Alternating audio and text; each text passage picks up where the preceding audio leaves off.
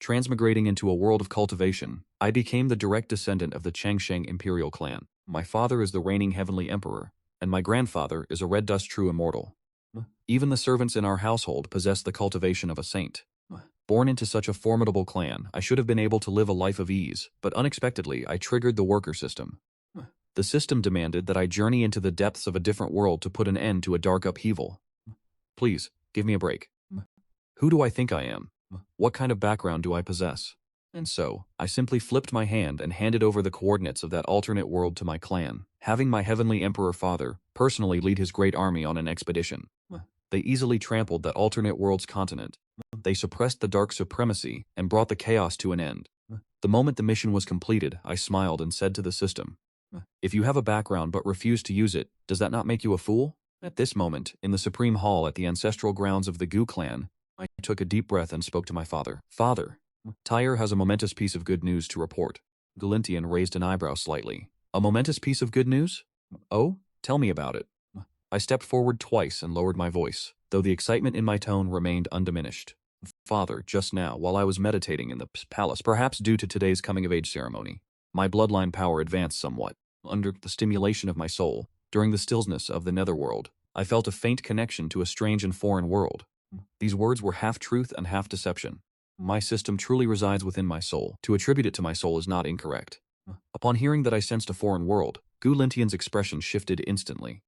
As a 19th-Realm Heavenly Emperor who transcends the 18th Realm Supreme, he knew all too well the weight of those words. The myriad worlds are vast and boundless. Outside of the world in which they reside, within the infinite chaos of the void, countless worlds, both large and small, remain adrift. Each world represents endless resources, with different cultivation systems and complete heavenly origins. For an eternal family like the Gu clan, conquering other worlds to seize their resources and origins is how the clan continues to grow stronger. This is the most crucial path. The clan's last cross-boundary expedition took place over 10,000 years ago. A supreme ancestor of the 18th realm, a master of divining the secrets of the heavens, exhausted all his lifeblood just to barely calculate the coordinates of a small world on the brink of collapse. Even so, that conquest brought the Gu family immense profit. Yet now, his own son claimed to have sensed a new world. Gu Lintian's breathing involuntarily quickened. But, as the reigning Heavenly Emperor of this age, with a spirit as formidable as his, he calmed himself in an instant. However, this was no trivial matter. "Are you certain this is not an illusion birthed during your cultivation?" "Father, at first I also thought it was an illusion, but the sensation is exceptionally clear. In fact, I can even perceive the coordinates of that world, its direction, and some of the basic conditions within it." "Oh, speak then, what is the situation of that world?" "According to my senses, the resources in that world are incredibly abundant, the spiritual energy of heaven and earth is dense, and the laws of the great Tao, though not as complete as our world, possess their own unique mysteries." First I cast out a massive lure. Hearing the words incredibly abundant resources, Gulintian's eyes brightened further. However, I shifted my tone, becoming grave. "That world appears to be engulfed in a great catastrophe. There are entities of formidable strength, for some unknown purpose, wantonly slaughtering all living things. The entire world is filled with surging, resentful energy. The laws are in chaos, and the world shows signs of imminent collapse." Upon hearing my description, Gu Lintian fell into silence. He did not immediately reveal his stance. Within those profound eyes, countless thoughts flickered with lightning speed. A world with abundant resources. A world undergoing internal turmoil. A world with clear coordinates. What did the intersection of these three pieces of information mean? He understood it better than anyone. This signified a heaven-sent wealth, a monumental stroke of destiny. If Chenner spoke the truth, then the Gu family could potentially witness the greatest development in its history. To annex a complete primordial world, the benefits gained would be enough to elevate the Gu family to a brand new plateau, and might even help him glimpse the legendary realm of the Red Dust True Immortal. Thinking of this, even with Gu Lintian's state of mind, his heart began to pound uncontrollably. He surged to his feet, taking a single step, and in an instant he was standing directly before me. He reached out and placed a hand upon my shoulder, and a divine sense, yet boundless, poured instantly into my body, carefully probing the depths of my soul. My heart tightened, yet my expression remained unmoving. I allowed him to continue his examination. As for feeling nervous, that was out of the question. If he were to discover that I had transmigrated here while still in the womb, it would have been revealed long ago. And as for whether this wretched system of mine might be detected, I could not care less. If it were exposed, I would simply unbind it, and continue acting as his legitimate son. Gu Lintian's divine sense swept through the sea of my soul, sensing only that his son's spirit was strangely formidable and steady. Furthermore, deep within my soul, there lingered a faint, flickering aura from another world. That aura was filled with death, malice, and madness, matching perfectly with the chaotic scenes described by the ancestor. So it was true. Gu Lintian had finally confirmed it. He withdrew his hand and looked at me, standing before him. His eyes were overflowing with unspeakable surprise, shock, and wild exhilaration. He had originally thought he had birthed a Kilin child, one who could inherit his legacy and lead the Gu family to continued glory. Yet he never expected the surprises this son would bring to far exceed his wildest imagination. This was no longer merely a Kilin child. This was the ultimate blessing bestowed by the heavens upon the Gu family. Gu Lintian could no longer contain the excitement surging within his heart, and he threw his head back to laugh loudly toward the sky. His laughter boomed like thunder, causing the very halls of the Supreme Palace to vibrate and hum, while his terrifying Heaven Emperor aura erupted uncontrollably, surging straight into the heavens, stirring the clouds and winds of the 9 celestial layers. Good, truly good. He exclaimed the word good 3 times, then struck my shoulder with a forceful palm. My good son, you are truly the pride of your father, the Keelan of the entire Gu family. My shoulder throbbed from the impact of his heavy hand, yet I plastered a brilliant smile upon my face. Lintian paced the great hall in agitation, the light in his eyes growing increasingly sharp. A world currently plunged into turmoil. Its defense, no matter how formidable those so-called experts may be, can they truly compare to the heritage of the Gu family? With such abundant resources, this is truly a heaven-sent opportunity. No, this matter is far too significant. Having braved 10,000 storms, how could I decide this alone? My son, you have done well. Is anyone there? We are here, Patriarch. Take my Heavenly Emperor decree to the forbidden grounds of the family and awaken the ancestor. What? Awaken the ancestor. The moment Gu Lintian finished speaking, the 2 guards, both at the 14th stage of the Saint Realm, knelt upon the ground, their bodies trembling slightly, their faces masks of sheer disbelief and terror. They even suspected they had misheard. The ancestor of the Gu family refers to only one existence, the one residing in the deepest depths of the family's forbidden grounds. A supreme existence who long ago stepped into the realm of the Red Dust True Immortal. That figure is the true pillar of the Gu family, the ultimate foundation that allows the Gu family to stand at the summit, looking down upon the rise and fall of the eternal ages. Unless the family were facing a crisis of total annihilation, hanging by a thread, it would be absolutely forbidden to disturb the ancestor from his slumber. The last time the ancestor was awakened dates back 200,000 years. The Gobu fam discovered a major war in its final stages within the cosmic sea, and after exhausting every means, they finally managed to conquer it. Just as they were preparing to reap the fruits of victory, several immortal legacies united to invade. At that time, the 7 supremes of the Gu family fought until they were drenched in blood. Facing a desperate dead end, they had no choice but to use their final trump card. When the ancestor emerged, he used but a single finger to wipe those combined forces of the several immortal legacies from the face of the world. In the end, the semi-immortal figures standing behind those legacies had to pay an incredibly heavy price to persuade the ancestor to cease his crusade. Yet, that display of power by the ancestor has suppressed the entire primordial immortal realm for countless eras. Ever since that day, no one has dared to lightly provoke the majesty of the Gu family. And that major world in its final era granted the long-lived Gu family 2 additional ancestors at the true immortal realm. Yet today there is no foreign invasion. The family is peaceful and unharmed, so why would the Patriarch wish to awaken the ancestor? What earth-shattering event could possibly have occurred? The minds of the 2 guards were violently shaken, their thoughts blank, and for a moment they forgot how to respond. Lintian knitted his brows as a subtle wave of pressure radiated outward. The 2 guards were struck as if by lightning. Snapping out of their terror, they hurriedly bowed their heads low, responding with trembling voices. By your command, Patriarch. If the Patriarch has made this decision, then it must be with good reason. One of the 2 guards, his hands shaking, received the token representing the supreme authority of the Patriarch from Gu Lintian. Without a moment's delay, their figures flickered, transforming into 2 streaks of light that surged out of the Supreme Hall at breakneck speed, flying directly toward the family's forbidden grounds. To retreating figures, my heart pounded with intensity. Heavens, this father of mine is truly going all out. I had anticipated my Heavenly Emperor father's reaction.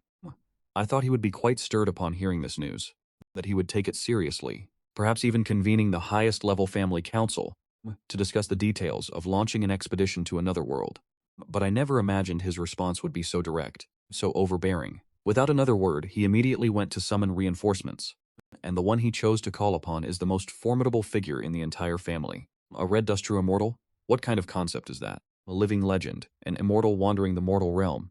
A single drop of blood could crush all things under heaven, and a single strand of hair could sever the sun, the moon, and the stars. A being of such a caliber is being roused from deep slumber simply because of a few words from me. Exhilarating, simply exhilarating. While I maintained a calm facade, deep within a surge of excitement and agitation erupted like a volcano. Is this what it feels like to hold true power? Is this the experience of an elite second-generation heir? I only sought to avoid slaving away for the system, desperately grinding for quests, so I used a bit of wit to secure the family's support. I never expected my father to deploy the strategic nuclear arsenal right away. This feeling is magnificent. Truly, it is magnificent. Gu Lintian was clearly unaware of his son's inner thoughts. At this moment, he too was in a state of extreme excitement, having made the decision to awaken the ancestor. For him, this required immense courage and resolve. Yet he contemplated the matter with absolute clarity. The implications were simply too vast. An entirely new world, a realm teeming with abundant resources, with its coordinates laid bare before him. For our Gu family, this is nothing short of a rebirth. However, this is certainly not something that a mere Heavenly Emperor realm cultivator like you can fully control. To conquer the myriad worlds. Who knows how deep the waters run? That powerhouse who brings chaos to the world.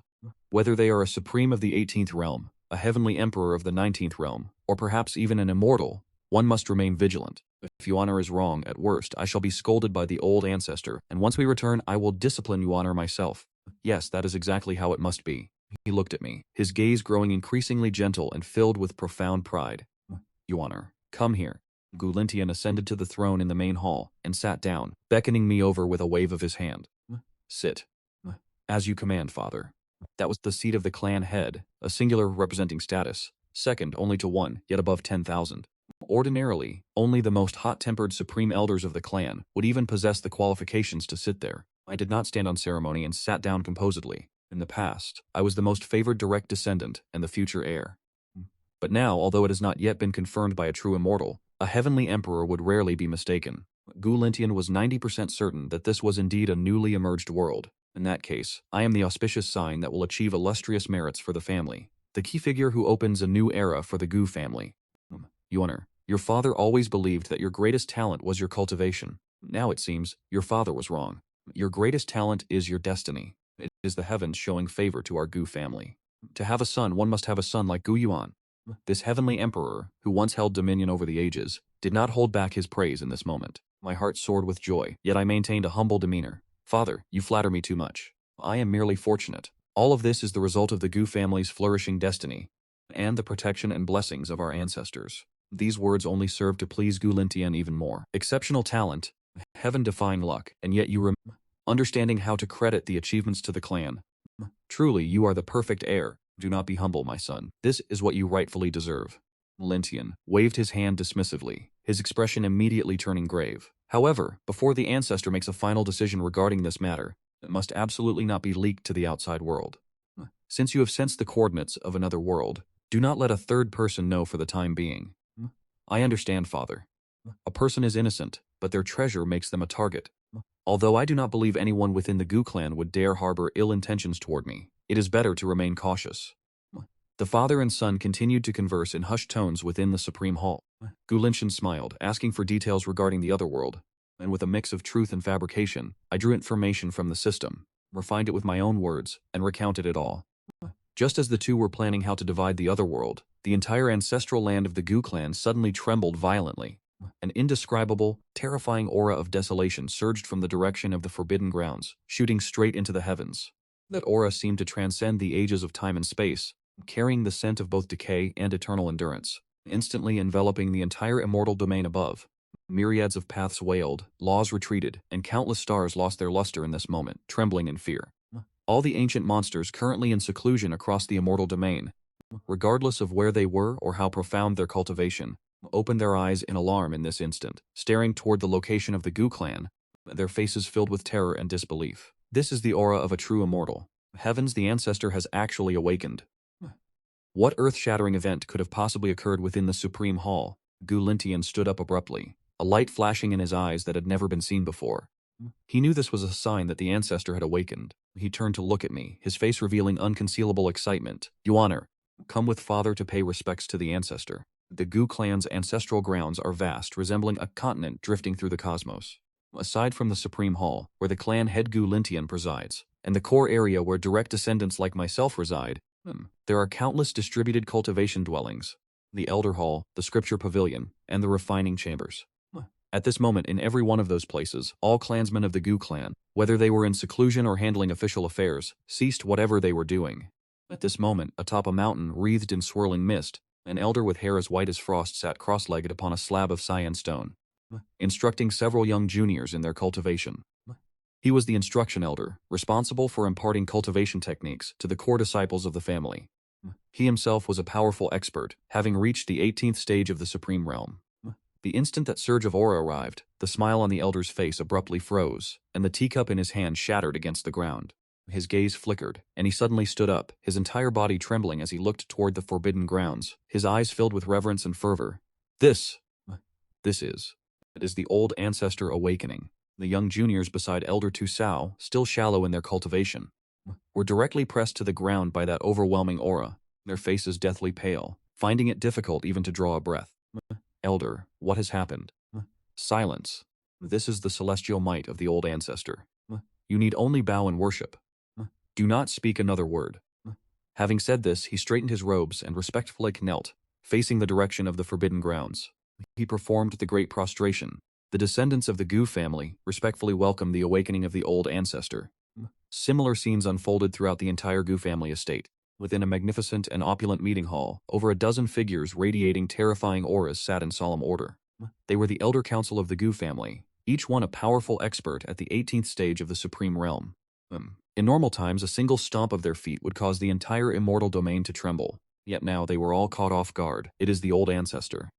Could the family head have truly summoned the old ancestor to awaken? Heavens, what kind of monumental event could have transpired to necessitate disturbing the old ancestor? An elder with red hair and a volatile temperament slammed his hand against the table and stood up, his face filled with dread and confusion. Our Gu family currently dominates the immortal domain, with 10,000 races bowing in submission.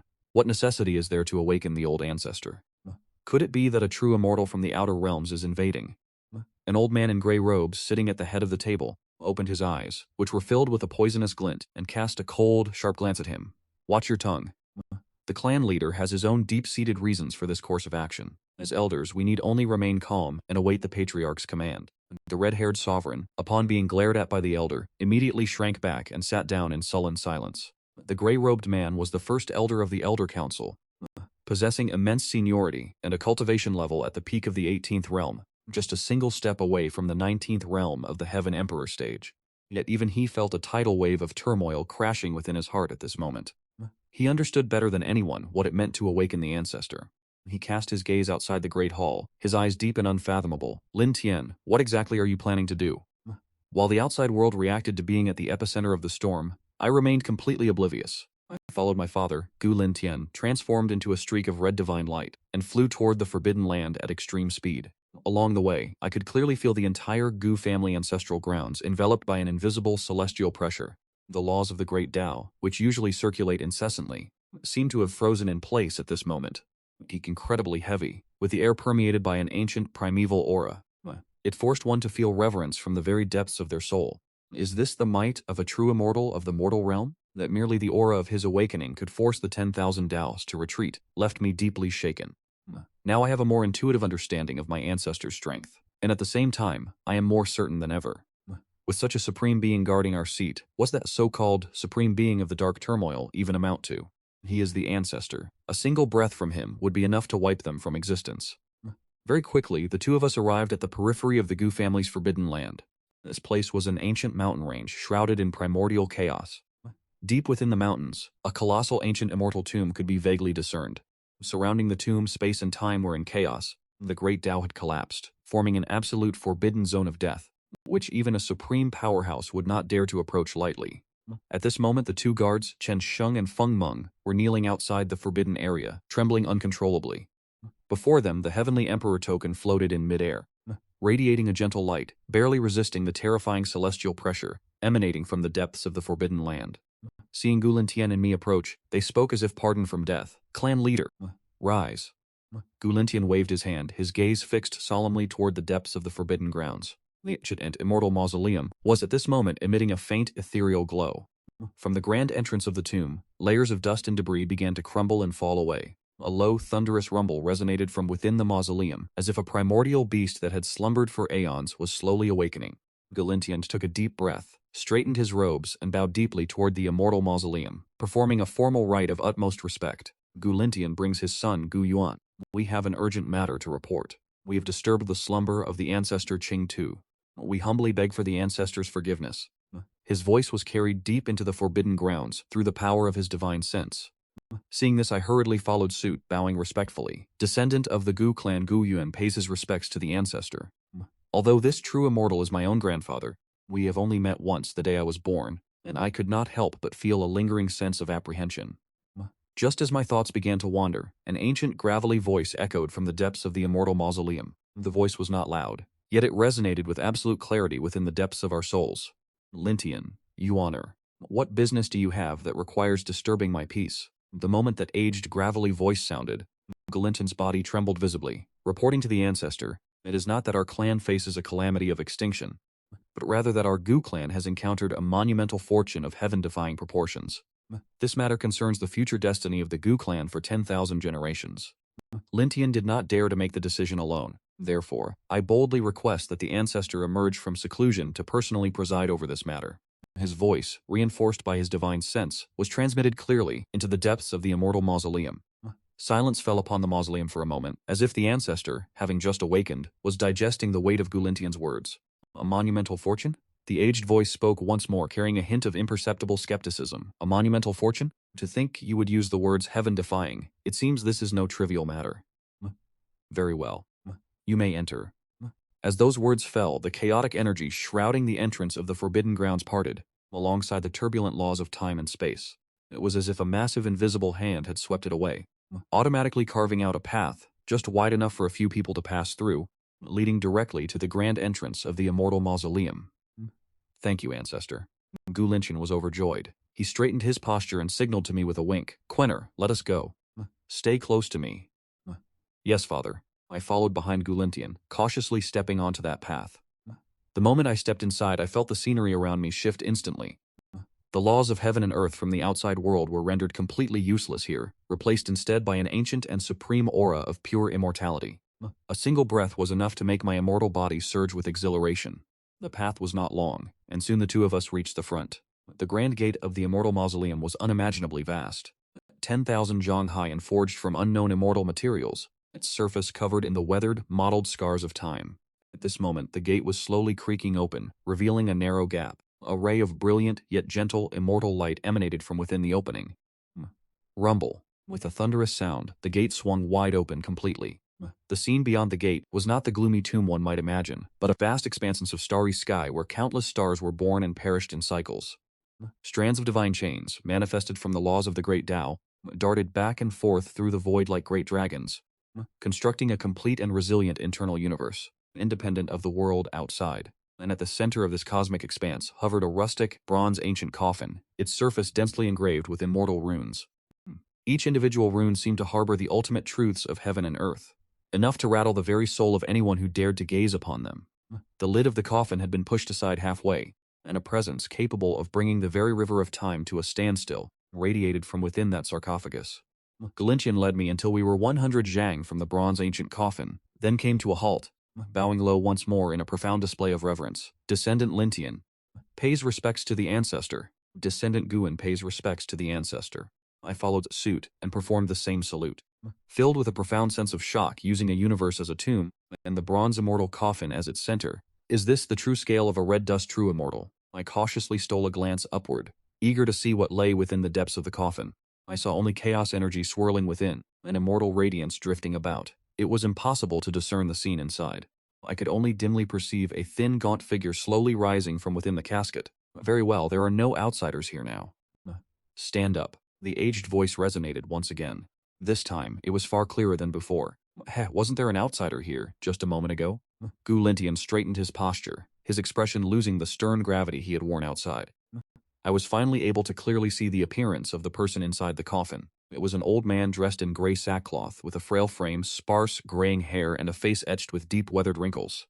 The old man's eyes were cloudy, yet possessed a chilling calmness. He first cast a glance at Gulintian, then turned his gaze toward me. He let out a soft sound of surprise. Yuaner's soul is far more refined than when I first laid eyes on him. It seems that in these years, Lintian, you have spared no effort. Furthermore, this little one seems to carry a trace of a most intriguing aura even I, an immortal, find it difficult to see through. My heart skipped a beat. Intriguing aura? Could it be a remnant left by the system? Or perhaps the lingering aura of that world plagued by dark turmoil? Before I could process these thoughts, Gulintian spoke up from beside me. Father, that is precisely why I brought him here. He stepped forward and recounted every detail of what I had told him earlier, repeating it verbatim to the ancestor. From the awakening of my bloodline and the mutation of my soul to the sensing of the coordinates of a foreign world. Then he spoke of that world, a realm rich in resources, yet currently embroiled in great turmoil. As Gulintian's story unfolded, a flicker of genuine emotion finally appeared on the ancestor's face, which had been as still as an ancient, stagnant well. Those clouded eyes swept over me once more, their depth now changed.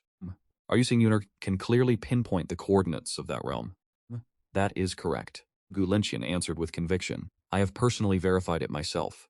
In the depths of Yuaner's soul, there is indeed a lingering trace of that foreign aura, exactly as he described. The ancestor fell into a deep silence. His eyes, which seemed capable of peering through the eons, scanned. An age seemed to pass. It felt as if a full century had slipped away in that silence. The ancestor's withered hand slowly rose, gently tapping against the void. Oh, a vast and boundless star map instantly unfurled before the three of us. It was a three-dimensional projection of the entire immortal domain. In the endless chaos surrounding it, countless points of light were marked. Each point represented a world, or perhaps an entire galaxy. Yuan Ni, the ancestor, looked toward me, his voice raspy as he spoke. Point out where that world lies. I nodded, relying on the system's positioning, though my vision blurred for a moment. Within that immense star map, a deep crimson point of light, flickering as if on the verge of extinction, appeared clearly. That point lay in a desolate, chaotic region, far removed from the main paths of the immortal domain. Without the system's marking, even a true immortal, scouring the area with their divine sense for hundreds of millions of years, might never have discovered its existence. Found it. My heart settled, and without a moment's hesitation, I reached out to point at the crimson light. Grandfather, Father, please look, that world is located right here. Following the direction of my finger, the gazes of Gulintian and the ancestor within the bronze ancient coffin converged on that corner of the vast star map. It was an incredibly remote area, shrouded in endless chaotic turbulence, desolate and deathly. It was entirely unremarkable against the scale of the star map. Had I not pointed it out with such precision, even a true immortal's divine sense would have easily dismissed it as a worthless ruin of chaos and passed it by. And within those ruins a deep crimson light pulsed weakly, much like a dying candle in the wind, capable of being snuffed out at any moment. That is the place. Gulintian held his breath, his heart threatening to leap from his throat. Although he was a heavenly emperor capable of seeing through all things, before this true immortal father of his, he still felt like a child waiting for the verdict on his performance. He was 90% convinced, yet ultimately, he required the final confirmation from the ancestor. Inside the bronze ancient coffin, the gaunt old man known as the ancestor remained silent. His eyes, usually clouded, now burned with a terrifying brilliance, as if two suns were incinerating within his gaze. His vision seemed to pierce through space and time, traversing the endless chaos, descending directly upon that crimson point of light. He channeled an invisible yet supreme immortal will, using the coordinates on the star map as his fulcrum, and in a single heartbeat, he spanned a distance of hundreds of millions of light years. I felt the system within my mind tremble violently, triggering a rapid sequence of warnings. Warning! An indescribable, terrifying entity has been detected probing the mission world. Warning, the world's coordinates have been exposed. The system is initiating its highest-level concealment protocol. Concealment failed. Warning, the system's foundational logic is being analyzed. My heart sank. Heavens, is the old ancestor truly this formidable? With just a glance at the map, while still seated in his residence, his divine sense has already reached out directly to the Zhuanshan continent. This system that resides within my mind is usually so arrogant, yet the moment the old ancestor acted, it was completely suppressed, without even the slightest room to resist. At this moment, time seemed to stand still. Gulintian stared at his father, tense, not even daring to breathe. As for me, I prayed fervently in my heart. I know not how much time passed. Perhaps it was but an instant, or perhaps an eternity, before that gaze, which could see through all things, finally withdrew from the star chart. He closed his eyes slowly, his parched lips twitching slightly, as if savoring an aftertaste. Ha ha! A soft chuckle emanated from the ancient bronze coffin. The laughter was faint, yet it caused both Gulintian and me to breathe a sigh of relief simultaneously. Laughter meant there was still hope. Interesting, truly interesting. The old ancestor opened his eyes once more, and his gaze fell upon me. Within those eyes there was no longer mere appreciation, but a profound sense of surprise and scrutiny. 10,000 chi are stagnant, the laws are dim, and the world's origin is weeping. This is truly a great realm on the verge of destruction. He first confirmed the truth of my words. Hearing this, Gu Lin's fists clenched instantly, his body trembling with excitement. It is a success. It is real. But the old ancestor's tone suddenly shifted, causing Gu Lintian's heart to leap into his throat. Amidst that endless death and destruction, I have caught a scent that is incredibly sweet. An expression of intoxication appeared on the old ancestor's face. It is the origin of the world, ripened to its absolute limit. The final fragrance released just before a corpse decays. Much like the highest grade of divine fruit, the moment before it begins to rot is when its flavor is most perfect. That instigator of chaos, though his methods are somewhat crude, is walking the right path. He is using the blood and souls of billions of living beings to force the entire world to ripen, and before the world completely collapses, he intends to swallow all of that sweetness in a single gulp. To harbor a world essence of this magnitude, if one could consume it entirely, Lin Tian, the distance between you and the next realm might just take a significant step forward. These words struck like a thunderbolt inside Gu Lin Tian's mind. A step forward? He is already at the Heavenly Emperor realm. What lies beyond that step? It is the Red Dust True Immortal realm, where his father stands. The bottleneck that has plagued him for countless millennia finally showed a glimmer of hope for liberation. Father, Gu Lin Tian's voice trembled with extreme agitation. Do not celebrate too early. The old ancestor waved his hand, his gaze shifting back toward me. I am more curious about you, Yuaner. How were you able to sense this world across the infinite chaos? It has come. He has finally asked the core question. My heart tightened, and I quickly followed the script I had prepared, responding with neither arrogance nor sycophancy. Reporting to grandfather, I am not entirely certain himself, only that after the coming-of-age ceremony, it felt as if my Changsheng immortal physique had undergone some changes that are difficult to explain, difficult to describe. There was a voice guiding me, issuing a plea for help, hoping I would come to their world to save them. Upon hearing this, the old ancestor did not doubt me. Instead, he clapped his hands and laughed aloud. Ha ha ha, well said, truly well said. It is not that you are sensing it. It is that the world itself is calling out to you. I understand now. I understand completely. The old ancestor's laughter echoed throughout the entire inner universe, causing the spirit energy to ripple.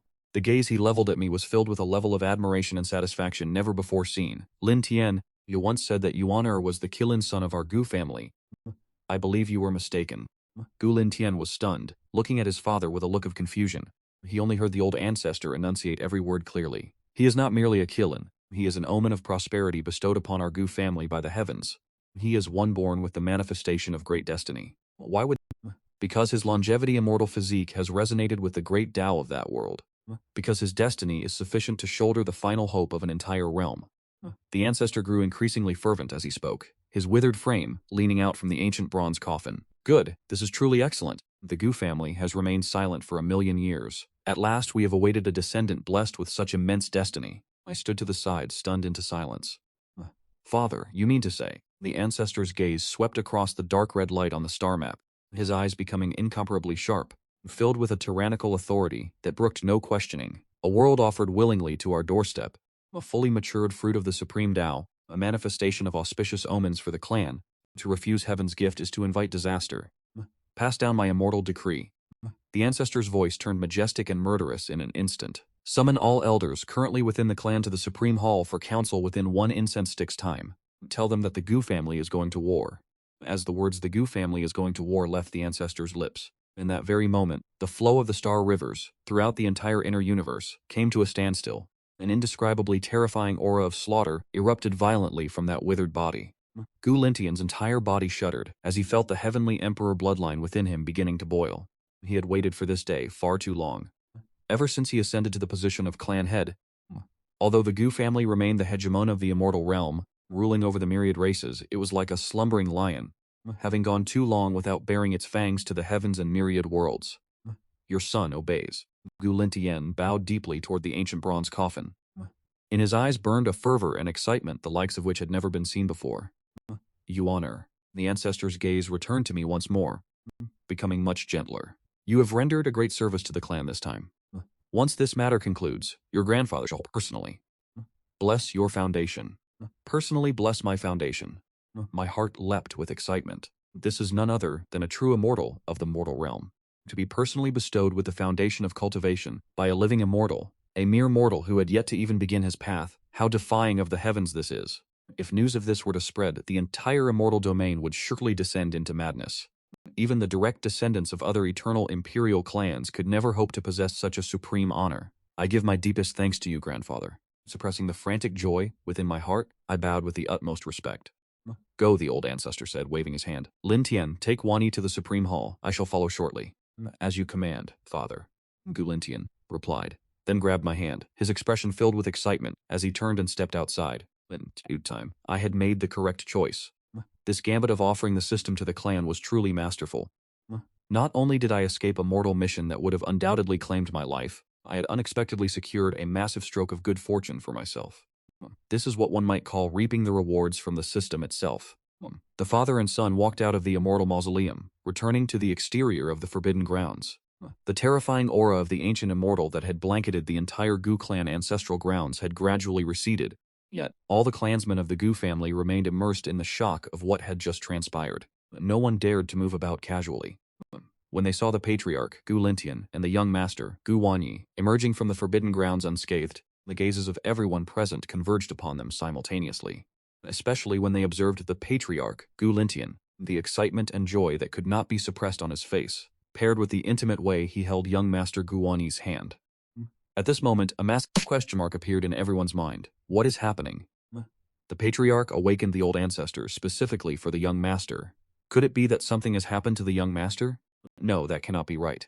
Looking at the patriarch's expression, this is clearly a joyous occasion of monumental proportions. But what kind of grand event could possibly require disturbing the old ancestor himself? Just as everyone was still bewildered and suspicious, a voice filled with supreme authority, laced with an indescribable fervor, resonated throughout the entire Gu clan Divine Island. By order of the patriarch, all elders currently within the clan are to arrive at the Supreme Hall within 1 incense stick of time for a council. No one is permitted to be absent. Those who defy this order shall be dealt with according to clan law. This command instantly stirred a massive wave of curiosity throughout the entire Gu clan to summon all the elders. This is undoubtedly a council of the highest order for the Gu family.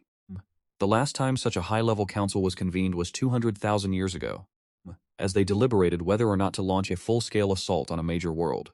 A startling speculation began to take root in the hearts of all the Gu clansmen who heard the command. Could the Gu family be preparing for an external conquest? In an instant, the entire Gu family Divine Island erupted into a frenzy. Countless powerful experts emerged from their closed-door cultivation chambers, transforming into streaks of divine light as they soared toward the Supreme Hall. Those clansmen managing family affairs also cast aside their duties, gazing toward the Supreme Hall from afar, their faces filled with excitement and anticipation. To any member of the Gu family, the forward's conquest of a foreign world represented supreme glory and immense fortune. It meant vast cultivation resources. It meant the opportunity to distinguish themselves and establish their legacy, and it meant the strength of the entire clan would once again witness a monumental leap. Heavens, a war is truly upon us. It must be so. Otherwise, the patriarch would never issue an order with such gravity, nor would he summon all the elders. This is wonderful. I have been stuck at the quasi-saint realm for 500 years, worried about lacking the resources for a breakthrough. Has this opportunity not finally arrived? I wonder if the target is some blind faction that dared to provoke us, or if a new world has been discovered. Discussions and cheers echoed through every corner of the Gu family Divine Island. Like a finely tuned war machine, the entire clan began to slowly stir after countless years of slumber.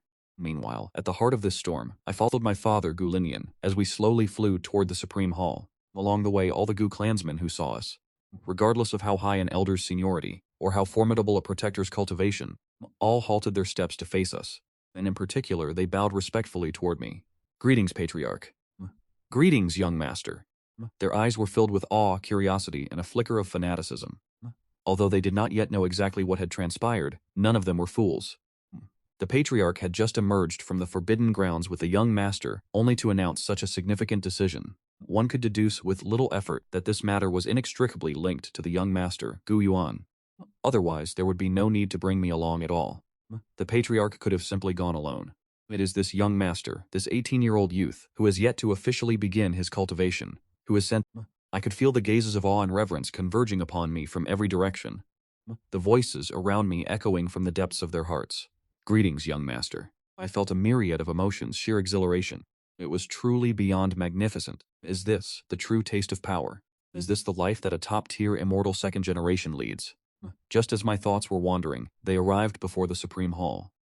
Before the gates of the Great Hall, more than 10 figures with auras as deep as the ocean were already waiting. They were the very members who had sat in the council chamber earlier. Leading them was the Great Elder, the highly venerable Gu Linjiang. When they caught sight of Gu Lintian and me, 8 supreme realm powerhouses bowed low in unison toward me. It was clear that these experts of the Gu family had already received word from my true immortal grandfather, understanding that I had achieved a monumental contribution for the Gu family. We welcomed the young master, these supreme realm experts. Ordinarily, would a single stomp of their feet not cause the entire immortal domain to tremble 3 times over? Yet, at this moment, they were collectively performing such a grand ceremony for a youth of only 18, who had not even begun his cultivation. If this scene were to spread, it would be enough to shock the entire immortal domain. Gulintian watched the scene before him, a smile of immense pride gracing his face. He did not stop them, for he knew that his son was worthy of this homage. My heart stirred slightly, but I did not let this victory go to my head. I knew full well that these elders were not bowing to me, but to the immense opportunity I had brought for the clan to ascend to greater heights. I bowed slightly to the elders in return, saying with a humble tone, "Uncles, there is no need for such ceremony. Guyuan is unworthy and dare not accept it. The glory of our family is inseparable from the efforts of every clansman. Guan simply happened upon a stroke of good fortune, nothing more." The words were spoken with the utmost care, demonstrating my humility, while attributing the credit to the entire clan, causing the assembled elders to hear this and feel much more at ease in their hearts. "You honor, you are too modest." The hot-tempered, red-haired supreme, Gu Shuedao, showed no trace of dissatisfaction on his face at this moment, his voice full of excitement and admiration. "Luck is also a part of strength. That our Gu family possesses a prodigy as auspicious as you honor. Is this not a blessing that will endure for 10,000 generations? That is correct. There is no mistake." Another elder chimed in. "This action of the young master is a merit that will last for generations. We offer this kowtow willingly." Great Elder Gu Linjiang's clouded eyes shimmered with golden light at this moment. He looked at me deeply and nodded slowly, saying, "The young master is composed, neither arrogant nor rash. This is the fortune of our clan. Clan head, you have raised a fine son, truly magnificent." Gulintian laughed heartily, his spirits soaring to the extreme. Being praised by the elder, with the highest seniority in the clan, before everyone else pleased him even more than receiving praise for himself. Within the council of elders, only Gu Linjiang possessed such profound seniority. Most of the others were considered to be of my uncle's generation.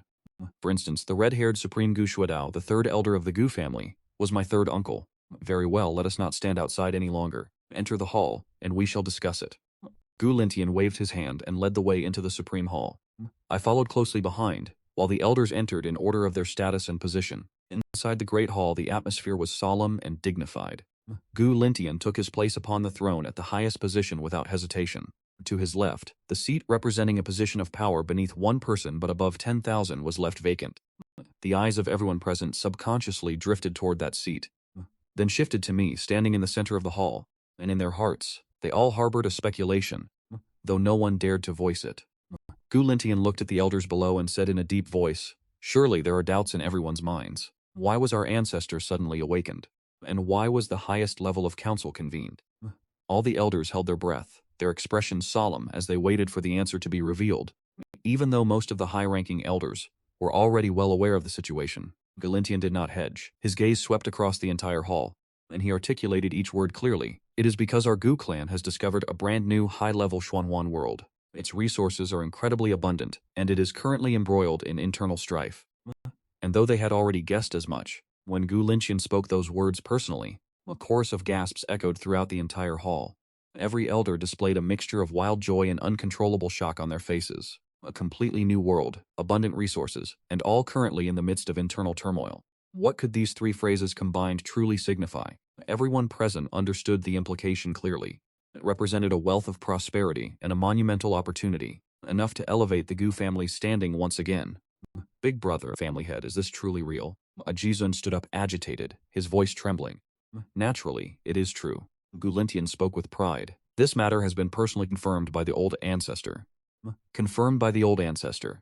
These words instantly dispelled the final trace of doubt within everyone's hearts. A true immortal does not make mistakes. This is wonderful. Heaven truly blesses us. The Gu family has remained silent for 200,000 years. At last, we have the chance to make the heavens and myriad realms tremble at the mention of our name once more. The main hall erupted into a frenzy in an instant. All the elders were so excited that their faces turned crimson, as if they could already see the Gu family's armies trampling other realms, returning in triumph with spoils of war. Lintian raised his hand and pressed lightly against the void, and the hall fell silent immediately. His gaze fell upon me, filled with immense pride and affection.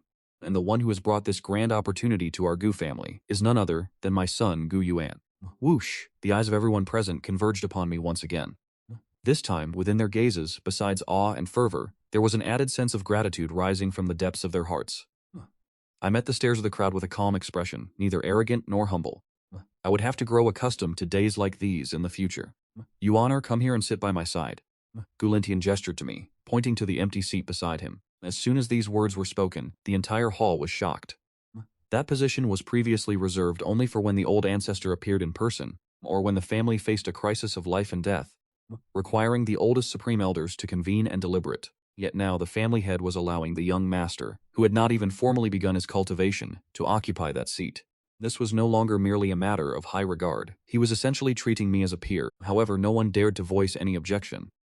For everyone understood that, given the century-defining merit of discovering this new world, he was entirely entitled to this honor. Very well, father, I shall not refuse. I knew that at this moment, false modesty would be nothing more than hypocrisy. I walked calmly to the side of Gu Lintian, toward the throne carved from a single block of primordial divine jade. As I sat down, I could clearly perceive that the very fate of the Gu clan seemed to resonate with my own being. At that very instant, the supreme aura of the Gu clan descended upon the entire supreme hall. The resonance of the great Tao echoed, laws of heaven manifested, and golden lotuses blossomed one by one in the void. The old ancestor from the ancient bronze coffin had arrived. The figures of everyone present seemed to shrink into insignificance. Even the patriarch Gu Lintian rose in unison, bowing respectfully toward the sky above the hall. We welcomed the old ancestor. A withered, thin figure appeared silently upon the patriarch's throne. It felt as if he had always been sitting there, becoming one with the world, becoming the Gu clan itself. Old ancestor, please, everyone rise. The old ancestor's hoarse voice resonated through the hall. He surveyed his surroundings, looking past the dozen or so supreme realm elders standing below, then rested his gaze upon me, his cloudy eyes revealing a glimmer of satisfied approval. I have summoned you all here today for only one purpose. The old ancestor's voice was not loud, yet it clearly entered the ears of everyone present. Beginning today, our Gu clan enters a state of highest combat readiness. Immediately recall all clansmen traveling abroad, and awaken every grand elder currently in closed-door cultivation. The clan's treasury is to be fully opened, with all resources prioritized for this expedition. Each decree issued from the old ancestor's lips was absolute, brooking no doubt, and executed with utter resolve. Gu Linjiang, report. The great elder, Gu Linjiang, stepped forward, responding respectfully. You are to take charge and coordinate all blacksmiths and formation masters of the clan over the next 4,000 years, to ensure the construction of a heavenly immortal gate capable of supporting the Gu clan's massive army. The great elder's body trembled, his eyes flashing with a startling brilliance as he solemnly accepted the command. Zhuadao, report. The red-haired supreme stepped forward, his battle intent soaring. You are responsible for assembling all the family's war legions, the million battle cultivators of the three great armies, Tianhua, Shenwu, and Pojun. I want them gathered within 7 days, ready to mobilize at any moment. Ensure this mission is completed. Gu Shudao roared with excitement, resembling a fierce tiger about to break free from its cage. The ancestor issued order after order, delegating the massive plan to conquer the foreign realm with meticulous precision. Every elder in the Great Hall received their task, each rubbing their palms in eager anticipation. Finally, the ancestor's gaze fell upon me. The entire hall fell silent in an instant. The supreme hall grew so quiet that the drop of a needle could be heard. Everyone held their breath. Even the patriarch, Gu Lintian, looked on with a measure of curiosity and expectation. Watching both father and son, they were all eager to know what position the ancestor would bestow upon the young master who had achieved a feat for the ages, the one hailed as the auspicious omen of the family. Would it be a titular role as Grand Marshal of the Conquest, intended merely to display glory? Or would he bestow endless cultivation resources to ensure I could focus on my training? Or perhaps he would officially designate me as the sole heir to the position of patriarch, announcing it to the entire clan. I felt a surge of tension. Sitting upon that throne of chaos divine jade, the seat was cold against my skin, yet my heart burned with anticipation. After a contribution of such magnitude, the family surely had to grant me something of great value, did they not? Immortal artifacts, immortal techniques, or perhaps a direct infusion of power to propel me to the heavens in one bound. Although I knew ascending to the heavens in one bound was impractical, as the longevity clans valued foundational roots above all, there was no harm in fantasizing.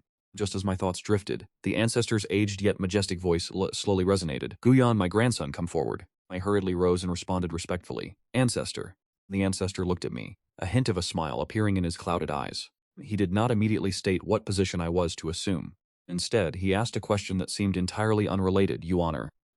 Do you know why our Gu family must conquer foreign realms?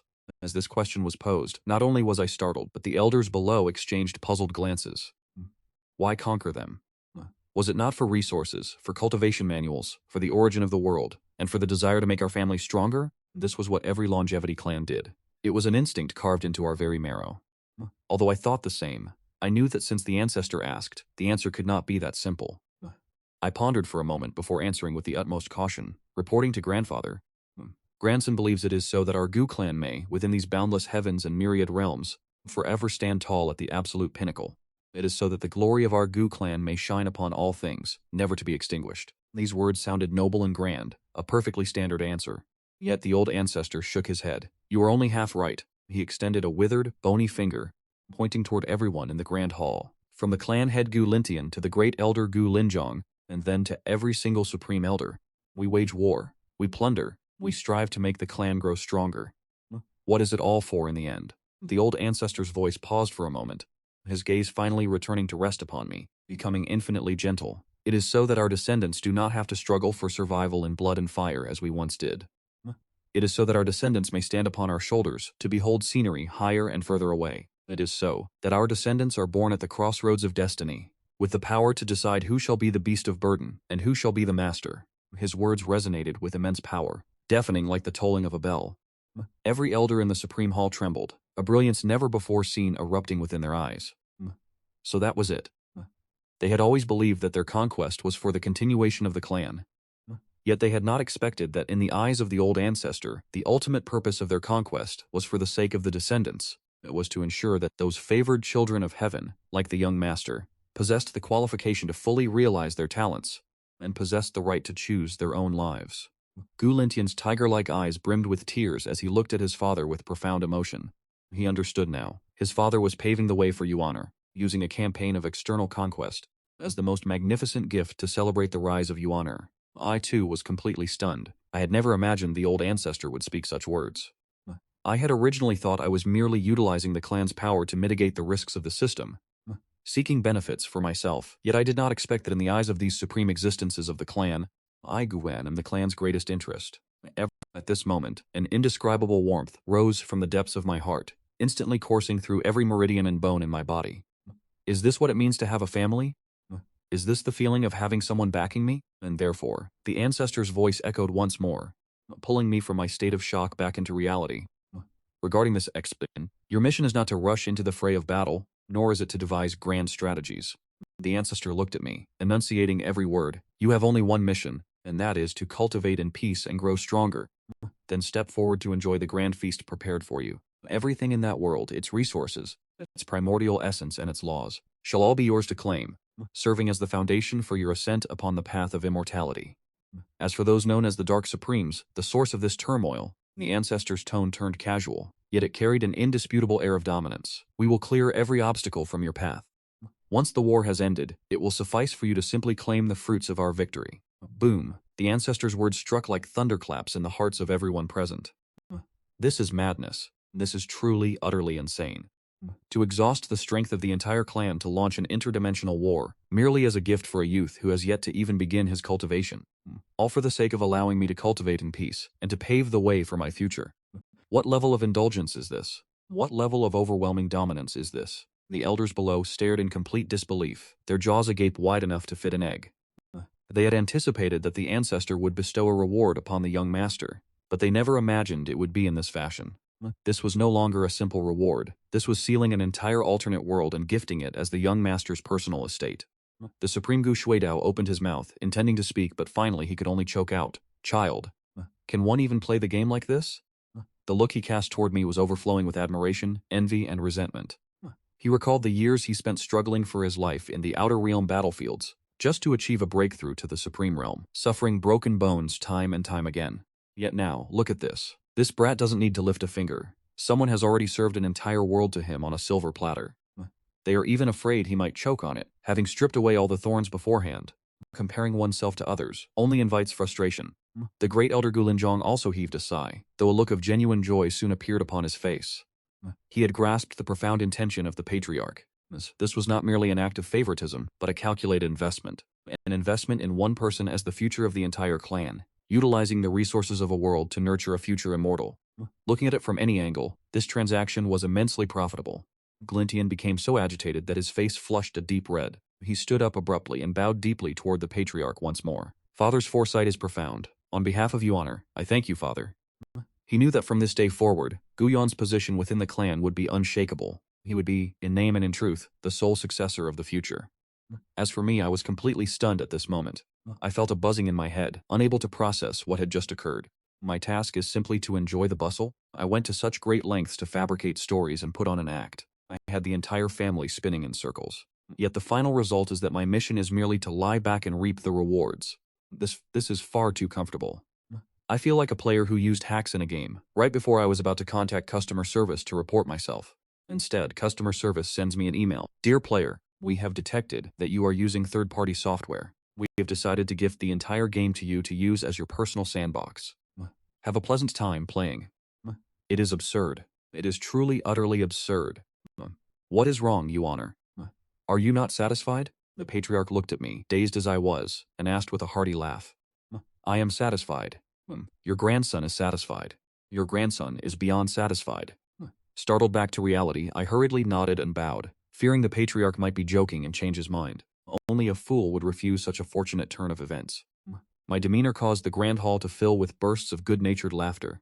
Even the first elder, Gu Linjiang, who was always stern, could not help but chuckle. Enough with the joking. The patriarch waved his hand, signaling for everyone to quiet down. Since the decision has been made, everyone, go and make your preparations. He glanced at me, his eyes filled with warmth. You Honor, you stay. I have promised to oversee your foundation establishment personally. From this day forward, you shall move into my private chambers. To have a true immortal personally perform the foundation establishment for a young master, and to instruct him personally. The elders in the great hall were once again shaken to their cores. Such preferential treatment is unheard of, not just within the Gu clan, but across the entire immortal domain throughout history. Living true immortal, acting as a personal tutor to a mere mortal. If this were to reach the outside world, who would dare believe it? The gazes of the elders shifted from admiration to pure, unadulterated reverence. They realized that a supreme star of the future was rising slowly before their very eyes. Understood, grandfather. With the command of the old ancestor, the elders of the Supreme Hall, hearts filled with shock and agitation, bowed and took their leave. The entire Gu clan, this ancient war caste that had remained dormant for hundreds of thousands of years, began to operate with terrifying efficiency. Order after order was issued from the Supreme Hall, rippling to every corner of the Divine Island. Countless clansmen in secluded meditation were awakened. Countless experts traveling in distant lands were recalled. The gates of the clan treasury rumbled open, and a vast quantity of divine metals, immortal materials, and medicinal elixirs flowed out like a tidal wave. They were prioritized for the master artifact refiners responsible for crafting the heaven-reaching immortal gate, as well as the formation masters and the 3 great Shinwu Pojun legions. War drums thundered, killing intent soared into the heavens, and countless cultivators clad in armor assembled on the training grounds. Cold weapons gleamed with a fierce, chilling light under the sun. The entire Gu clan Divine Island was shrouded in an atmosphere that was both solemn and frenzied, much like the calm before a storm. Yet, the catalyst for all of this, the person at the heart of this storm, myself, was taken by my true immortal grandfather to a place no one could have anticipated. The forbidden grounds of the Gu clan, the inner universe where the bronze immortal coffin rests. As I returned once more to this vast, star-filled void, my state of mind was completely different from before. Grandfather, are we performing the foundation establishment here? I observed my surroundings with curiosity. In this inner universe, the laws of the great Tao manifest visibly, and the aura of immortality is dense to the extreme. It is truly a supreme sanctuary for cultivation.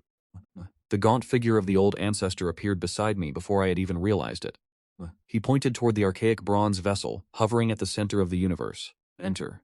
Get inside the coffin. I was stunned into silence. Could there be some mistake? While I knew the old master was never one for convention, this was after all his final resting place. He wanted me to undergo the foundation establishment process inside his own coffin? If word of this were to spread, where would I hide my face in shame?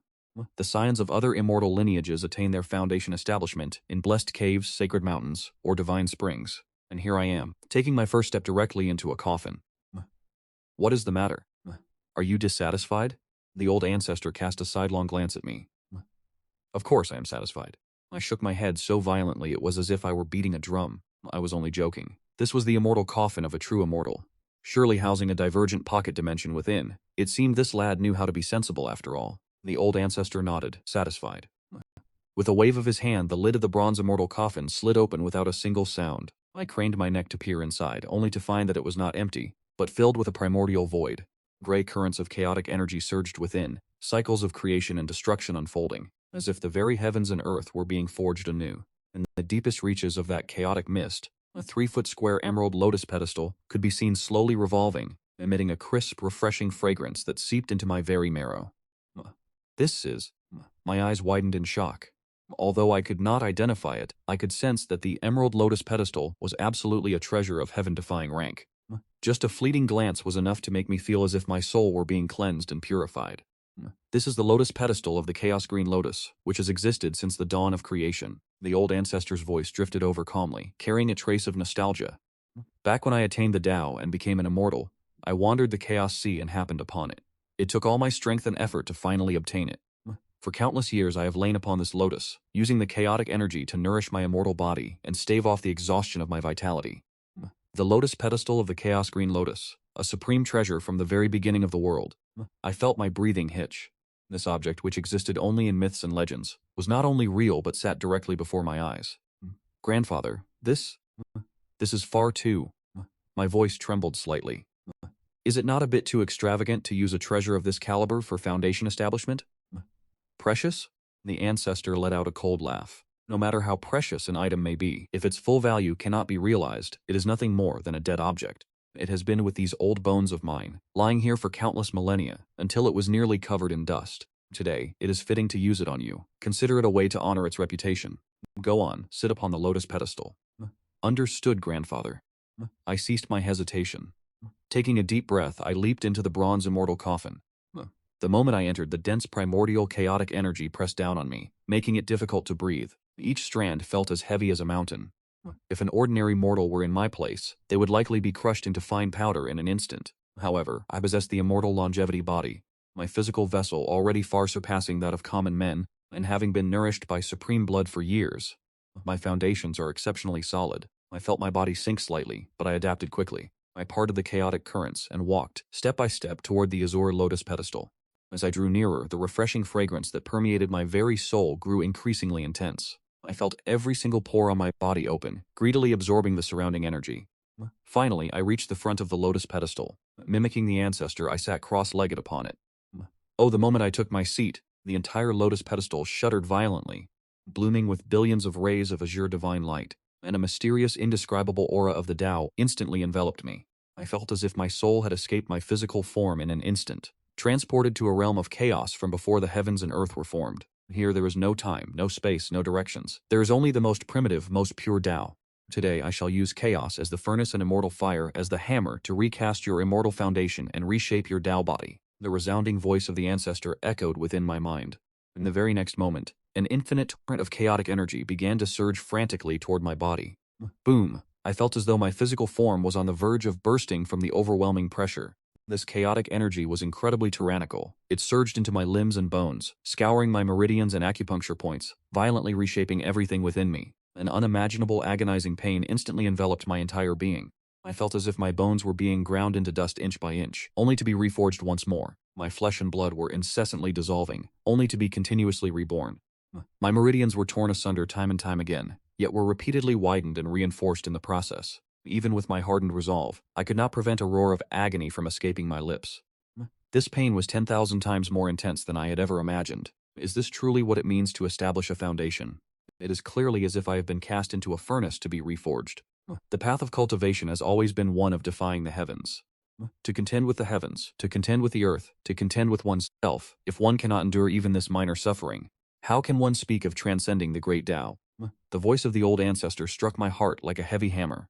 I bit down hard on my tongue. The sharp pain allowed me to regain my clarity in an instant. Your mental fortitude is not bad.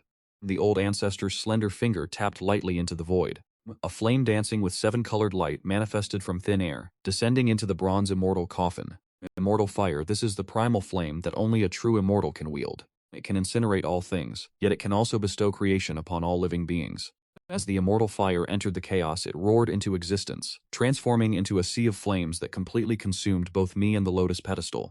Using the chaotic energy as a mold and the immortal fire as a hammer, my body began to radiate a brilliant, blinding light under this forge. The impurities within my body were refined away, bit by bit. My blood slowly transformed a vivid crimson to a pale gold, each drop seemingly containing the power of a star. And at my dantian, the origin of cultivation for every practitioner, a colossal vortex began to spin, drawing in the immortal fire. I was gradually entering the blood refinement realm, the first stage of cultivation, which involves tempering the essence and blood of the entire body to condense the divine light of life. An ordinary talent might condense several thousand strands of divine light and be heralded as a genius. Top-tier monsters, such as those imperial princes and holy maidens, can condense at most over 10,000. But, according to the technique's records, the theoretical limit of this realm is to condense 108,000 strands of the divine light of life, which would allow one's physical body to attain sainthood, rendering one immune to all techniques. Yet that has remained merely a theory. Since ancient times, no one has ever been able to achieve such a feat. Yet today, this myth, within the vortex of my dantian, golden strands of divine radiance began to condense without ceasing, emerging in waves 10,000, 30,000, 50,000, 108,000. The moment the quantity of divine radiance reached its theoretical limit, the entire inner universe trembled in response. Myriad paths resonated in unison, and the laws of heaven manifested, as if celebrating the birth of a miracle.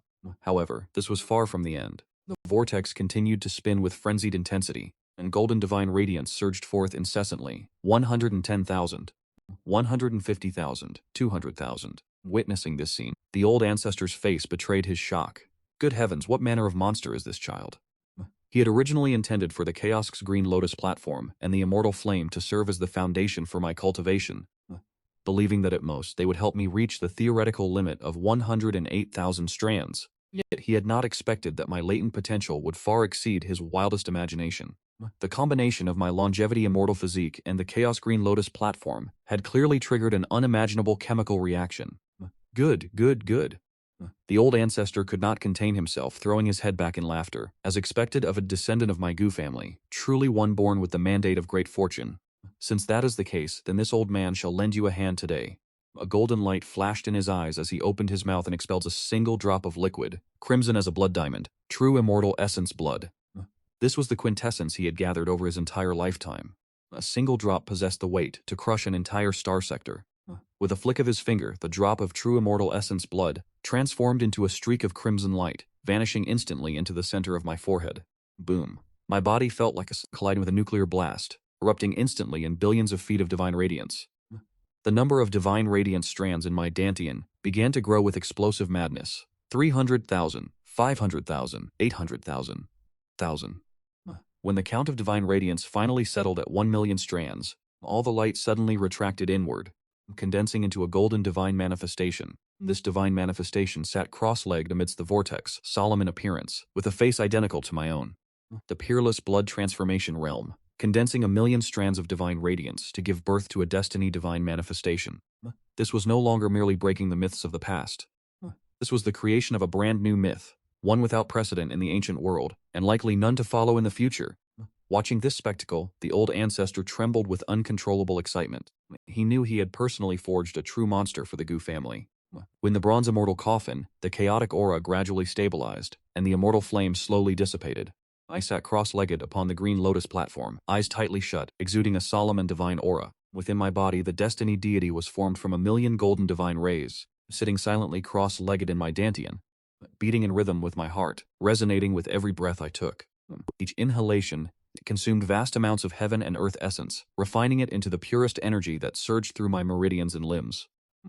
Although my cultivation had only just entered the first stage of the human path realm, the blood condensation realm, I exhaled a breath of turbid air. As it left my body, it transformed into a black dragon bearing its fangs and brandishing its claws, circling through the void before slowly dissipating. This was the final trace of impurity within me, now completely refined. From this day forward, I possessed the immaculate immortal physique, aligned with the true essence of the Tao. I slowly opened my eyes, and 2 beams of golden divine light shot forth, piercing through layers of chaotic energy to strike directly against the boundary of my inner universe. Good heavens, even I was startled. Damnation, are these truly my own eyes? They are far more formidable than a laser cannon. I hurriedly steadied my focus, and those terrifying rays of divine light gradually receded. I looked down at my hands, feeling the explosive power surging within my body, as if I possessed the strength to rend the heavens and the earth apart, leaving me with a feeling of surrealism. Is this the true power of cultivation? I muttered to myself. If the very first realm can bring about such earth-shattering changes, then what wonders must lie in wait within the later stages? The orifice opening realm, the spirit convergence realm, and ultimately, the immortal realm. How do you feel? The voice of the old ancestor echoed in my ears.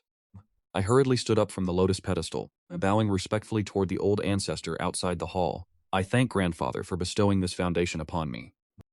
This grace of rebirth is something this grandson will never forget for all generations to come. I spoke with absolute sincerity, from the depths of my heart. The old ancestor had not only granted me a heaven-sent fortune, but also helped me grasp the true meaning of the Tao. Rise. There is no need for such formalities between family. The old ancestor laughed heartily and helped me up, his aged, cloudy eyes filled with satisfaction. You, little one, have truly given me a magnificent surprise. To condense 1,000,000 divine rays and manifest a destiny deity, while only at the blood condensation realm. Tiskask. If I were to tell anyone about this, I doubt they would believe it. The old ancestor scrutinized me from head to toe, his expression growing more satisfied by the second. From this day forth, you shall be known as the greatest prodigy of the ages within our Gu clan. I was so flattered that I felt a tinge of shyness, scratching the back of my head. This is all thanks to Grandfather's excellent guidance. Very well, enough with the flattery. The old ancestor chuckled, scolding me lightly. The foundation has been laid, but you must walk the rest of the path yourself. Remember, avoid arrogance and impatience, for the path of the myriad Taos is fraught with obstacles. The blood-tempering realm is merely the beginning. I understand, Grandfather. I nodded firmly. I knew that although my starting point was ridiculously high, the road ahead remained vast and arduous. Even so, I could not help but feel a surge of joy in my heart. Greatest prodigy of the ages. The mere sound of that title was exhilarating. At that very moment, a cold, mechanical voice suddenly resonated within my mind. Ding! Detecting the host's vitality. A metamorphic transformation is taking place. Re-evaluating host potential. Assessment in progress. Warning. Warning. Unknown error detected. Host's foundational data exceeds the system's computational limits. System module experiencing an unidentified conflict. Attempting a reboot. Reboot failed. Ding, ding. A series of urgent warning sounds, accompanied by a flood of information resembling chaotic code, flashed frantically through my mind. I was stunned. A system? I had almost completely forgotten about this thing. I never expected it to surface at such a time. Newbie mission updated. Main storyline mission. Survive the dark turmoil. Completed. Reward. Supreme Bone. Optional main mission 2. Slay a Dark Supreme has been updated to a new mission. Witness the fall of a Dark Supreme. Reward Complete Earth Origin Essence X1. End This Turmoil has been updated to a new mission. Mission rewards. A fragment of a random immortal physique essence. The Chaos Immortal Bell. Failure penalty. No system. You have finally learned how to be useful. I silently conveyed my thoughts to the system. This is how a proper support system should behave. Previously, I had overestimated your utility, and you were far too unreasonable. Ding, novice mission reward. 3x Supreme Bones have been deposited into the system space. They may be extracted at any time. A direct delivery reward? My heart stirred, and my consciousness submerged into this so-called system space. I saw 3 radiant, translucent bones, exuding supreme divine might and covered in mysterious runes drifting silently in a void. These were the legendary Supreme Bones, said to be formidable, yet I curled my lip. The bones currently within my own body have been tempered by immortal fire and chaotic energy, and have naturally manifested immortal runes upon them. Compared to these Supreme Bones, mine are incomparably superior. To me, these items are truly nothing more than tasteless scraps. Xuanyi, what is wrong? Have you encountered any difficulties on your path of cultivation? The patriarch, seeing me standing there in a daze, asked solicitously. It is nothing, Grandfather. I returned to my senses and offered a smile. It is just that while I was with Gusilu earlier, a small thought suddenly occurred to me. As I spoke, my heart stirred slightly. I opened my palm, and the 3 Supreme Bones manifested out of thin air, hovering above my hand. Each piece shimmered with divine light, accompanied by the rumbling of Tao echoes, containing the essence of heaven and earth. If placed in the outside world, they would be enough to cause saints to fight until their heads were broken. The patriarch cast a glance, feeling somewhat astonished. Innate Tao bones, and 3 of them at that. Your fortune is truly extraordinary. As he saw it, this appeared to be an auspicious blessing bestowed upon me by the great Tao of heaven and earth, because my destiny was far too prosperous. It is acceptable, though I find them somewhat redundant. I tossed the 3 bones in my hand and spoke casually. Redundant.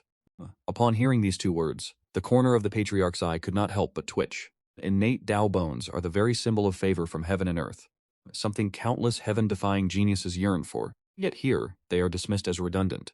Clearly, possessing even a single piece is enough to be called a primordial being, a creature with the potential to establish a sect and to start a lineage. However, upon reflection, this grandson of his uses the great chaos holy lotus as his foundation, and has been tempered by immortal fire and the blood essence of a true immortal. The fortune of the heavens condensed into a million rays of divine light. His very bones had long since transcended the realm of what is known as Tao bones. As for these few fragments of supreme bone to him, they were at best merely gilding the lily. I stepped out of the immortal mausoleum and returned to the sanctuary the old ancestor had arranged for me. This place was originally where the old ancestor would occasionally seclude himself to contemplate the Tao. Immortal mist swirled in the air, and exotic bezienst from herds, making it even more majestic than the supreme hall belonging to the clan head, Gu Lintian.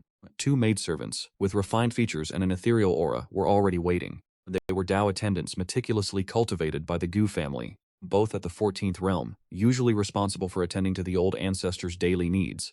But now they had been dispatched specifically to serve me. Seeing me approach, the 2 maidservants hurriedly knelt to pay their respects, their eyes filled with a mixture of reverence and curiosity. They had witnessed with their own eyes the old ancestor escorting me deep into the forbidden grounds. Naturally, they understood that the earth-shattering changes within the clan over the past few days were all brought about by the young master before them. "Rise, there is no need for such formalities," I said, maintaining a gentle demeanor. I briefly surveyed this cave dwelling. An immortal spring trickled nearby, and divine herbs grew everywhere. One could pluck any plant at random, and it would be brimming with vast life essence. "From now on, you shall be called Chinger and Juor." I bestowed their names casually and tossed the 3 pieces of supreme bone toward them. "Take these as a reward, use them as ornaments, or grind them into powder to brew into tea. It is entirely up to you."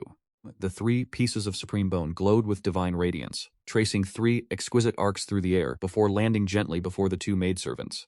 Chinger and Juor were completely stunned. They stared blankly at the 3 bones on the ground, which were still humming softly, radiating a terrifying aura of Tao. Their minds went blank. Awarded to us as ornaments? Ground into powder? Does this young master have some sort of misunderstanding regarding the value of such treasures? Their bodies stiffened, neither daring to move, feeling as though those 3 bones were heavier than 3 primordial divine mountains. Young master, this is far too precious. We dare not accept it." Chinger's voice trembled uncontrollably. "What is there to be afraid of? They are merely a few wretched bones." I spoke with indifference. "I have use for them, and they only take up space. If you do not want them, then discard them, throw them away." Thainji and Choni felt as though their very Tao hearts were on the verge of shattering.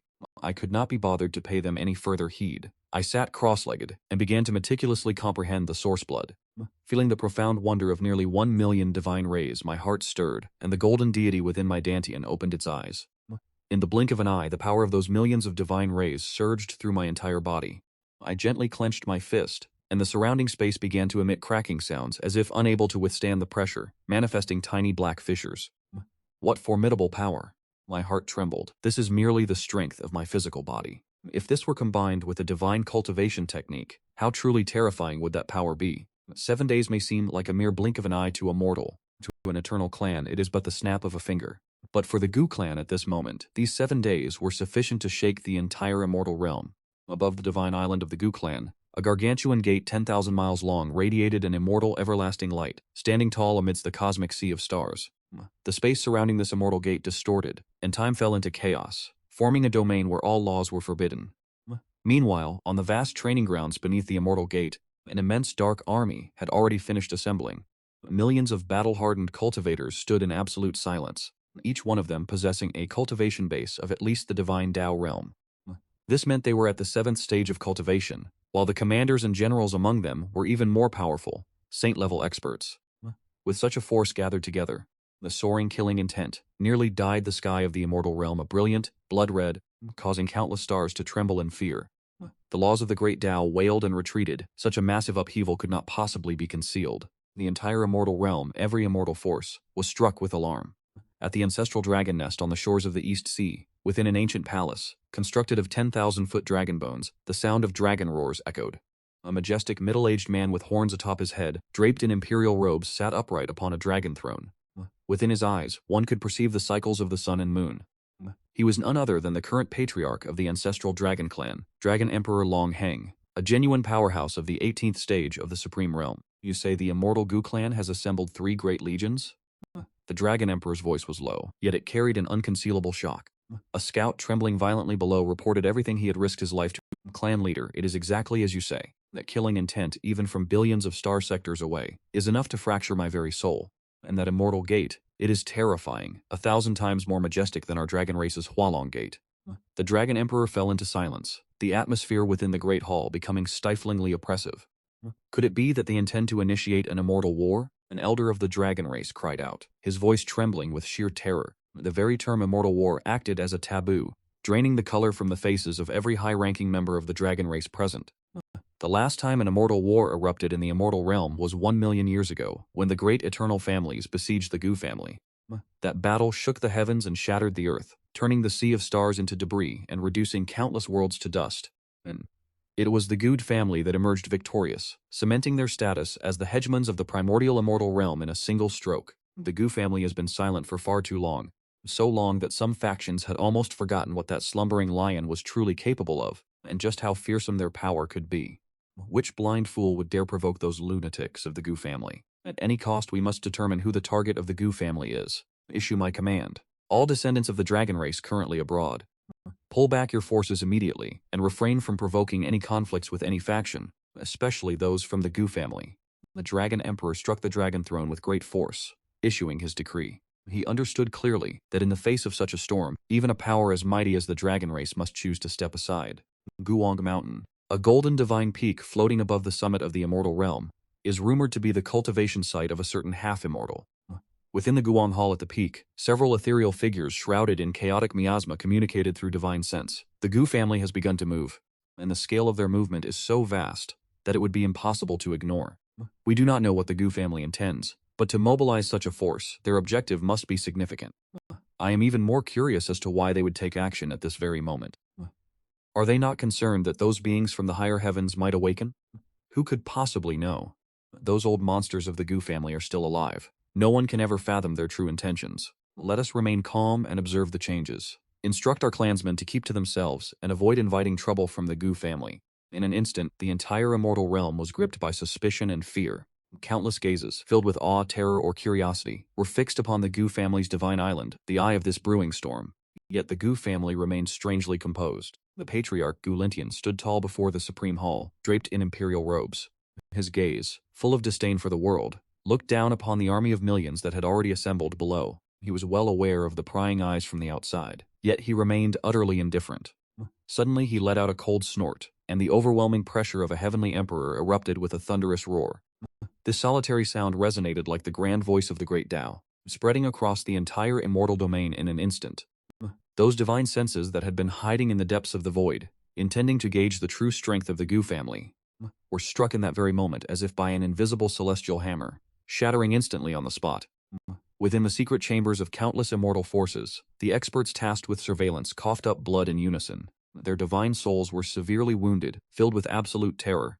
The Gu family is holding a martial demonstration. All those with no official business are to retreat at once.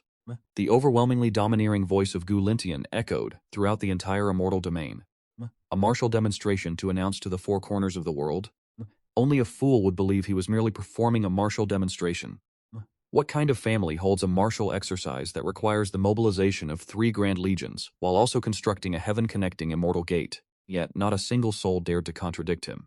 Indeed, this was Gu Lintian, patriarch of the Gu family. His words were the absolute truth. When he speaks, 10,000 laws must obey.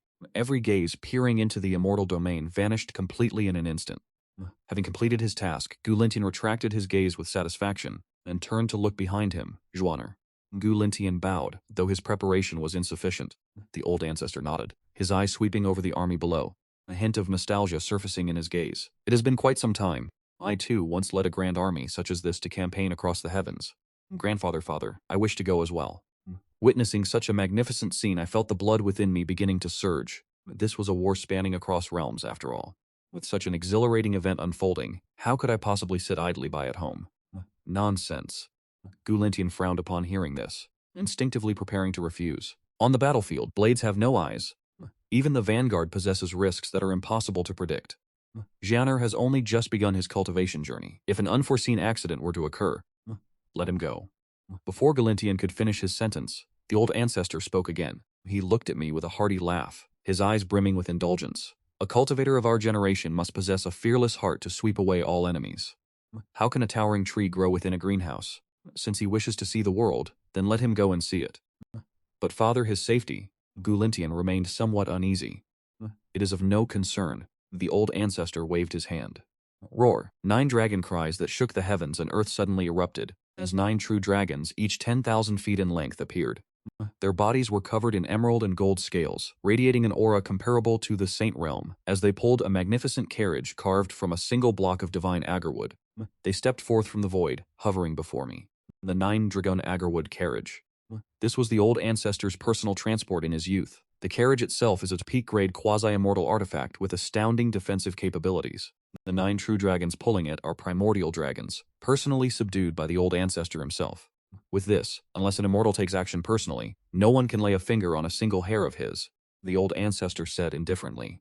Only then did Gulintian finally feel completely at ease upon seeing this carriage. He looked at his son, whose heart was eager to face the trial, and let out a helpless chuckle. Very well. Let us consider this as taking him out to survey his own territory. Shu Dao, Gulintian called out in a booming voice. This subordinate is here. Gu Shuadao stepped out from the military ranks, his fighting spirit surging. Lead 10,000 men from the Tianjie Legion as the vanguard to scout the path ahead. Remember, your mission is to clear every obstacle for the young master. By your command. Gu Shuadao roared with excitement, and immediately turned to shout toward the Tianjie Legion, his voice resounding across the sky. Tianjie subordinates, hear my order. Follow me and set out to clear the path for the young master. Clear the path for the young master. 100,000 soldiers of the Tianjie Legion roared in unison. Their voices converged into a tidal wave as they charged into the massive heaven-reaching portal. Schwanner, let us depart. The old ancestor. I nodded, and under the fervent gaze of countless clansmen, I stepped onto the supremely luxurious 9-dragon agarwood chariot. The moment the chariot prepared to cross the boundary of the immortal gate, I clearly sensed an aura entirely distinct from the immortal realm.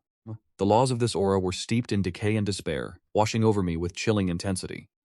The Zhuanshan continent and the ancient city of Luoyang in the central region once enjoyed an era of great prosperity, a massive city teeming with millions of inhabitants, now transformed into a living purgatory.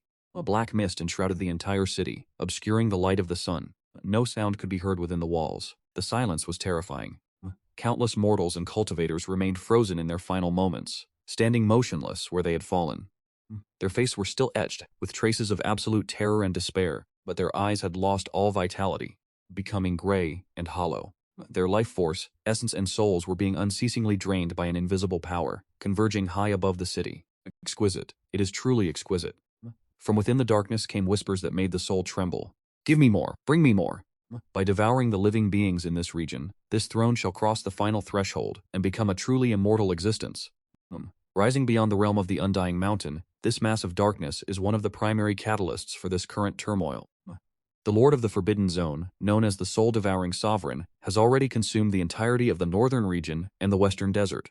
His target is the entire central region, driven by the ambition to use billions of lives to reach the peak of cultivation, hoping to shatter all limitations and become an existence equal to the Forbidden Grounds themselves. In a secluded corner by the city wall, a young girl in tattered robes held her brother, whose body had long since turned cold, tightly to her chest, her frame trembling violently with fear. She was the final survivor in this city. A unique bloodline allowed her to temporarily resist the terrifying power of the devouring force. But that was all. She could feel her own vitality slowly fading away. The girl looked up in despair at the sky veiled in darkness, 2 trails of blood tears rolling from her eyes. Where are the gods and Buddhas? Where is the heavenly Tao? Who can come to save this world on the brink of collapse? Just as she sank deeper into despair, with her consciousness on the verge of dissolution, a sharp cracking sound, clear as shattering crystal, suddenly echoed through the heavens. The girl looked up with a dazed gaze. She saw the dense black veil, which had seemed impossible to disperse, suddenly split open with a massive fissure. That was not the dispersal of dark clouds. The very fabric of space was being torn asunder by an unimaginable divine power. A blinding sacred radiance, an aura of absolute, tyrannical majesty, shone through the fissure, sharp as a peerless blade, instantly piercing the veil of black mist shrouding the city. The long absent sunlight touched her pallid cheeks, offering a meager, insignificant glimmer of warmth. From beyond that spatial rift, a portal of such vastness that no language could describe it slowly began to manifest. A legion of warriors clad in golden divine armor, mounted upon ferocious beasts and battle chargers, emerged in chilling silence. Though they numbered only 10,000, the cold-blooded, brutal aura emanating from them a killing intent that regarded all living things as mere straw dogs, was a million times more terrifying than the soul-devouring supreme of the Forbidden Realm. What is this? Whispers of suspicion and terror rippled across the writhing darkness above the city. The soul-devouring supreme sensed the danger, an unprecedented pressure, one that made the very depths of his core tremble in fear. Whatever you mongrels are, since you have arrived, you shall simply become nourishment for this sovereign. After a brief moment of shock, the soul-devouring supreme erupted into boundless rage. He would not permit any being to challenge his absolute majesty. Boom, the black mist surged, coalescing into a gargantuan hand that eclipsed the heavens, descending with crushing force toward the 10,000 golden knights, striking down with a single palm. This strike carried the lingering resentment of the trillions of souls he had devoured, imbued with a necrotic energy capable of shattering stars, and leveling the great Tao itself. Yet, in the face of this destructive power, the lead commander in golden armor, his hair a vibrant crimson, wore only a look of mockery and disdain. Gushido, the third elder of the Gu clan, and a powerhouse at the 18th stage of the Supreme Realm, did not even bother to lift a finger. An officer positioned directly behind him stepped forward.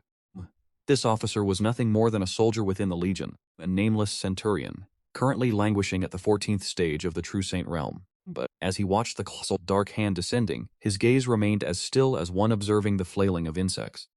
He slowly raised his halberd, the divine golden luster upon the weapon igniting with brilliance. As cryptic runes of law flowed along the length of the blade, a single word dripping with frost escaped the officer's lips: obliterate. He swung his halberd with casual indifference, unleashing a streak of golden light that pierced the firmament. It carried no earth-shattering roar, it simply glided through the air, effortless and serene, before colliding with the colossal dark hand.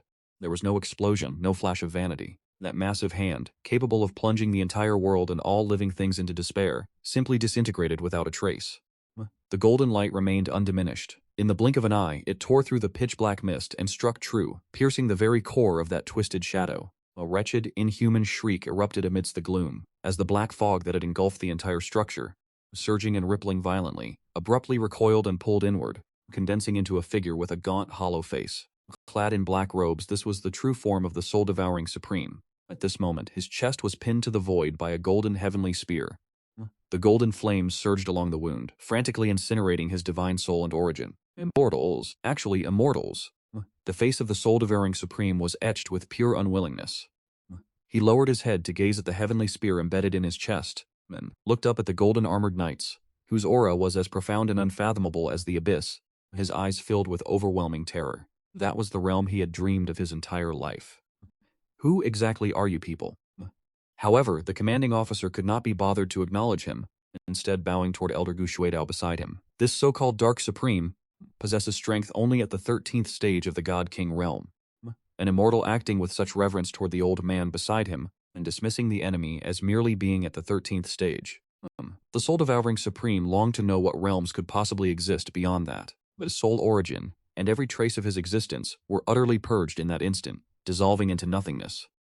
A supreme of the Forbidden Zone, one who had plunged the entire Zhuanqian continent into darkness, had perished just like that. He died quietly and without fanfare, extinguished cleanly and efficiently in the corner of the city wall.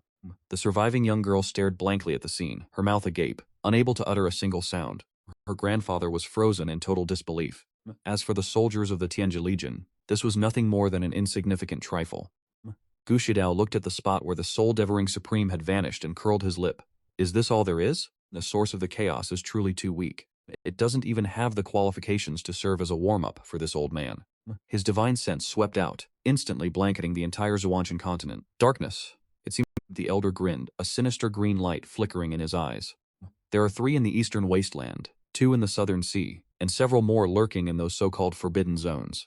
All told, that makes 450 of them. It is as if they view this world as nothing more than a pen of piglets. Brothers, did you all hear that? We heard it. This is no dark turmoil to be feared. It is clearly a mountain of overflowing fortune that I have foreseen. These are all cultivation resources ripe for the taking.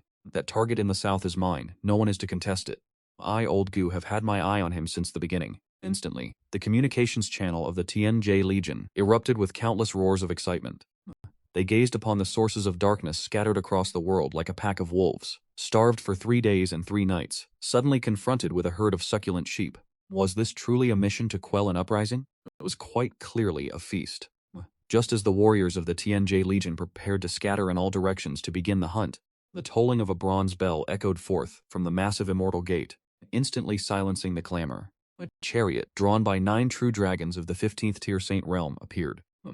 The opulent incense-scented chariot emerged slowly from the immortal gate, descending upon the sky above the ruined ancient city. The very laws of the world trembled in its presence.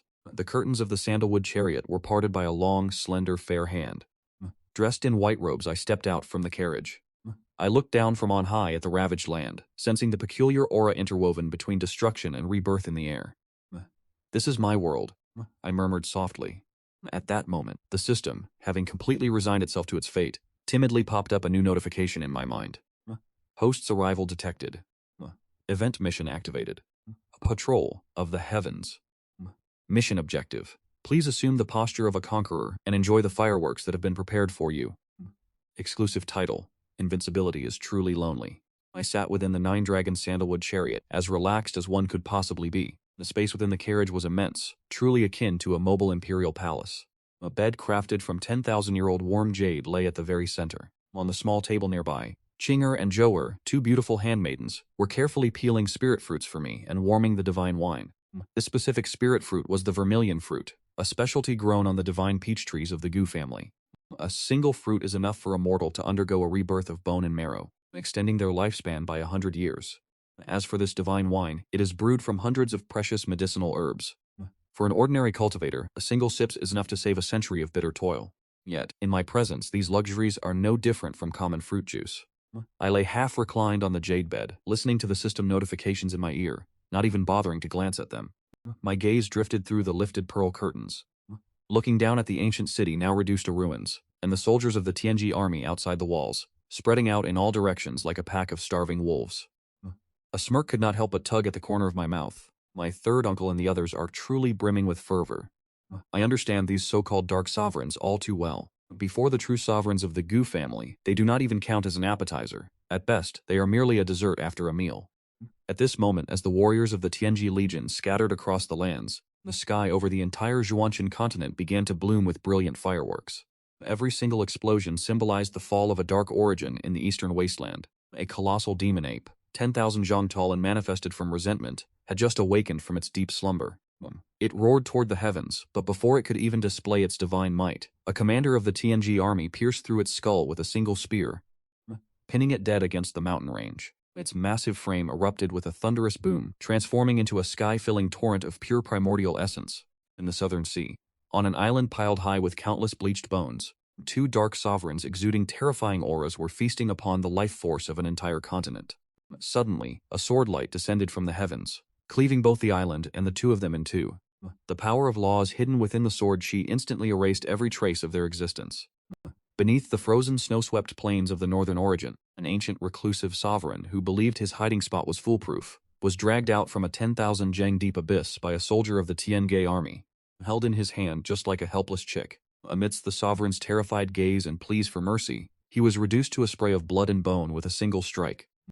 These lords of the Forbidden Lands, who appeared as invincible natural disasters in the eyes of the Zhuanshan continent's natives, were as fragile as parchment before the armies of the Gu family. This was not a war in the slightest. It was a one-sided slaughter, truly a sight to behold. I reclined upon the bed and sighed with sincere contentment. Just as I was enjoying this magnificent display of fireworks, my divine sense stirred, and I suddenly became aware of something intriguing. To the east of the ancient ruins of Luoyang, in a valley 1,000 miles away, a dozen or so disheveled figures were fleeing in a panic. Several demonic beasts emerging from the black mist of the ruins were in hot pursuit. The cultivation levels of these individuals were not high. The strongest among them had only reached the Tao-seeking realm, yet they all possessed an indomitable will, especially the youth, leading them. Though clearly suffering from grievous wounds, he remained steadfast, shielding the others. The blood flowing from his body was golden in color. This is quite interesting. To think he possesses the human emperor physique. My interest is piqued. The human emperor physique is considered a formidable constitution, even in the immortal realm. Although it cannot compare to my own longevity immortal physique, it is not impossible for him to ascend to the status of a saint if he is allowed to mature. To encounter such a person in this insignificant place, very well, our meeting shall be considered a stroke of fate. Since this young master is in a good mood today, I shall take the liberty of sowing a seed of kindness. With that thought, I picked up a half-eaten spirit fruit from the tray beside me and flicked my finger. Whoosh! The half of the spirit fruit transformed into a streak of light, crossing the 1,000-mile distance in an instant, and appeared with perfect precision before the youth, with the human emperor physique in the valley. Young master, you must leave. We will hold the rear. A loyal guard stood bravely before the youth, letting out a furious roar before detonating his own soul, transforming into a sea of fire to temporarily halt the advance of the demonic beasts. Uncle Wang. The corners of the youth's eyes tore open, his gaze burning red. They were the descendants of an ancient clan from the Central Plains. When the dark turmoil erupted, their family was annihilated. They were the only surviving seeds left. Throughout their journey, they had fled through mountains of corpses and seas of blood to reach this place. But now, it seemed they had reached the end of their road. Young master, we cannot let guard Wang sack. The others pulled at the youth, intending to continue their flight. But at that very moment, a beam of crimson light descended from the heavens, hovering before the young man. It was a half-eaten fruit. Everyone present was frozen in shock. What was happening here? A fruit falling from the heavens? The youth wore an equally bewildered expression. Yet, as he caught the heavy scent radiating an aura so formidable that his very soul began to tremble, he became utterly transfixed. He could sense that by consuming this half-fruit, not only would his injuries instantly heal, but his cultivation base might even directly break through. This was a divine fruit. It was undoubtedly a divine fruit bestowed by a deity. He did not hesitate in the slightest. He snatched the fruit, and without a second thought, shoved it directly into his mouth. Instantly, a terrifying surge of energy erupted within his body. His frame, previously ravaged by mortal wounds, rapidly recovered to its original state. A golden essence surged upward, piercing the sky, and his cultivation rose unceasingly. The middle stage of the Tao-seeking realm, the late stage of the Tao-seeking realm, reaching the peak to ignite the divine fire. A miracle. Which divine being has reached out to save us? They all turned in unison toward the direction from which the fruit had arrived, bowing down toward the direction of Luoyang City, kowtowing in great agitation. We offer our deepest gratitude to the Divine One for saving our lives. At this Junior Li Chung, if I can stabilize this turmoil, I shall certainly build a temple and carve a statue in your honor, worshipping you day and night. Inside the nine-dragon chariot, hearing these hoarse cries of gratitude, I merely gave a faint smile. There is no need for temples or statues. It was but a casual gesture. To me, this was indeed nothing more than a passing act, much like a billionaire tossing a coin to a beggar on the roadside, not even bothering to remember what the other had looked like. However, the entire Zhuanshan continent suddenly trembled violently without any prior warning, a presence thousands of times more powerful, compared to all previous Dark Supremes combined, from the deepest depths of one of the restricted life zones on the Zhuanshan continent. Within the Heaven Burial Valley, it surged straight into the heavens.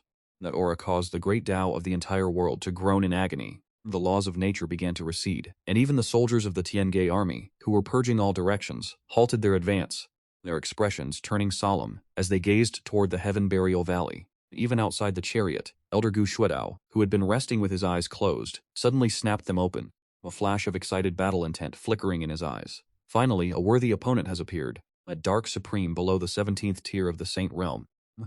How interesting. Finally, I will have the chance to properly stretch my limbs. The Heaven Burial Valley stands as the foremost among the 7 great restricted life zones of the Zhuanshan continent. It is rumored that this place was the battlefield of gods and demons from a previous era, burying not just one true god or demon, where resentment and death energy intertwined to form the most terrifying forbidden land on the entire continent. Even before the dark turmoil erupted, this place was a nightmare for every cultivator. Even saints who entered risked their demise. But at this moment, as that terrifying aura awakened, the entire Heaven Burial Valley began to tremble violently. A colossal mountain, 10,000 zhang tall and piled high with the remains of gods and demons, collapsed with a deafening roar, and on the dry blood-colored earth, bottomless abysses began to crack open, as endless dark death energy spewed forth from the depths like a frenzied geyser. Who dares to awaken this emperor? That voice seemed to possess a certain magical power. The moment it echoed, the entire Central Plains, and indeed every living soul remaining on the Zhuanshan continent, felt a tremor resonate from the very depths of their spirits. Having just glimpsed a ray of hope thanks to the arrival of the Tianji army, the native inhabitants of the Zhuanshan continent once again descended into infinite despair. Heavens, what is that? The entity from the deepest part of the Heaven Burial Valley has awakened. It is over. Everything is finished. Having just escaped the tiger's den only to fall into the wolf's lair, countless cultivators wore expressions of ashen misery, and some with unstable minds, oppressed by this overwhelming aura, suffered a collapse of their spirits, exploding into mist on the spot. Even the young human emperor body Li Chung, who had just obtained the divine fruit, his cultivation surging significantly, felt his face drain of all color at this moment, his body trembling uncontrollably. The aura? The aura is truly terrifying. This existence surely surpasses even the immortals. The guards at his side collapsed directly to the ground, lacking even the strength to remain standing. Before this oppressive aura, they felt like a fragile leaf boat in a tempest, liable to capsize at any moment. Rumble. Under the horrified gaze of countless living beings, at the very center of the Heaven Burial Valley, a massive black stone sarcophagus slowly rose from the depths of the earth. Engraved upon the stone coffin were images of the starry firmament and scenes of the universe's creation and destruction. Terrifying currents of energy, so dense they could not be dispersed, emanated from within, causing the heavenly Tao of the entire world to lament. It was the ancient Dark Sovereign, a supreme entity slumbering in the deepest reaches of the Heaven Burial Valley. Legend says he was once a sovereign of the Great Era, who unified the Xuantian continent and, in pursuit of immortality, did not hesitate to sever his own cultivation path. Having fallen into the darkness, he had actually remained alive. Several ancient monsters who had survived through countless epochs, privy to secrets of the primordial age, let out cries of despair. A quasi-emperor! From their perspective, with such a figure emerging, the entire Xuantian continent would no longer possess a single sliver of hope for survival. Creak, creak. The lid of the stone sarcophagus slowly slid open. A pale, withered hand with pitch-black fingernails emerged from the coffin, gripping its edge. Immediately after, a figure clad in tattered imperial robes, wearing a crown, and possessing an emaciated face, slowly sat up from within the stone coffin. With nothing more than a simple movement to sit up, the void of the entire Xuantian continent shattered inch by inch like a broken mirror. Countless chains of laws manifested around him, only to shatter in an instant. Within his hollow eye sockets, two wisps of deep blue soul fire slowly ignited, his gaze appearing to pierce through time and space, instantly locking onto the sky above the ancient city of Luoyang. The group of golden-armored knights, whose auras felt utterly discordant with this world, stood there. Foreigners. The voice of the ancient Dark Sovereign resonated once more, carrying a hint of intrigue. Interesting. To think you could tear through the world barrier and descend upon the land of my slumber. Have you also come because the... He stood up slowly, looking down with arrogance. An immense aura, that of one who stands supreme above all under heaven, suddenly erupted. It is a pity you have arrived too late. The fundamental essence of this world belongs to this sovereign. Since you have come, then join this world in becoming the nutrients for my path to immortality. Having finished speaking, he raised that withered hand and pressed down lightly toward Luoyang City. There was no heaven-shaking momentum, nor was there any thunderous sound of destruction. Yet, at this gesture, the heavens and earth of the entire central plains seemed to be gripped by a massive invisible hand and all space. The laws of time and primordial chi were collapsing inward, suffocating everyone caught in its wake. However, just as all the native inhabitants of the Xuantian continent believed the moment of apocalypse had descended, a thunderous laugh, filled with mania and excitement, suddenly echoed from within the ranks of the Tianjie Legion. It directly suppressed the domineering aura projected by the ancient Dark Sovereign. A mere Saint Realm cultivator dares to style himself an emperor? Gu Shuedao stepped forth from the army formation. The battle armor upon his body erupted like a volcanic eruption. He gazed at the massive dark hand pressing down. Far from feeling fear, he trembled with excitement. In the next moment, his figure surged forward with unimaginable speed. 1,000 zhang, 10,000 zhang, 100,000 zhang. In the blink of an eye, Gu Shuedao manifested into a Dharma body, head reaching the firmament, feet standing upon the earth, towering 10,000 zhang high. His entire body burned with golden flames of blood energy, every inch of his muscles surging with explosive power. This terrifying supreme energy shot straight into the sky, directly shattering the proud aura of the ancient Dark Sovereign.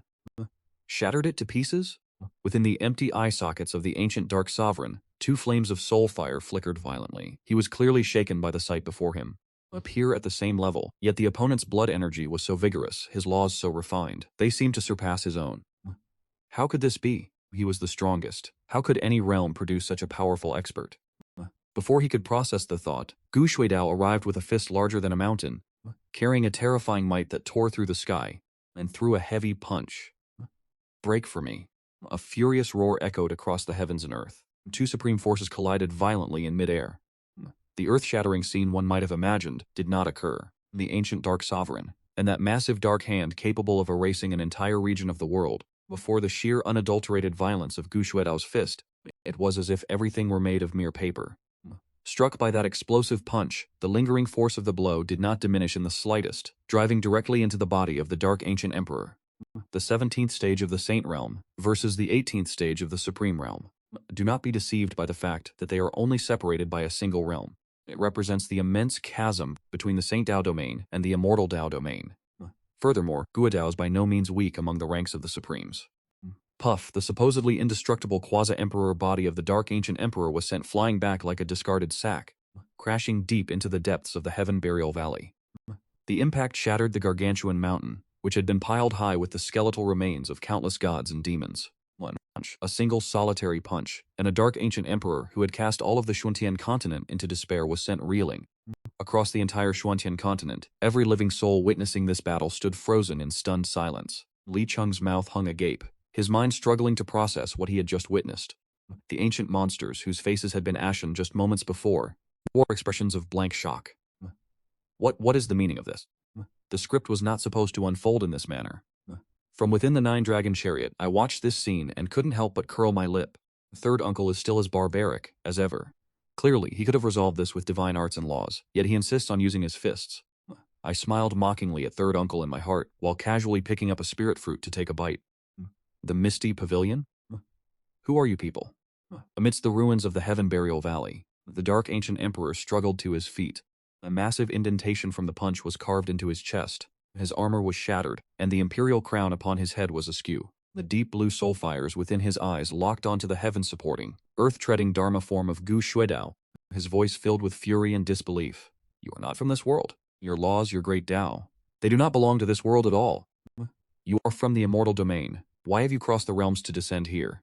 Finally, he had realized the truth. These people did not belong to this world in the slightest.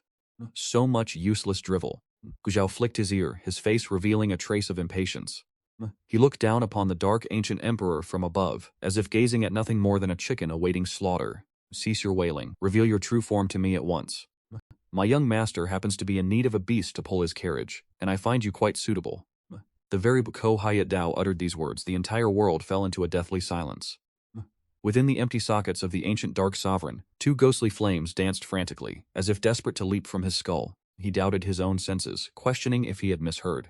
He is the dignified ancient Dark Sovereign, the supreme lord of the previous epoch, yet here stood a man wishing to turn him into a mere beast of burden. What manner of humiliation was this? You court death. Every syllable seemed to be ground out from between his teeth, saturated with boundless fury and killing intent. A dark aura, several times more terrifying than before, erupted violently from his body. Every ounce of death chi and resentment within the Heaven Burial Valley seemed summoned, surging madly toward his form. His withered physique began to swell. His desiccated flesh and blood became revitalized and full once more. Pitch-black demonic runes manifested across his skin, radiating an aura of calamity and destruction.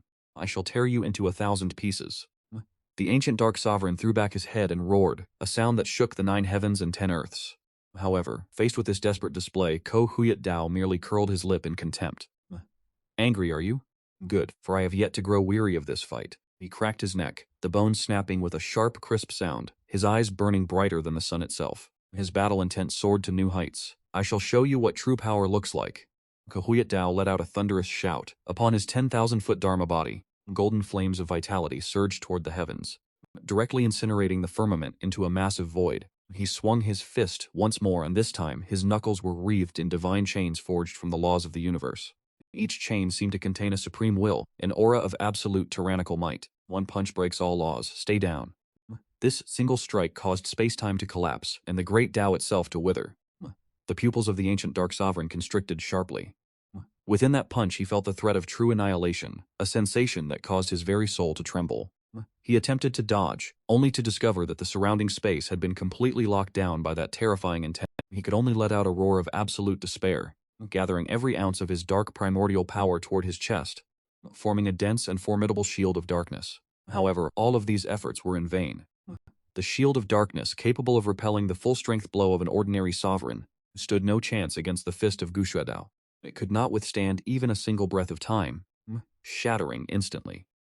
Boom.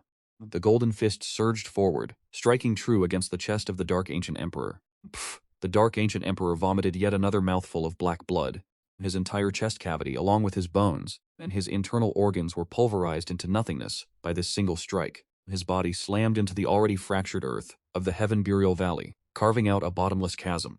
This time, he could no longer rise. He lay at the depths of the abyss, his body reduced to a mere ruin, his aura fading to the point of extinction, those eerie blue soul fires flickering weakly, as if they might be extinguished at any moment. He had been defeated. Defeated utterly, without a shred of doubt. From the beginning to the end, he had not even managed to touch the hem of his opponent's robe. Why is it that both are quasi-emperors? How could the gap between them be so immense? The Dark Ancient Emperor muttered to himself, his voice brimming with unwillingness and bewilderment. Gu Shuadao's 10,000-foot Dharma form stepped forward, instantly appearing above the abyss, and looking down with a cold laugh, he said, "A quasi-emperor? You, a mere Saint-Realm cultivator. Who are you to stand among quasi-emperors?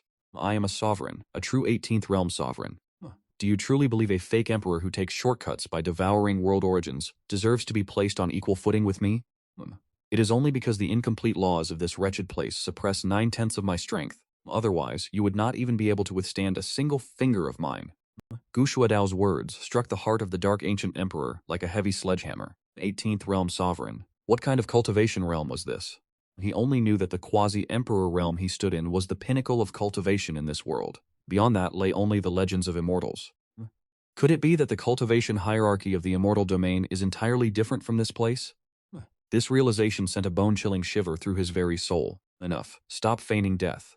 Gu Shuadao reached out with a massive hand, plucking the Dark Ancient Emperor's broken body from the abyss, as if he were grabbing a mere insect. I will give you two choices. Either reveal your true form now, and obediently serve as a mount for my young master, in which case you shall live in luxury, and perhaps even find the opportunity to pursue the path of the Tao. Or I shall crush you here and now, extract your essence, and refine it into a great pill. Choose for yourself. Gu Shuada's voice was devoid of even a shred of emotion. The Dark Ancient Emperor fell silent. The remains of his mangled body trembled slightly within Gu Shuadao's grasp. Dignity in the face of absolute power and imminent death? What was dignity worth, after all? For the sake of longevity, he had once severed his own soul, descended into darkness, and endured through several eras in a state of wretched existence. Now that a chance to survive, a chance at true, eternal life, was laid out before him, did he even have a choice? I choose.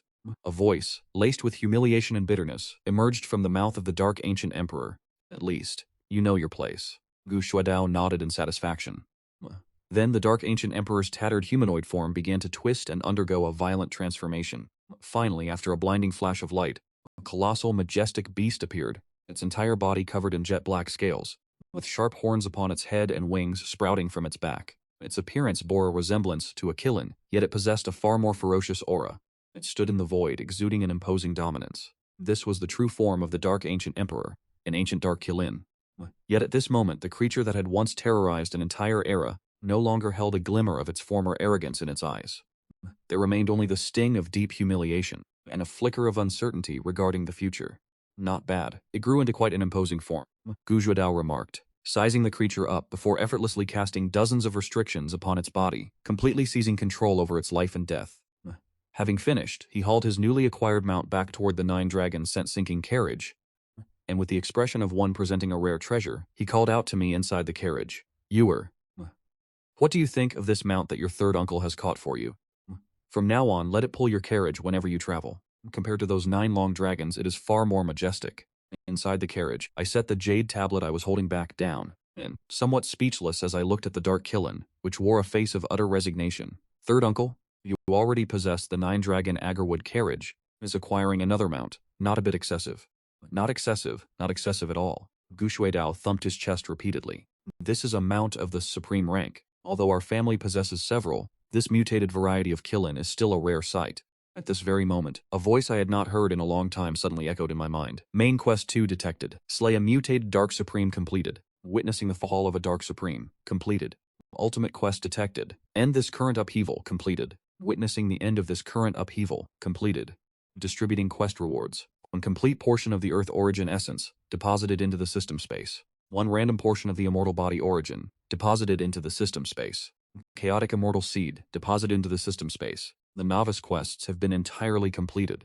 The Heaven's Laborer system has officially been renamed the Heaven Savior system. System Spirit Xiaowai is at your dedicated service.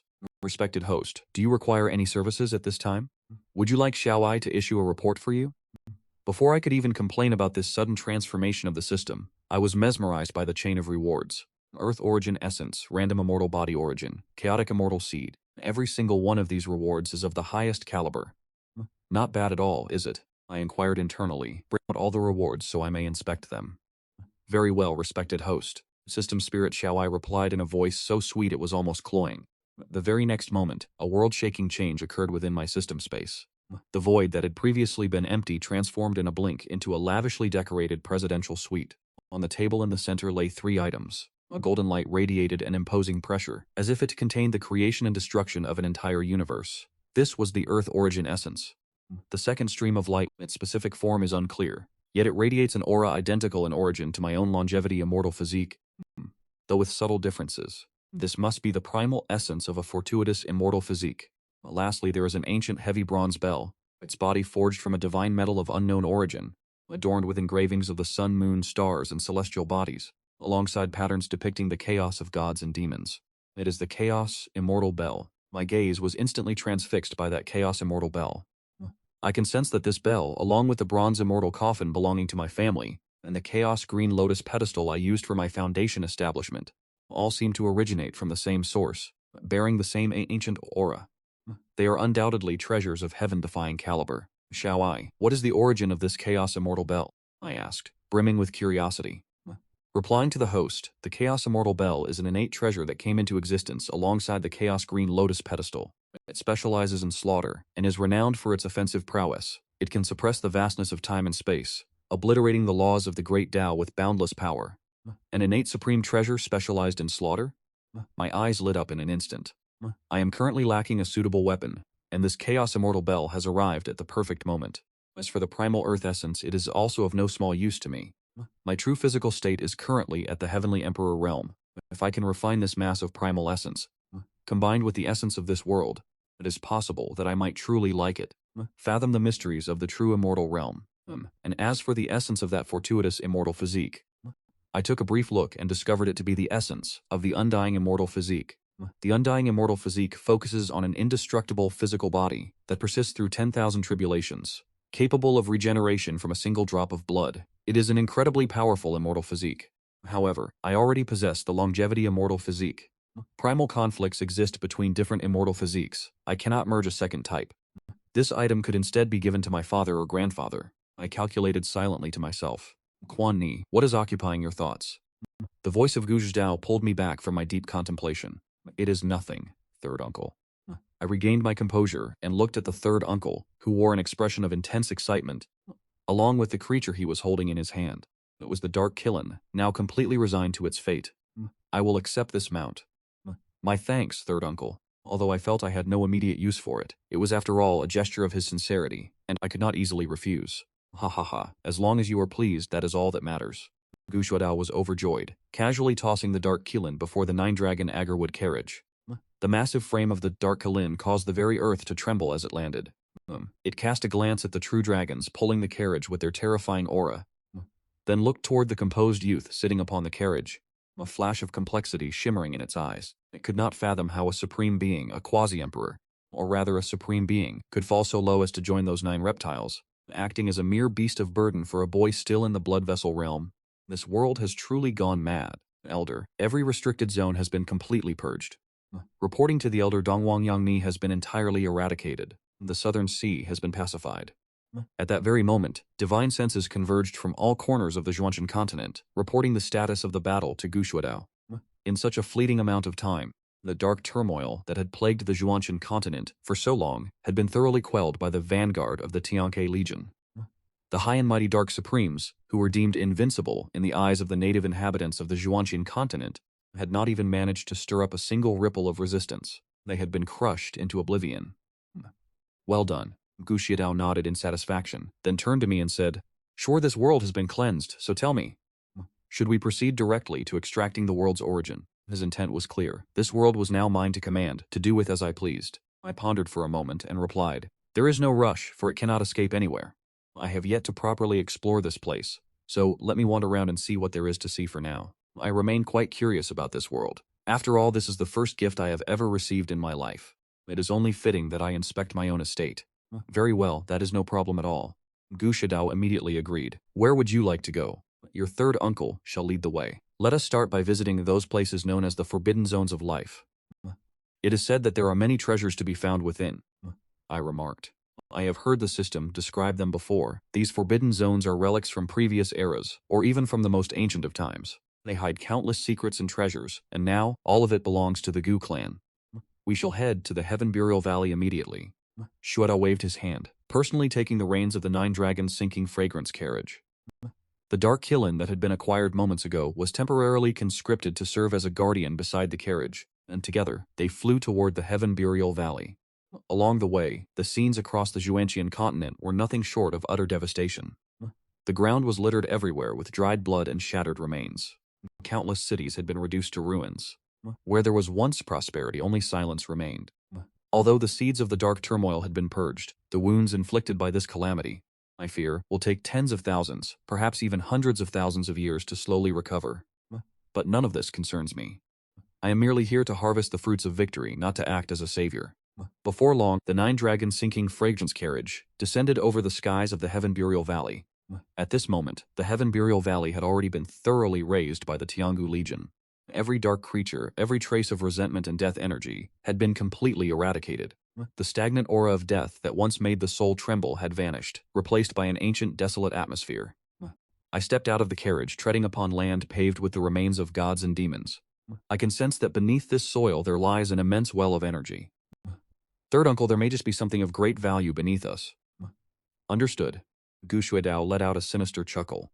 To scour the land and leave not a single blade of grass behind is the long-standing tradition of the Gu family. He waved his hand toward the soldiers of the Tiangu Legion behind him. Dig 30,000 feet into the earth for me. All treasures belong to the young master. By your command. Thousands of soldiers from the Tianghua army replied in unison, before setting to work like diligent sappers, carpeting the Heaven Burial Valley with their excavations.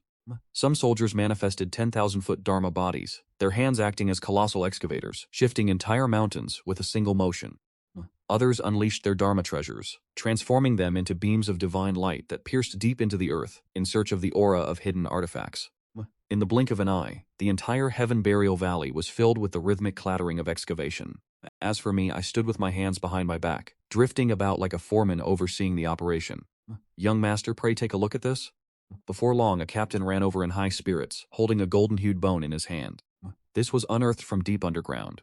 It appears to be the finger bone of an ancient divine ape, still retaining a trace of undying divinity, making it a superb material for artifact refinement. I cast a glance at it and curled my lip. It is passable, grant it to him as a reward.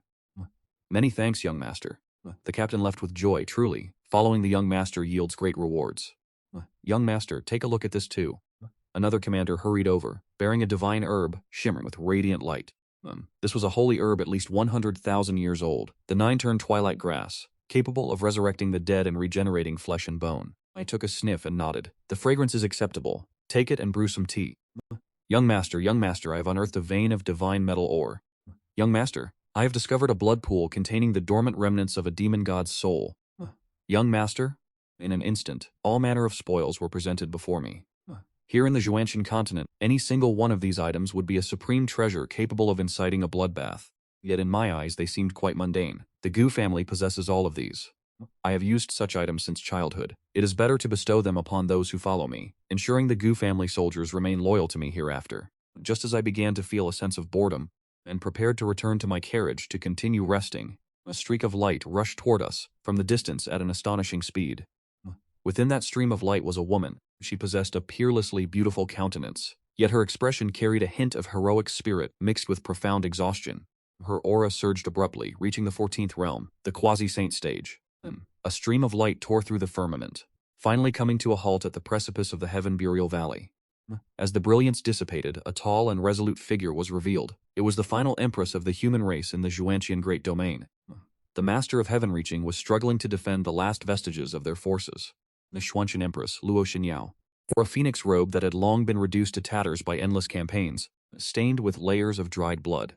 Some belonged to her foes, and some were her own.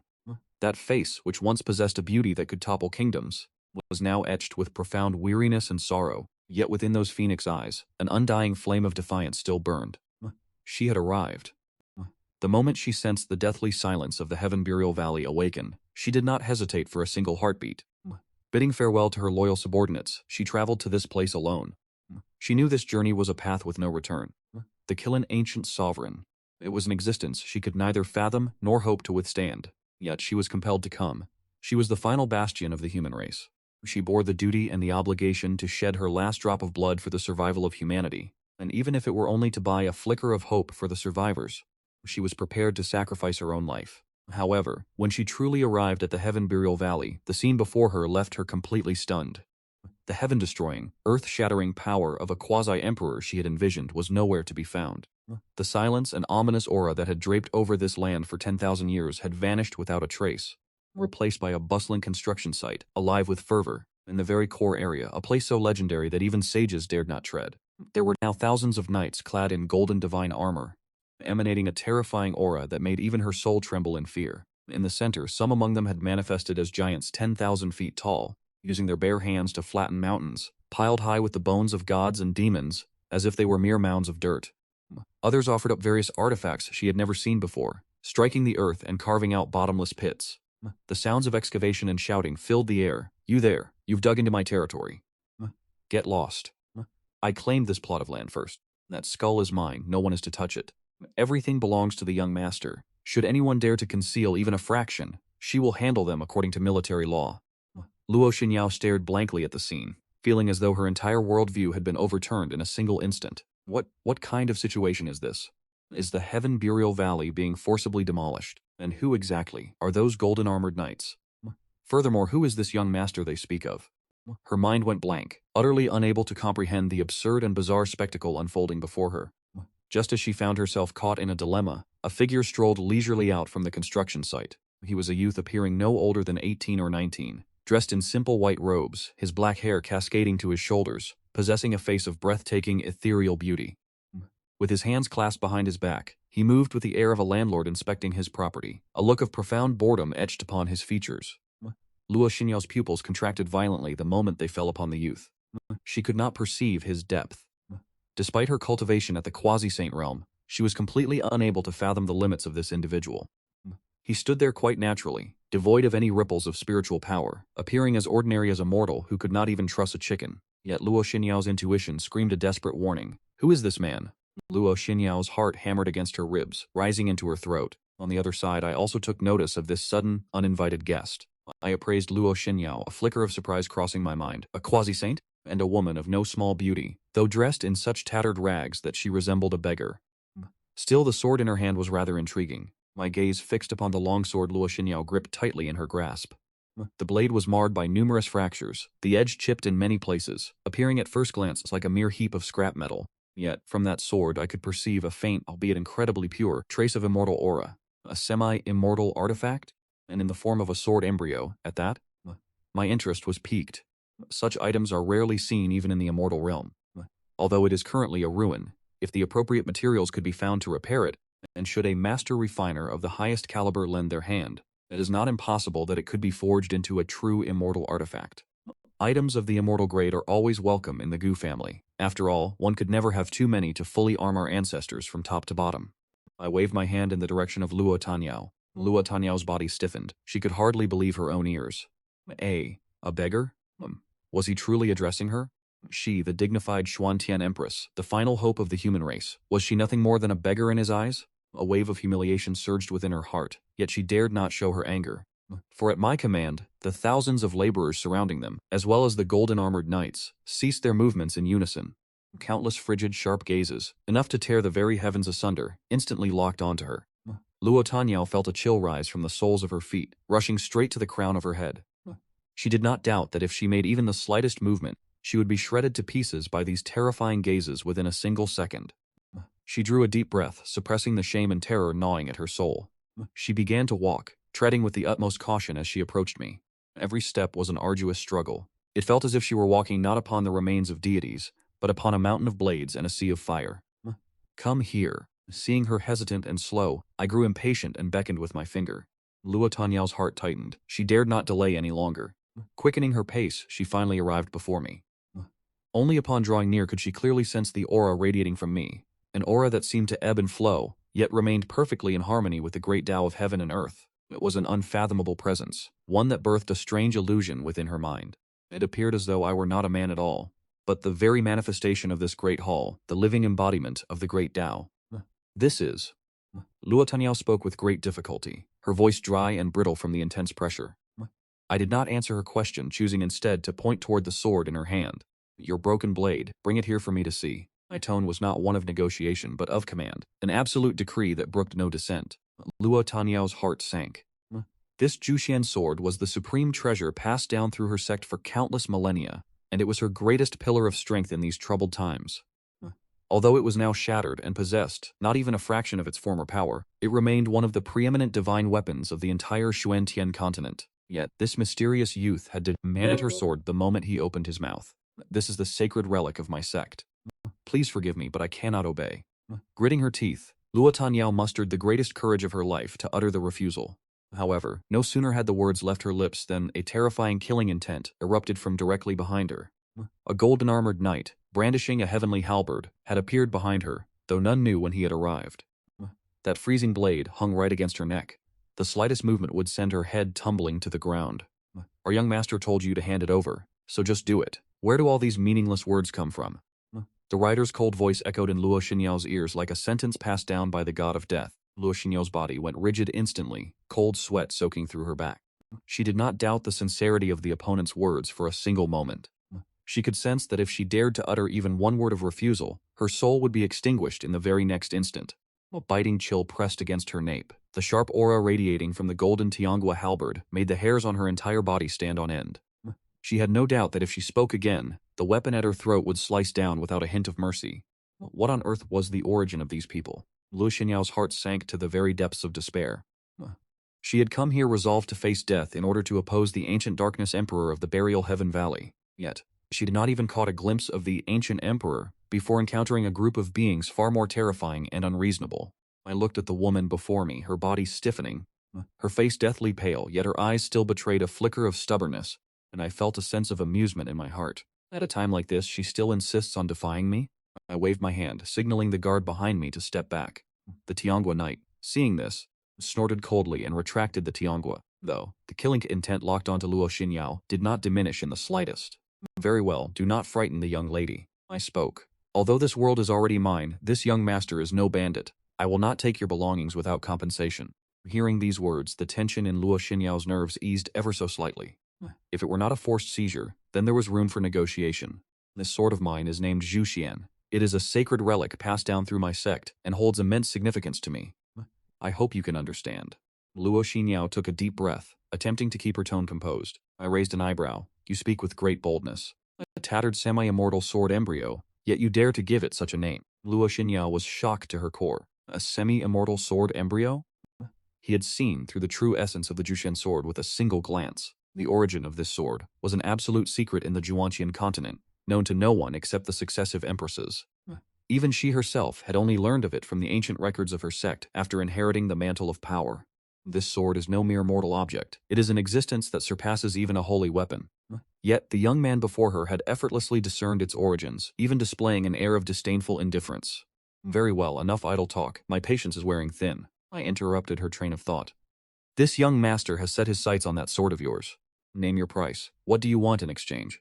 At this moment, my interest in this blade grew significantly. A world that can only produce experts at the Saint Wisdom realm, and one that follows a misguided path of civilization at that, has actually managed to gestate a sword embryo of semi-immortal quality. This is in itself truly extraordinary. Luo Xinyao was... She had not expected her opponent to propose a trade, and for a moment her mind could not process the request. What will you exchange for it? What, you cannot think of anything? Seeing her bewildered expression, I curled my lip. Never mind. Looking at your destitute appearance, you likely wouldn't be able to produce anything of value anyway. I began to rummage through my storage ring. This storage ring was a gift from my mother, the Holy Lord, for my 18th birthday coming-of-age ceremony. The space within it is vast enough to contain dozens of treasure vaults with ease. Do you want this? A 9-turn golden pellet. Even an injured Saint Wisdom realm expert can be restored to full vitality after consuming just one.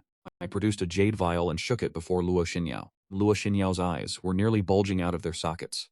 A 9-turn golden pellet? Is that not the legendary supreme divine elixir that only immortals are capable of refining? And it is used for experts of the Saint Wisdom realm. Just what kind of realm is the Saint Wisdom realm? She felt as though her perception of the world was being shattered and rebuilt time and time again. You do not want it? Seeing that she remained unresponsive, I casually tossed the jade vial away and continued to rummage through the ring. Then how about this? Leaves from the ancient enlightenment tea tree. A single sip can induce a state of enlightenment, allowing one to perceive the laws of the great Tao. The effects are passable. I brought out a tea packet. Lacton Yu's breath hitched, her heart seized by an icy shock. The enlightenment ancient tea tree? She knew of this legend. Was that not a heaven-defying spirit root, one that existed only in the most archaic myths? They say that to consume drop of tea brewed from its leaves is to achieve instant enlightenment and ascend to sainthood, yet he possessed an entire package of it, and even described the effects as merely passable. Still not taking it? Seeing her standing there like a statue, I felt a flicker of impatience. Why are you dawdling? Forget it, forget it. This young master will waste no more breath on you. With a wave of irritation, I rummaged through my storage ring, retrieved the most ordinary-looking jade bottle I could find, and tossed it straight into Lactan Yu's arms. Take this. Inside are 10 saint-breaking pills.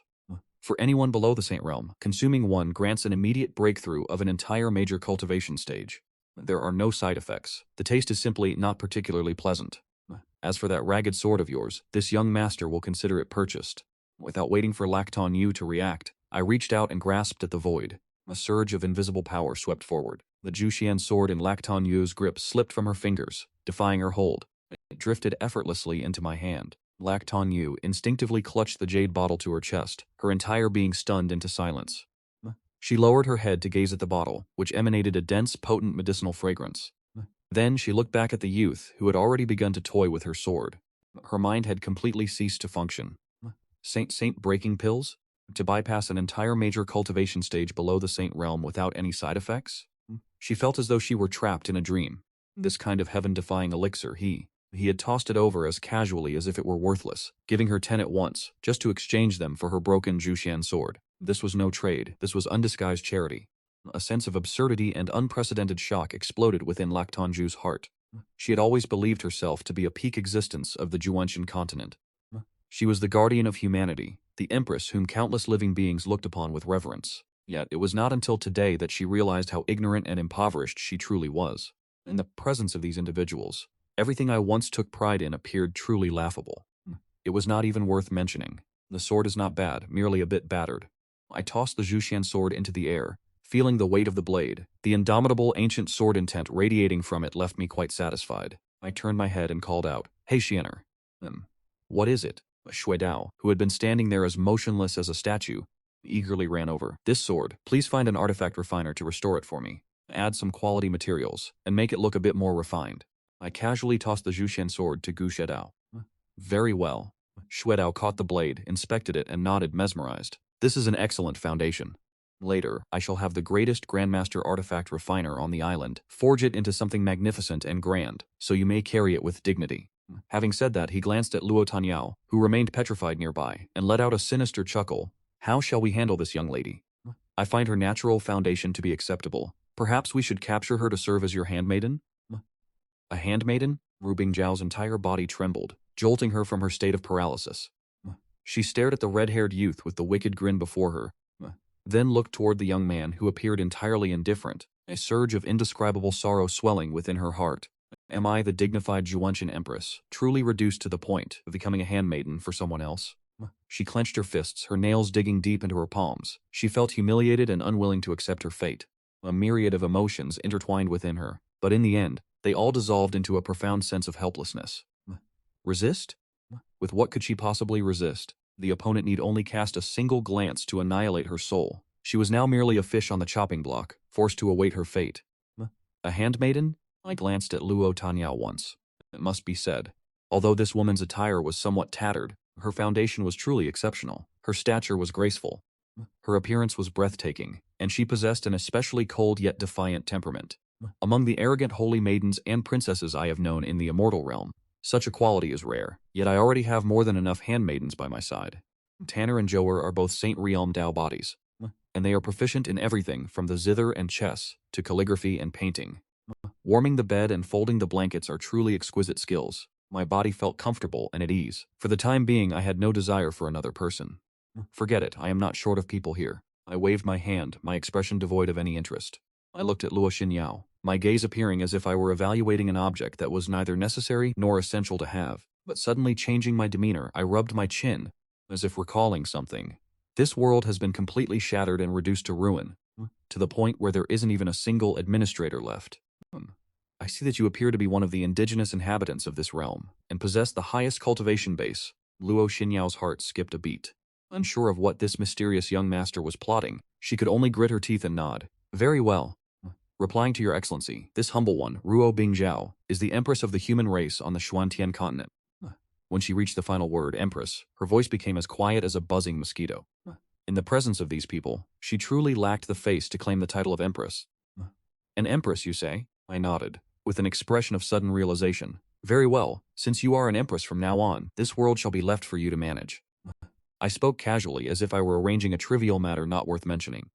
What? Luo Xinyao once again doubted if something was wrong with her ears. What did he just say? He is handing the management of this world over to her. What is the meaning of this? What I mean is that from this day forth, Luo Xinyao shall be the representative of me, Gu Yuan, in this world. I looked at her naive and inexperienced appearance, and with a hint of impatience, I explained. Your task is to manage this world well for me, restore order, provide peace to the living, and while you are at it, help me gather any interesting treasures or rare materials this world might possess. Of course, you will not be working for nothing. From now on, you are one of my people. With me protecting you in this world, you can walk as you please and act as audaciously as you desire. Whoever refuses to submit, just report my name. I crossed my arms over my chest, lifting my chin slightly with an air of absolute certainty. I am giving you an opportunity to be... Will you do it? To be my follower? To be my representative? The mind of Luo Xinyao was no longer capable of coherent thought. This shock had arrived far too abruptly. She had originally assumed her best possible outcome would be to be taken away as a lowly handmaid, losing her freedom from this day forth to someone else's whims. Yet she never expected that he would not only spare her from harm, but instead offer her a promise she had never dared to imagine, to become his follower, representing the entire Xuantian continent. Is this truly real? She looked at the youth before her. Although his tone was disdainful and his bearing arrogant, his clear eyes held a natural, innate authority, one that permitted no doubt. His words were absolute truth. The promises he uttered would surely be fulfilled. This was a form of confidence rooted in absolute power and supreme status. Well, are you still not agreeing? Seeing that she remained unresponsive for a long time. Let me tell you, if you wanted to be a follower of mine, Gu Yuan, you could line up from the South Heaven Gate of the Immortal Realm all the way to the North Heaven Gate. I am giving you this opportunity only because you are somewhat pleasing to my eye. Do not be ungrateful. At my side, Gu Shuedao chimed in as well. That is right, girl. You must think carefully. This is a fortune as vast as the heavens. Who is our young master? He, in short, the most noble existence within our Gu clan. To serve as his follower is a blessing earned through 8 lifetimes of cultivation. Ruo Bingzhao's entire body trembled, and she finally recovered from her immense state of shock. She looked at me. Within those phoenix eyes, once filled with nothing but despair and weariness, there now remained only endless agitation and fervor. She knew this was her only chance, hers alone, and also the only chance for the entire Xuantian continent, to cling to this titan of power who was far beyond measure. Never mind rebuilding the Xuantian continent, even leading the Xuantian continent toward a brilliance never before seen, it is not entirely impossible. She no longer felt a shred of hesitation, kneeling on one knee before me, her right hand placed over her heart in the most ancient of knightly vows, the most solemn ritual of the Xuantian continent. Xuan pledges his life to the young master, swearing eternal loyalty, never to betray. His voice rang out with powerful, resolute, and unwavering conviction. From this moment onward, he was no longer the isolated soul struggling to support the Xuantian Empress, abandoned and without aid. He was now a member of the Changsheng Imperial clan, a follower of the peerless prodigy of the ages, young Master Gu Yuan. Very well, I am satisfied. I nodded slightly, finally having secured a source of free labor. From now on, there would be no need for me to trouble myself with the trivialities of this world. I retrieved a token engraved with the character Gu from my storage space and tossed it to Luo Tanyao. This is my identity token. Take it, and should you encounter trouble you cannot resolve, crush it. I will dispatch someone to assist you. Furthermore, do not address me as young master again. It is tiresome to the ears. Simply call me young noble. As you command, young noble. Luo Tanyao accepted the token with both hands as if it were pure gold. He could sense that this seemingly ordinary token concealed a power that made his heart race, as if he had established a connection with some great existence hidden within the netherworld. Very well, if there is nothing else, go attend to your tasks. I waved my hand as if dismissing a mere servant. Right, remember to summon all the remnants of your defeated forces. These scraps of refuse my third uncle dug up. Oh, forgive me, these spoils of war still require people to carry them away. Luo Tanyao glanced at the Tangtian Valley, now riddled with craters, and the countless items piled up like mountains surrounding it. Any single item brought into the outside world would be enough to drive a saint into a frenzy. Treasures? The corner of his mouth could not help but twitch. Are these things truly considered refuse? Could it be that this young noble possesses some strange misunderstanding of the definition of trash? Yet he dared not ask, only bowing respectfully. Understood, young noble, Luo Tanyao shall see to it immediately. With those words, he rose to his feet and transformed into a streak of light, soaring into the distance. Only this time, his silhouette was no longer defined by grim determination or tragedy, but by a sense of hope and a vigor he had never known before. Watching the retreating figure of Luo Tanyao, Suedao leaned close to me and chuckled. Seer, your strategy is brilliant. Without spilling a single drop of blood, you have subdued a quasi-saint as your subordinate, and, while you were at it, resolved the governance issues of this world. You truly carry the demeanor of your father in his prime. I cast a sharp glance at him. What do you mean a subordinate? It is called talent acquisition. Let us move on. Third uncle has nearly finished excavating this site. Lead me to the next forbidden land to see what awaits. Luo Tanyao returned at breakneck speed to the final stronghold of humanity, the Tianquan Holy Land. This place was once a pinnacle cultivation site in the central province, but it had long been decimated during the dark turmoil, and now it remained merely a pile of ruins used by Luo Tanyao as a temporary base. As her familiar silhouette appeared in the sky above the Tianquan Holy Land, tens of thousands of human cultivators below erupted into thunderous cheers. It is the Empress. The Empress has returned. This is wonderful news. The Empress is safe and sound. An elderly man with white hair, his cultivation having reached the 14th quasi-saint realm, trembled as he flew forward, his face brimming with the relief of a survivor. He was the most powerful individual currently residing in the Tianquan Holy Land, the former holy master of the previous generation, and the person of highest seniority remaining beside Luo Tanyao. Your Majesty, you have finally returned. Regarding the Burial Heaven Valley.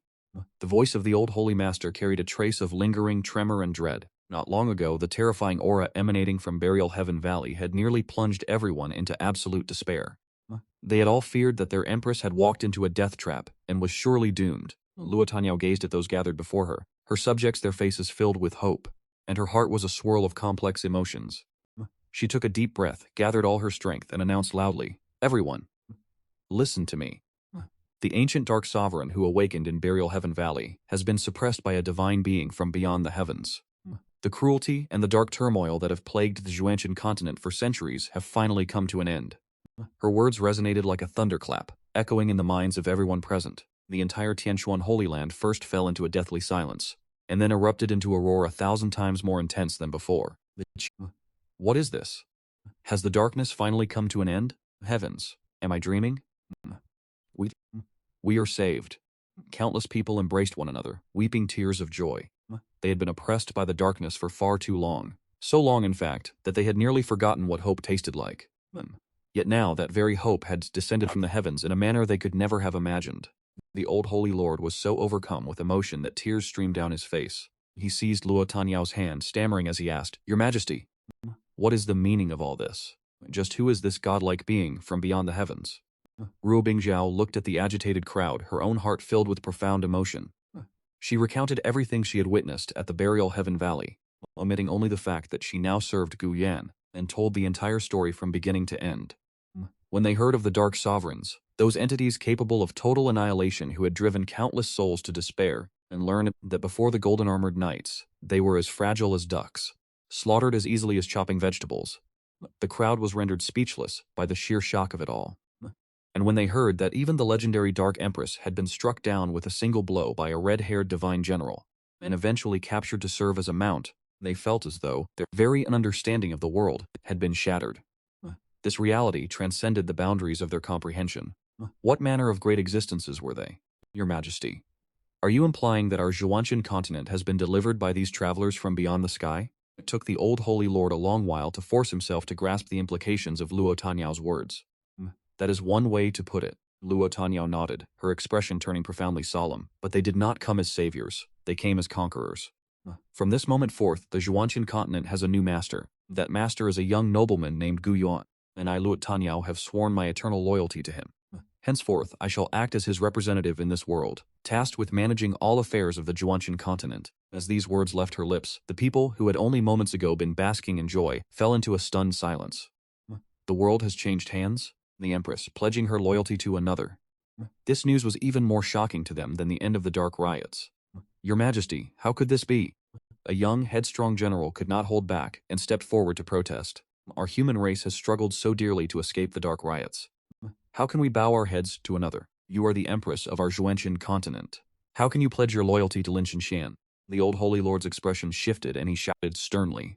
Her Majesty has her own reasons for doing this. It is not for the likes of you to run your mouth here. The young general recoiled at the reprimand, yet his face still betrayed his deep resentment. He was not alone. Many of those present harbored the very same thoughts. While they respected the Empress's character and were grateful for the life-saving intervention of the celestial figures, the prospect of handing over their sovereignty to a stranger they had never met was something they found emotionally impossible to accept. Luo Tiniao observed their reactions, as if she had foreseen this from the start. She showed no signs of anger. She merely gazed calmly at the young general and asked, General Zhang, let me ask you this. If it were not for the young master and the divine troops under his command, would we have been able to emerge victorious over the Dark Emperor? General Zhang's mouth hung open, and he found himself speechless. Could we have quelled the dark riots on our own? General Zhang lowered his head even further. Could we have restored vitality to a world ravaged by wounds and shattered natural laws? General Zhang remained silent. Luo Tiniao's gaze swept across all those present, her voice rising with power. None of us could. We could have done absolutely nothing.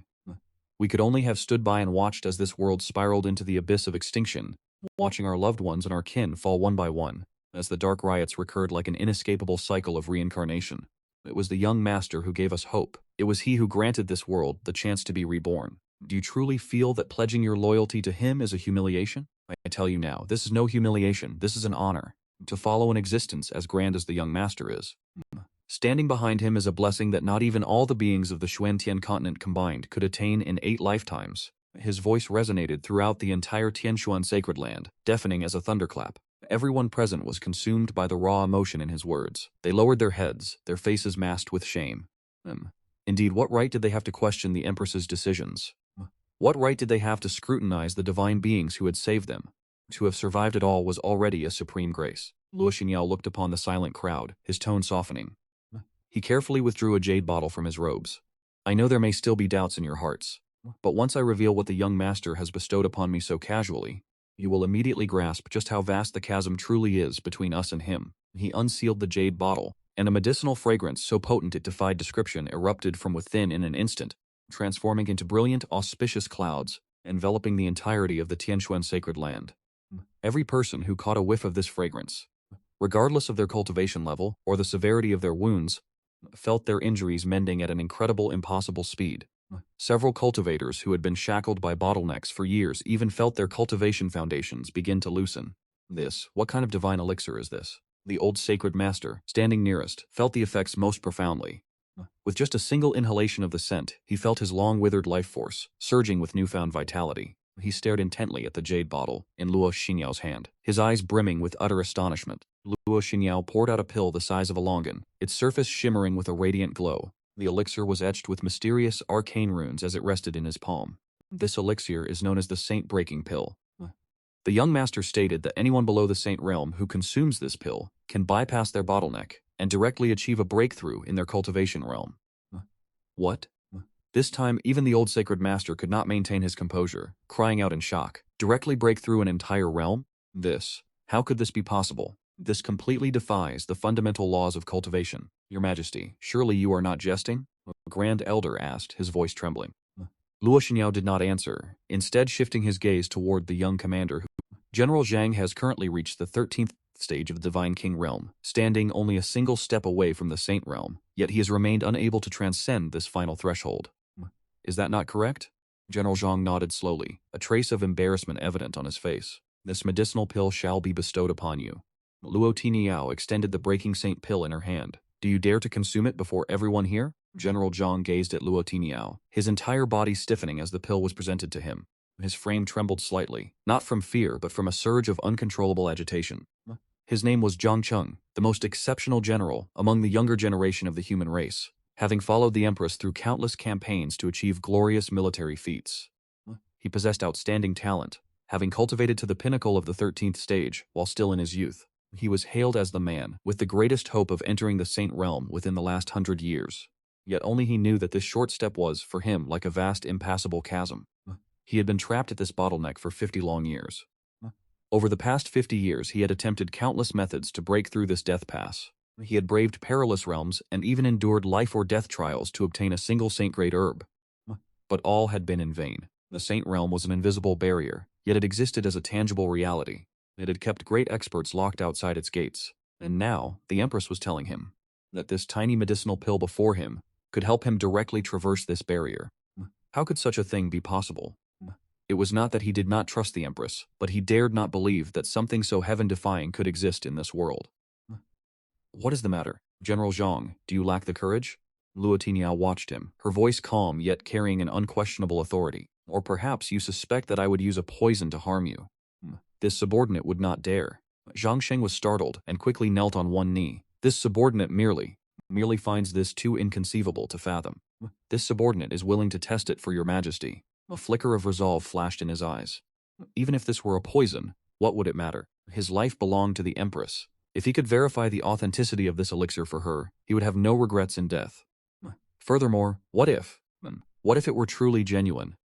That was the Saint Realm, the state of existence he had yearned for day and night. Thinking of this, Zhang Cheng no longer held a shred of hesitation. He reached out with trembling hands to receive the saint-breaking pill from the palm of Luo Xinyiao. Without the slightest hesitation, and under the gaze of 10,000 eyes, he threw his head back and swallowed the pill. The moment the elixir touched his tongue, it dissolved into a stream of warmth, instantly flowing through his limbs and bones. There was no violent energy as he had imagined, nor was there any sign of pain. Zhang could not even feel a change. It was as if he had merely swallowed a gulp of warm water. He was stunned. Could it be a fake? The crowd around them held their breath, each person craning their neck, staring intently at Zhang Cheng, waiting to see what his reaction would be. 1 breath, 2 breaths, 3 breaths. Nothing happened at all. Zhang Cheng remained the same Zhang Cheng at the peak of the 13th stage. A nearly inaudible sigh rose from the crowd, and a look of visible disappointment appeared on many faces. How could there be such a miraculous pill in this world? It seemed that Her Majesty the Empress had also been deceived by that mysterious traveler from beyond the heavens. Just as a bitter smile appeared on the young general's face, and he prepared to beg for the Empress's forgiveness, boom, a terrifying unparalleled aura, without any prior warning, erupted from within Zhang Cheng's body. Golden holy light, like a volcanic eruption, surged straight toward the heavens, piercing a massive hole through the clouds above the Tianshuan Holy Palace. At this moment, the laws of heaven and earth seemed to have received a summons, converging toward Zhang Cheng's body. Arcane runes of the Saint Tao swirled around him, emitting the harmonic resonance of the great Tao. This is the manifestation of a saint. The old Holy Lord was the first to react. His eyes widened, his jaw dropped so low a fist could fit inside, as he pointed toward Zhang Cheng, who was now enveloped in holy light, his voice becoming shrill with excitement. He is truly on the verge of a breakthrough. Everyone was dumbfounded. One moment there was no movement at all, and the next, he had triggered a manifestation of sainthood. This is far too fast. This does not conform to the path of an ordinary cultivator breaking through to the Saint Realm. Who among them did not need to spend decades preparing, cleansing the body, fasting, adjusting one's state of mind, and then entering seclusion for years or even decades? Only through a life-or-death struggle could one hope to glimpse that single thread of mystery. Yet, Zhang Cheng consumed but a single medicinal pill, and standing here, it had taken less than a few breaths before he was on the verge of sainthood. Could this even be considered a breakthrough? This was as simple and effortless as eating a meal.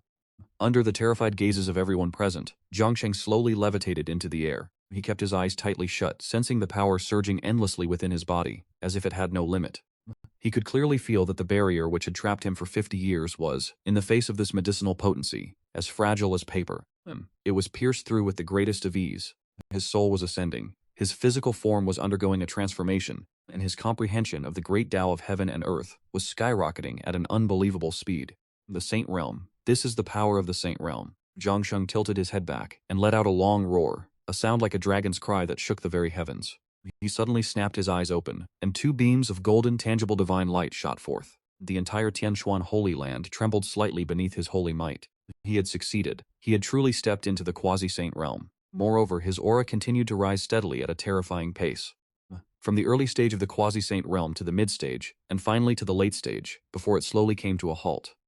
A single pill had not only allowed him to directly cross the insurmountable chasm, transitioning from the divine Tao to the saint Tao, but it had also caused him to break through 3 minor realms in succession, directly reaching the late stage of the quasi-saint realm. The entire Tianquan Holy Land was plunged into a deathly silence. Everyone stood as if struck by a paralysis spell, staring blankly at the figure radiating overwhelming holy might in the sky above, their minds completely emptied of thought. This was no longer a miracle. It was a myth, something sufficient to overturn the perception and worldview of everyone present. Zhang descended from the sky, and without the slightest hesitation, he turned toward Luo Xinyao, toward the empty space behind her, and prostrated himself, kowtowing heavily against the ground. The sinner Zhang Cheng kowtows to thank the young master for his gift of rebirth. From this day forth, this life of Zhang Cheng belongs to the young master. Should the young master command, young master, tell me whom to kill, and I shall not even blink. His voice no longer held a shred of defiance, replaced only by a boundless fervor and reverence. In this moment, he truly grasped the meaning of the words. This was no humiliation. He finally understood what it meant for Luo Xinyao to serve such an existence. It was not merely an honor, it was a supreme grace bestowed by the heavenly Tao. Watching the saint of the new Jin dynasty, Zhang Cheng, kneeling on the ground, every human cultivator present abandoned their last remaining doubts. Their gazes converged upon Luo Xinyao and the jade bottle in her hand, filled with the very same fervor that consumed Zhang Cheng. Thud, thud. Led by the old holy master, tens of thousands of human cultivators fell to their knees in unison. We pledge our service to Her Majesty the Empress. We pledge to charge through fire and blood for the young master. The sound roared like a crashing mountain and a surging sea, echoing through the clouds. Witnessing this scene, Luo Xinyao felt her heart surging with uncontrollable emotion. She knew that, from this moment forward, the Xuantian continent would be forged into a single unified force. There would no longer be a single voice that dared to question her decisions, or dared to defy the will of that young master. All of you, rise. Luo Xinyao raised her hand, her voice regaining the solemnity and composure of an empress. General Ling, General Zhang. This servant is here. This general is here. The two spoke in unison. Immediately gather all soldiers capable of battle, and take inventory of every usable resource. Before dawn breaks, depart with me for the Heavenly Burial Valley. As you command. Without a moment's hesitation, the two departed to execute their orders. Your Majesty, for what purpose do we go to the Heavenly Burial Valley? A curious elder ventured to ask. Luo Xinyao glanced toward the ravaged, hollowed-out forbidden zone, a bitter smile tugging at the corners of her mouth that she did not even realize was there. To assist the young master in clearing the battlefield, and to transport the spoils of war. When Luo Xinyao arrived at the Heavenly Burial Valley leading the vast army of human cultivators, she beheld a scene even more shocking. The Heavenly Burial Valley, which had been left in ruin and disarray. At this moment, the Heaven Burial Valley had been completely turned upside down. A bottomless abyss, vast and seemingly reaching directly into the core of the earth, had appeared where the Forbidden Zone once stood. At the edge of this gargantuan crater, all manner of divine treasures were piled as high as a mountain. Ancient artifacts of gold and jade radiated a myriad beams of brilliant light, while thousands of threads of killing intent shimmered, almost blinding to the eye. I sat languidly upon a throne crafted from divine metal, while beneath my feet the dark Keelan lay in total submission, as docile as a common black hound. Young master, I have brought the personnel you requested. Luo Xinyao felt compelled to step forward and offer a salute. Behind him stood tens of thousands of human cultivators, led by the old holy master. As they beheld the scene before them, the vanguard of the human host collectively gasped in disbelief. They felt as though their very hearts had ceased to beat. Holy elixirs were stacked like cordwood, and divine metals and Taoist artifacts, any one of which could trigger a bloody conflict across the Xuantian continent, were strewn about like refuse, carelessly discarded upon the ground. Zhang Cheng in particular was shaken. Having only just achieved sainthood, he had been full of pride and vigor, but upon catching sight of those knights clad in golden armor, whose auras were each no weaker than his own, and with several among them exuding a pressure that made his heart race and his legs tremble, his nascent arrogance was extinguished in an instant. He finally understood that the saint realm he took such pride in was likely of no consequence in the eyes of these beings. I glanced lazily with half-closed eyes at the remnants Luo Tanyao had brought, where the highest cultivation base among them was merely Zhang Sheng, who had just stepped into the saint realm, and an old saint whose life essence was nearly withered. Of the rest, few had even reached the divine king realm. I curled my lip in slight disdain, yet considering how crippled this world had become, gathering even this many was no simple task. So I said nothing more. Very well, your arrival is sufficient. I gestured toward the small hills of treasures piled beside me. Do you see them? Those are all rewards for you. What? Luo Tanyao and the sea of human cultivators behind him were once again collectively petrified. A reward. For us? Those were treasures piled as high as mountains, among which were divine items that existed only in legends. Are you truly giving all of this to us? Young master, these items are far too precious. It feels inappropriate for us to accept them. The old holy lord said with a trembling voice. Enough nonsense. If I did tell you take them, then take them. I waved my hand, already losing my patience. This young master does not value such trifles, and furthermore, they are merely cluttering up the space. Take them. Recover your strength quickly and manage this world well for me. Do not cause me any more trouble. This. Everyone looked at one another, momentarily at a loss for words. This young master is far too generous. A warmth surged through Luo Xinyao's heart. He knew that I was supporting him, and by extension, supporting the entire human race. He no longer refused, bowing deeply toward me on behalf of the countless living beings of the Zhuanqian continent. We thank the young master for your benevolence. We thank the young master for your benevolence. Thousands of people behind him knelt in unison, their voices filled with gratitude and fervent devotion from the depths of their hearts. Very well, very well. Get up quickly and get back to work. I waved my hand again. Sort through everything that remains for me. Pack it all carefully and load it onto my carriages. As you command, young master. With the motivation provided by those mountains of treasure, the cultivators of the human race were instantly brimming with zeal. Every single one of them surged forward as if invigorated by a potent elixir, and began their work as joyful laborers. Seeing this seem such soaring enthusiasm, I nodded with satisfaction. Free labor is truly a marvelous thing. Third uncle, have you finished your investigation? Where is the next forbidden zone? Let us depart. I rose to my feet, stretching my body. Next is the Undying Mountain. Gu Xiedao flew out from the massive crater, Yuner. I have just interrogated the remnant soul of that black Qilin. I heard that within the Undying Mountain lies a stalk of the immortal herb. Legend says that anyone who consumes it can achieve immortality on the spot. The immortal herb. I find myself somewhat interested. As I possess the immortal physique, I am inherently sensitive to anything related to the concept of eternal life. Then why did he not enter to consume it himself instead of instigating the darkness turmoil? It is said that the existence lurking within inspires such terror in him that he dared not approach. I suppose we shall wait until we break through to the immortal realm, which we call the supreme realm of the 18 levels, before we venture inside to search for it. Let us head over. With my command, the 9-dragon incense carriage set forth once more, and that dark Qilin dutifully followed alongside as a guardian, the entire procession sweeping majestically toward the Undying Mountain, leaving behind only Luo Xinyao and a gathering of human cultivators. Witnessing the Heaven Burial Valley being thoroughly purged, they exchanged glances, their hearts filled with a complex mixture of emotions. A forbidden zone of life, passed down through countless epochs, one that caused countless sages to pale at the mere mention of its name, had simply vanished just like that. The Undying Mountain, a forbidden zone of life that shares its name with others across the Zhuanqian continent. Legends claim this mountain houses eternal springs and immortal herbs, yet it is also occupied by taboo existences. Any who dare to trespass, regardless of how profound their cultivation may be, are ultimately stripped of their lifespan and reduced to nothing more than dry bones within the mountain. As the 9-dragon incense carriage descended outside the Undying Mountain, everyone sensed an aura that stood in stark contrast to the Heaven Burial Valley. If the Heaven Burial Valley reeked of death and ominous omens, the Undying Mountain radiated a form of vitality so strange it defied nature. Here, ancient trees reached toward the heavens, their vines twisting like dragons. Rare flowers and exotic herbs that have long since gone extinct in the outside world could be found everywhere in abundance. The vital essence was so concentrated that it had condensed into a mist, flowing like a liquid along the mountain slopes. Yet, beneath this vibrant facade of life lay a chilling scent of death, as if all living things were merely nutrients meant to sustain this colossal mountain. How interesting. I stepped out of the carriage. I could feel my immortal physique generating a flicker of repulsion toward the aura of this place. A subtle lingering sensation, as if I had encountered one of my own kind, yet one who had strayed onto a corrupted path. Everyone, steady yourselves. Shu Dao shouted towards the soldiers of the Tianyi army behind him. This place is somewhat ominous. Do not let your guard down.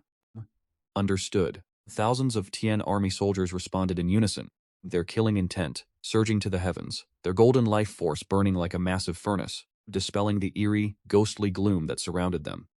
They marched in perfect formation, following the 9-dragon scented chariot as they entered the Undying Mountain. No sooner had they entered the mountain than a strange phenomenon occurred. The ancient trees that appeared ordinary at first glance, along with the vines, seemed to come alive, transforming into countless pale, whip-like tentacles, lashing out frantically toward the ranks of the TNE army. Each vine shimmered with the runes of the sacred path. Their power was sufficient to easily crush an ordinary saint. Petty-Trix, a commander of the Tien army, let out a cold snort. Swinging the halberd in his hand, a golden crescent blade of light, thousands of feet long, swept across the air, instantly shredding tens of thousands of vines into dust. However, the severed vines, the moment they touched the ground, transformed back into vital essence, merging into the earth, only for even more vines to erupt from the soil immediately afterward, appearing as if they were truly endless. At the same time, deep within the forest, eerie guttural roars echoed out, as stone men and tree demons, formed from ancient rock and wood, stirred from their slumber. Their eyes burned with crimson light, and their bodies radiated a terrifying aura comparable to that of a saint, as they began to charge madly toward the Tieni army. The soldiers of the Tien army showed no sign of panic. They formed a battle array, their life forces intertwined, transforming into an impenetrable, singular entity, swinging their golden halberds to tear each charging monster into fragments.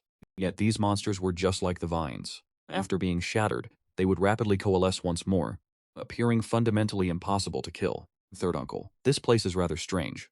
I watched this scene, frowning slightly. It is indeed ominous. Gu Shuodao's expression grew solemn. These monsters seem to be inextricably linked to the entirety of the Undying Mountain. As long as the essence of the mountain remains unextinguished, they can be reborn an infinite number of times. Furthermore, I can sense them continuously absorbing the life force emanating from the soldiers. He pointed toward the seemingly dense mist of life. There is something wrong with this mist. It is stealing their vitality. Stealing their vitality. Hearing third uncle Gu Shuodao's analysis, my brow furrowed even tighter. My eternal immortal body possesses a sensitivity to life energy far beyond that of ordinary cultivators. Since the moment I stepped foot into this undying mountain, I have felt an extreme sense of unease, as if someone were standing beside you, holding a straw. Even if it has not yet pierced your skin, the raw hunger radiating from it is enough to make your hair stand on end. This is exactly the feeling the undying mountain gives me. At every moment, it exudes a sense of greed and longing for life. This place is far too bizarre. We cannot allow the soldiers to continue depleting themselves like this. Gu Shuodao looked ahead. Within the battle formation, although the soldiers' blood energy remained surging, while they might endure for 8 or 10 years, their vital essence was being drained at a pace nearly impossible to detect. The soldiers of the Yenj army are the family's most precious treasures, each one forged from an immeasurable amount of resources. If this war machine were to suffer losses here, he would undoubtedly be skinned alive by his eldest brother upon his return. These wretched things cannot be killed, yet they drain one's vital energy like blood-sucking mosquitoes. It is infuriating. As Gu Shuodao spoke, his rage grew, and the aura of a supreme being erupted uncontrollably from his body. Yuan, step back and watch as your third uncle levels this wretched mountain with a single strike. I want to see if these monstrosities can still survive once this mountain is crushed. Having said this, he prepared to manifest a 10,000-foot Dharma body, ready to solve the problem in the way he knew best. In his view, there was no problem that could not be solved with a single punch. If one was not enough, then 2 would surely suffice. Wait, third uncle, I hastily interjected to stop him. No matter how troublesome a mosquito may be, you do not burn down the house to deal with it. Furthermore, what if the existence lurking within is merely waiting for him to strike? Then what should we do, Yuan? Rest assured, third uncle knows his limits. I guarantee the fallout will not reach you. Gu Shuodao clearly assumed that I was afraid of being caught in the crossfire. That is not what I meant. I was left momentarily speechless, looking at this third uncle of mine, whose head seemed to be filled with nothing but raw muscle. I meant that if this mountain is called the Immortal Mountain, it must surely possess its own hidden mysteries. To simply shatter it with a single punch would be such a wasted opportunity. I walked toward the front of the carriage with my hands clasped behind my back, watching the tattered, deathless figures in the distance, an army of monsters that refused to stay fallen. Yet within my gaze there was no trace of fear. Instead, I was filled with intense curiosity and scrutiny, an ecosystem capable of self-regeneration, and even the theft of vitality. If this were to be thoroughly researched, its value might be far greater than simply destroying it. I did some quick mental calculations, the gears in my mind turning rhythmically. The operational mechanism of this immortal mountain is truly a unique form of perpetual motion. Although it has strayed from the righteous path into a form of plunder, its core principles are undoubtedly worth learning from. If I could deconstruct these laws and integrate them into the family's mountain-protecting formation, would the defensive capabilities not reach an entirely new level? That is far more intriguing than merely finding a stalk of longevity elixir. What do you mean? Gu Shuodao was slightly bewildered by my train of thought. In his view, such heterodox and evil things should be destroyed immediately. Why would one bother researching them? I meant that to capture the bandits, you must first capture their leader. To strike a snake, you must hit its head. I pointed toward the depths of the mountain range and said, "These lesser monsters are endless. Their source must lie within the heart of the mountain. If we charge straight in and eradicate their lair, would that not resolve the entire matter? In this way, we can solve the problem while simultaneously maximizing the value of this mountain. We would also be able to claim the treasures inside completely intact." Gu Shuido was stunned for a moment after hearing this, then slapped his thigh with a resounding crack. "Why didn't I think of that? You truly are clever, Your Honor. Unlike me, who knows only how to fight and kill." He scratched his head with a touch of embarrassment, though his expression immediately shifted into one of eager battle intent. "Very well, let us charge straight in. I, for one, would like to see exactly what kind of monsters and demons are hiding within this mountain." Gu Zhidao turned around and unleashed a thunderous roar toward the Tianjia Legion. "All soldiers, hear my command. Form the Xuanchen battle array and carve a path for me. Our objective is the core of the immortal mountain." "As you command." Thousands of soldiers from the Tian army roared in unison, their individual auras coalescing into a singular, overwhelming force in an instant. No longer fighting as individuals, they converged into the shape of a colossal golden arrow. With a commander who had reached the 17th stage, the Wisdom Saint realm, serving as the spearhead, they pierced directly into the depths of the undying mountain. Boom. Wherever the battle formation passed, whether it was the indomitable stone golems or the eerie, unpredictable vines, everything was crushed into dust in the blink of an eye. The torrent of golden vitality and blood power surged forth, purging all malevolent spirits in its path. Although those crushed monsters struggled to absorb vital essence to regenerate, their speed of rebirth could not keep pace with the relentless advance of the battle formation. A path of destruction and purification was carved deep into the heart of the mountain. Returned leisurely to my carriage, reclining once more upon my soft couch made of 10,000-year warm jade. My two maids, Chinger and Zhuo'er, hurriedly brought me peeled spirit fruits. "Young master, please have a taste. This is a longevity fruit, just harvested from the undying mountain. It is said that consuming it can increase one's lifespan by 600 years. Chinger said softly. I took the fruit, which looked translucent and shimmered with light, casting a glance at its enticing faint aroma before casually tossing it aside. What kind of flavor could a fruit born from stolen vitality possibly have? I pursed my lips, a shiver of distaste crossing my face. As one who possesses the immortal body of longevity, I harbor an instinctive aversion to life force obtained through such predatory means. The dark Killin, watching from the side, could not help but twitch his eyelids. That longevity fruit was one of the most supreme divine treasures within the undying mountain. He himself had consumed one in the past, and it had miraculous effects even for a saint. And he had not been fortunate enough to find one back then to extend his lifespan by 6,000 years. He surely would not be where he is today.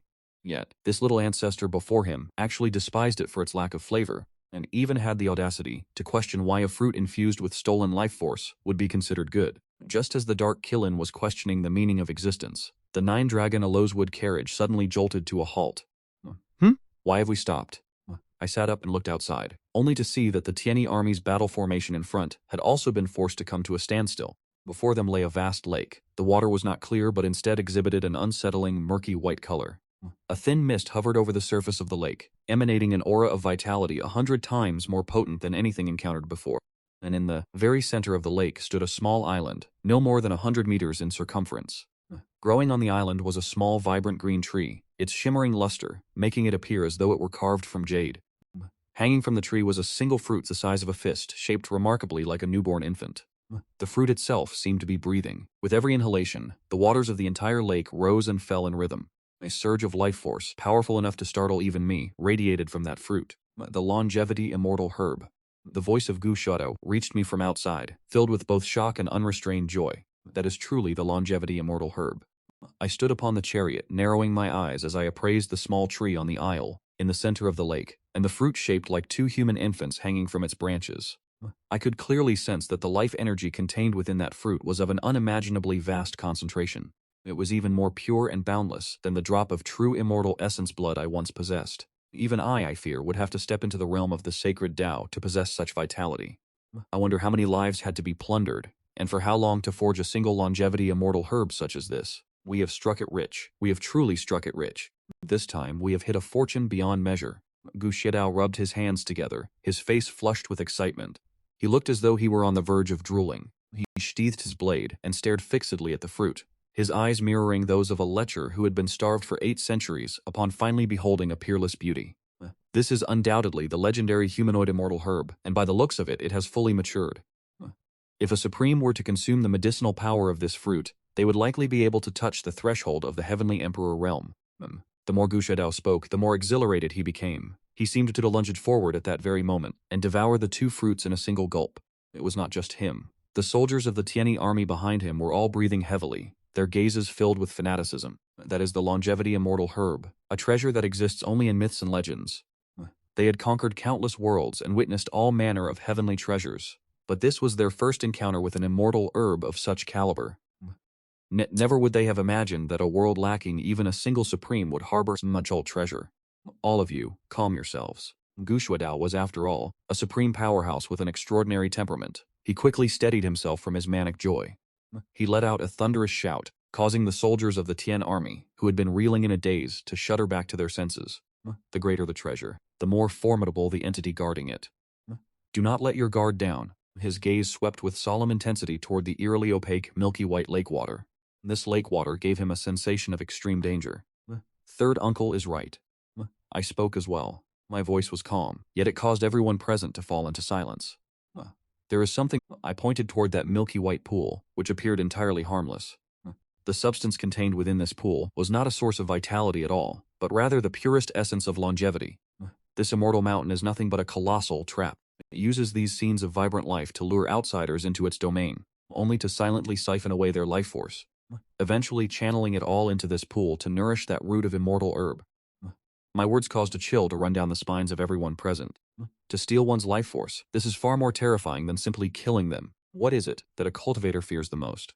It is not death itself, but the despair of watching one's lifespan wither away in endless regret, until one is reduced to nothing more than a handful of dust. Damn it, what a vicious scheme. Gu Shuadao's expression turned to one of horror upon hearing this.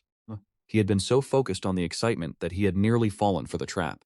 Had he truly disregarded caution and charged forward, even as a supreme expert of the sovereign realm, within a pool specifically designed to drain life force, he likely would have been stripped of his vitality, given the vast longevity of a sovereign like him.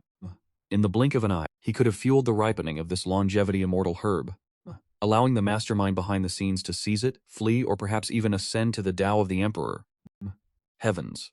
Ranner, you truly have a keen eye for observation. Gu Shuadao, still trembling, remarked, this longevity immortal physique of yours truly possesses many incredible capabilities. He found himself growing increasingly impressed with his grandson. It was not just his heaven-defying luck. This insight was far more formidable than that of an old man who had lived for countless millennia like himself. So, what shall we do now? Gu Shuadao asked, shall I simply use my cultivation power to evaporate this pool? Do not. I hurriedly restrained my impulsive third uncle. This pool water is a precious treasure. I looked at the milky white pool, a golden light flashing in my eyes. This is the purest essence of stolen longevity. Even though it was obtained through malevolent means, if one finds a way to purify the impurities and resentment within, it would become a supreme divine treasure capable of extending one's life.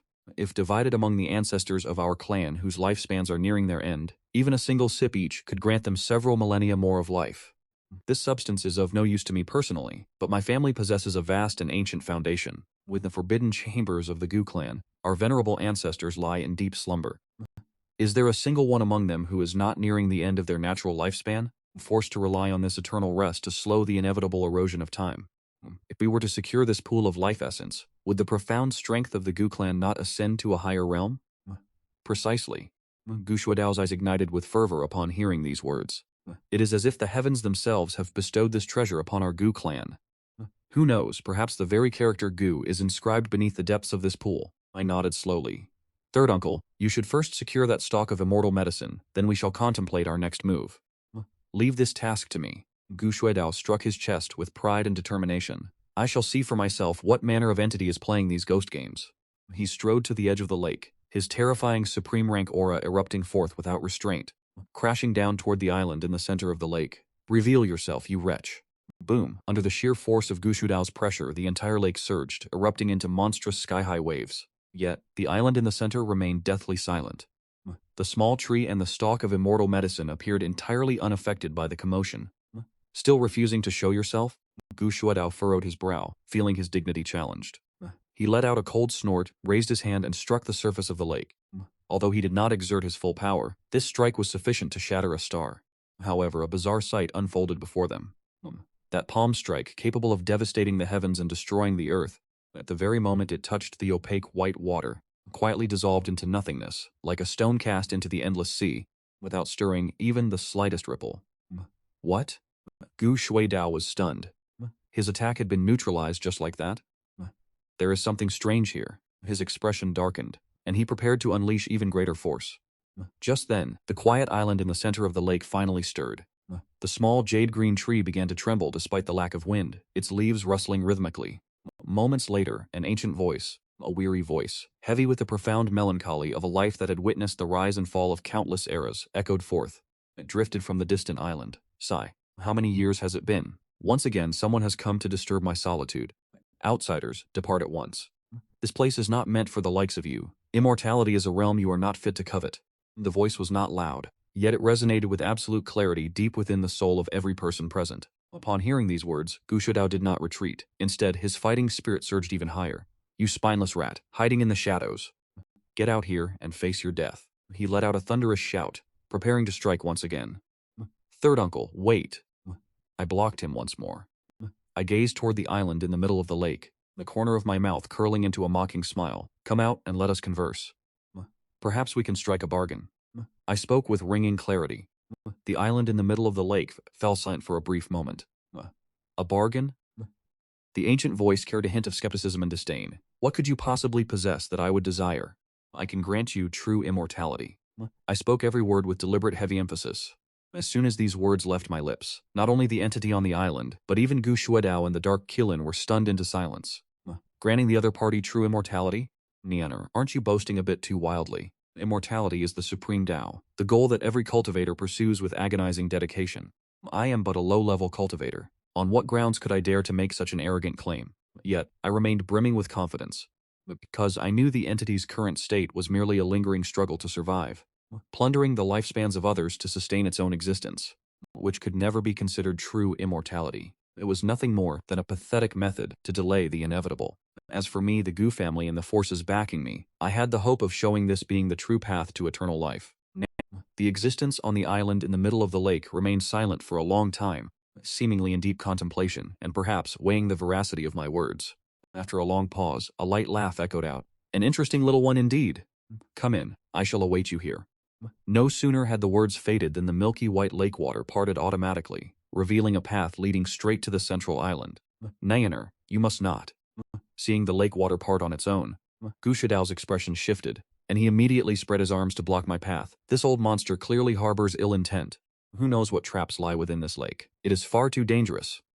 From his perspective, this was nothing short of a banquet intended for an ambush. The adversary had surely laid a net of heaven and earth on the island, waiting for me to walk right into the snare. Third uncle, why the panic? I remained completely unconcerned, gently pushing aside Gu Shuidao, who was standing in my way. With a supreme powerhouse, such as yourself here to protect me, what danger could there possibly be? Furthermore, how can one capture a tiger cub without entering the tiger's den? I patted Gu Shudao's shoulder with the air of someone holding victory in his grasp. Rest assured, I have already calculated everything. Gu Shudao looked at my calm demeanor, opened his mouth, but found himself momentarily speechless. It was true. With him present, who could possibly harm his nephew? Unless an immortal were to descend in person, in this desolate god-forsaken place, how could such a being exist? Then you must be careful. Stay close to me, Gu Shudao finally managed to say after a long moment of deliberation. He had made his decision. The moment that old monster dared to make any suspicious move, he would strike immediately. Regardless of whether there were immortal elixirs or not, he would crush the monster's bones to dust first, and worry about the rest later. Agreed. I nodded, then began to walk. I stepped onto the path, carved out by the parting lake waters. Gu Shudao hurriedly followed close behind. His entire body was tense, the supreme power within him surging wildly, ready to unleash a thunderous strike at any given second. The Dark Qilin hesitated for a moment before following as well. We were now grasshoppers tied to the same string. If any misfortune befell me, it would not survive either. Furthermore, it was deeply curious. Just what was hidden inside this undying mountain, that even it had not dared to tread upon all those years ago. Under the terrified gaze of thousands of cultivators, the group ventured deep into the lake. The moment I stepped onto the path, I felt the power draining my longevity increase 100-fold in an instant. It felt as if countless invisible hands were tearing at my soul, attempting to drain my very life essence from my body. Yet, these spectral hands were bound by their master's command, daring only to watch from the periphery rather than strike.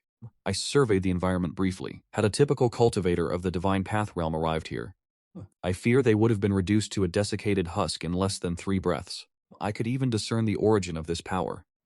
Compared to my own immortal longevity physique, there seemed to be a subtle, underlying resonance. This was perhaps the source of that feeling, a sense of familiarity and intimacy, yet coupled with an instinctual loathing from the very start. How interesting. My curiosity only deepened. The passage was not long.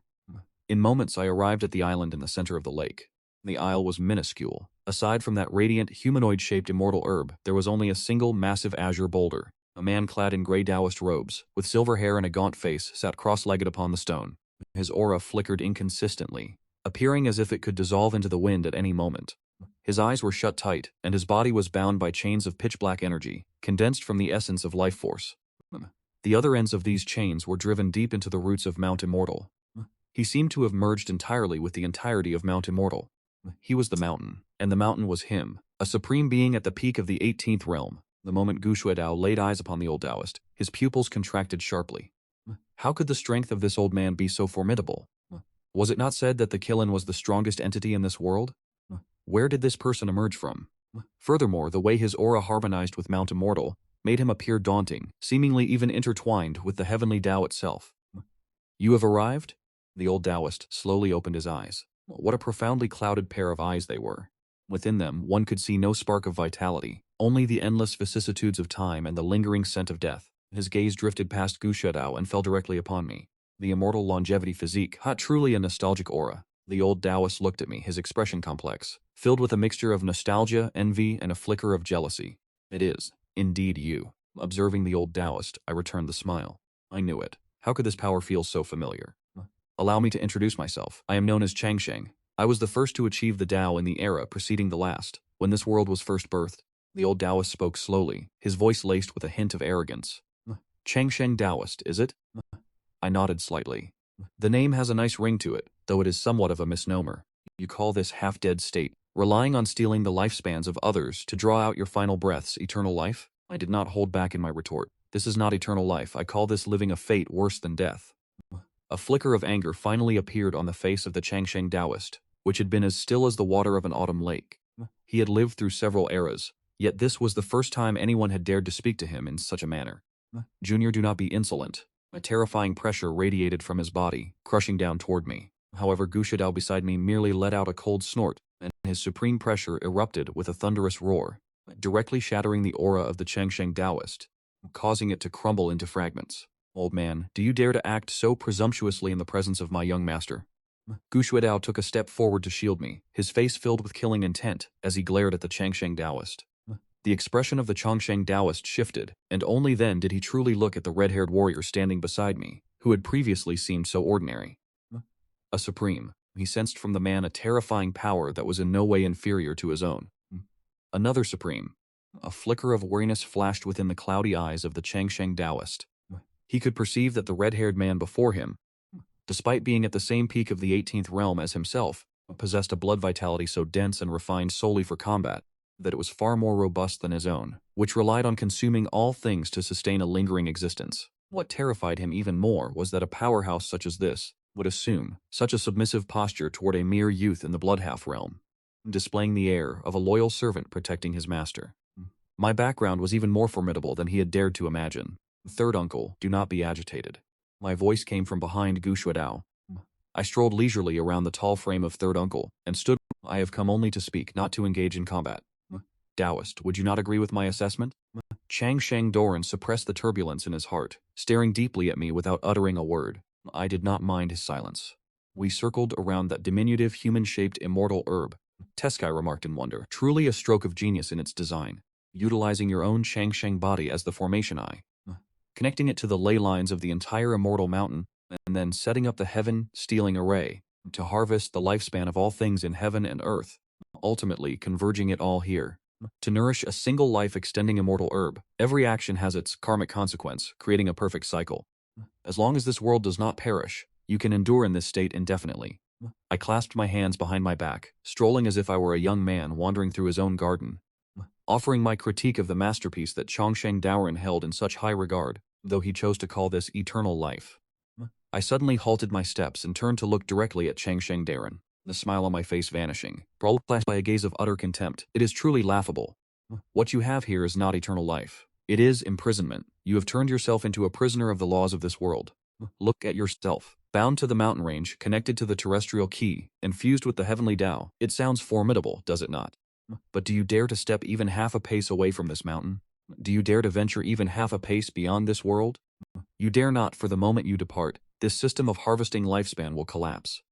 Your rotting physical form would crumble into dust in the blink of an eye.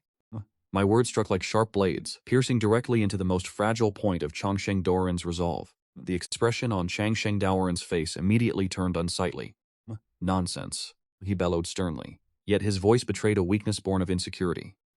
I scoffed, my laughter dripping with ridicule. True eternal life is transcendence, is absolute freedom. It is to leap beyond the three realms and exist outside the five elements. It is to view the laws of heaven and earth as if they were nothing. It is to regard the long river of time as mere foam on the water. And you? What are you? You have bound your very existence to the laws of this decaying world. You are nothing more than a parasite, surviving by draining its blood. If the world thrives, you live. If the world perishes, you meet your end alongside it. What kind of immortality do you call this? You are merely acting as a gatekeeper for the heavens and the earth. Silence your tongue. Changsheng Daran trembled violently, the chains of life force laws wrapped around his body swaying in a frantic frenzy. Even the Booty Mountain began to quake in response. He had been thoroughly enraged. Every word I spoke pierced the deepest insecurities of his heart. He had lived for countless ages, deluding himself into believing he was walking a path toward eternity.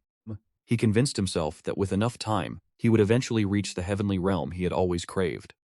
He even possessed a premonition that he was but half a step away from that supreme cultivation stage. He only needed to wait for this immortal life elixir herb to reach maturity.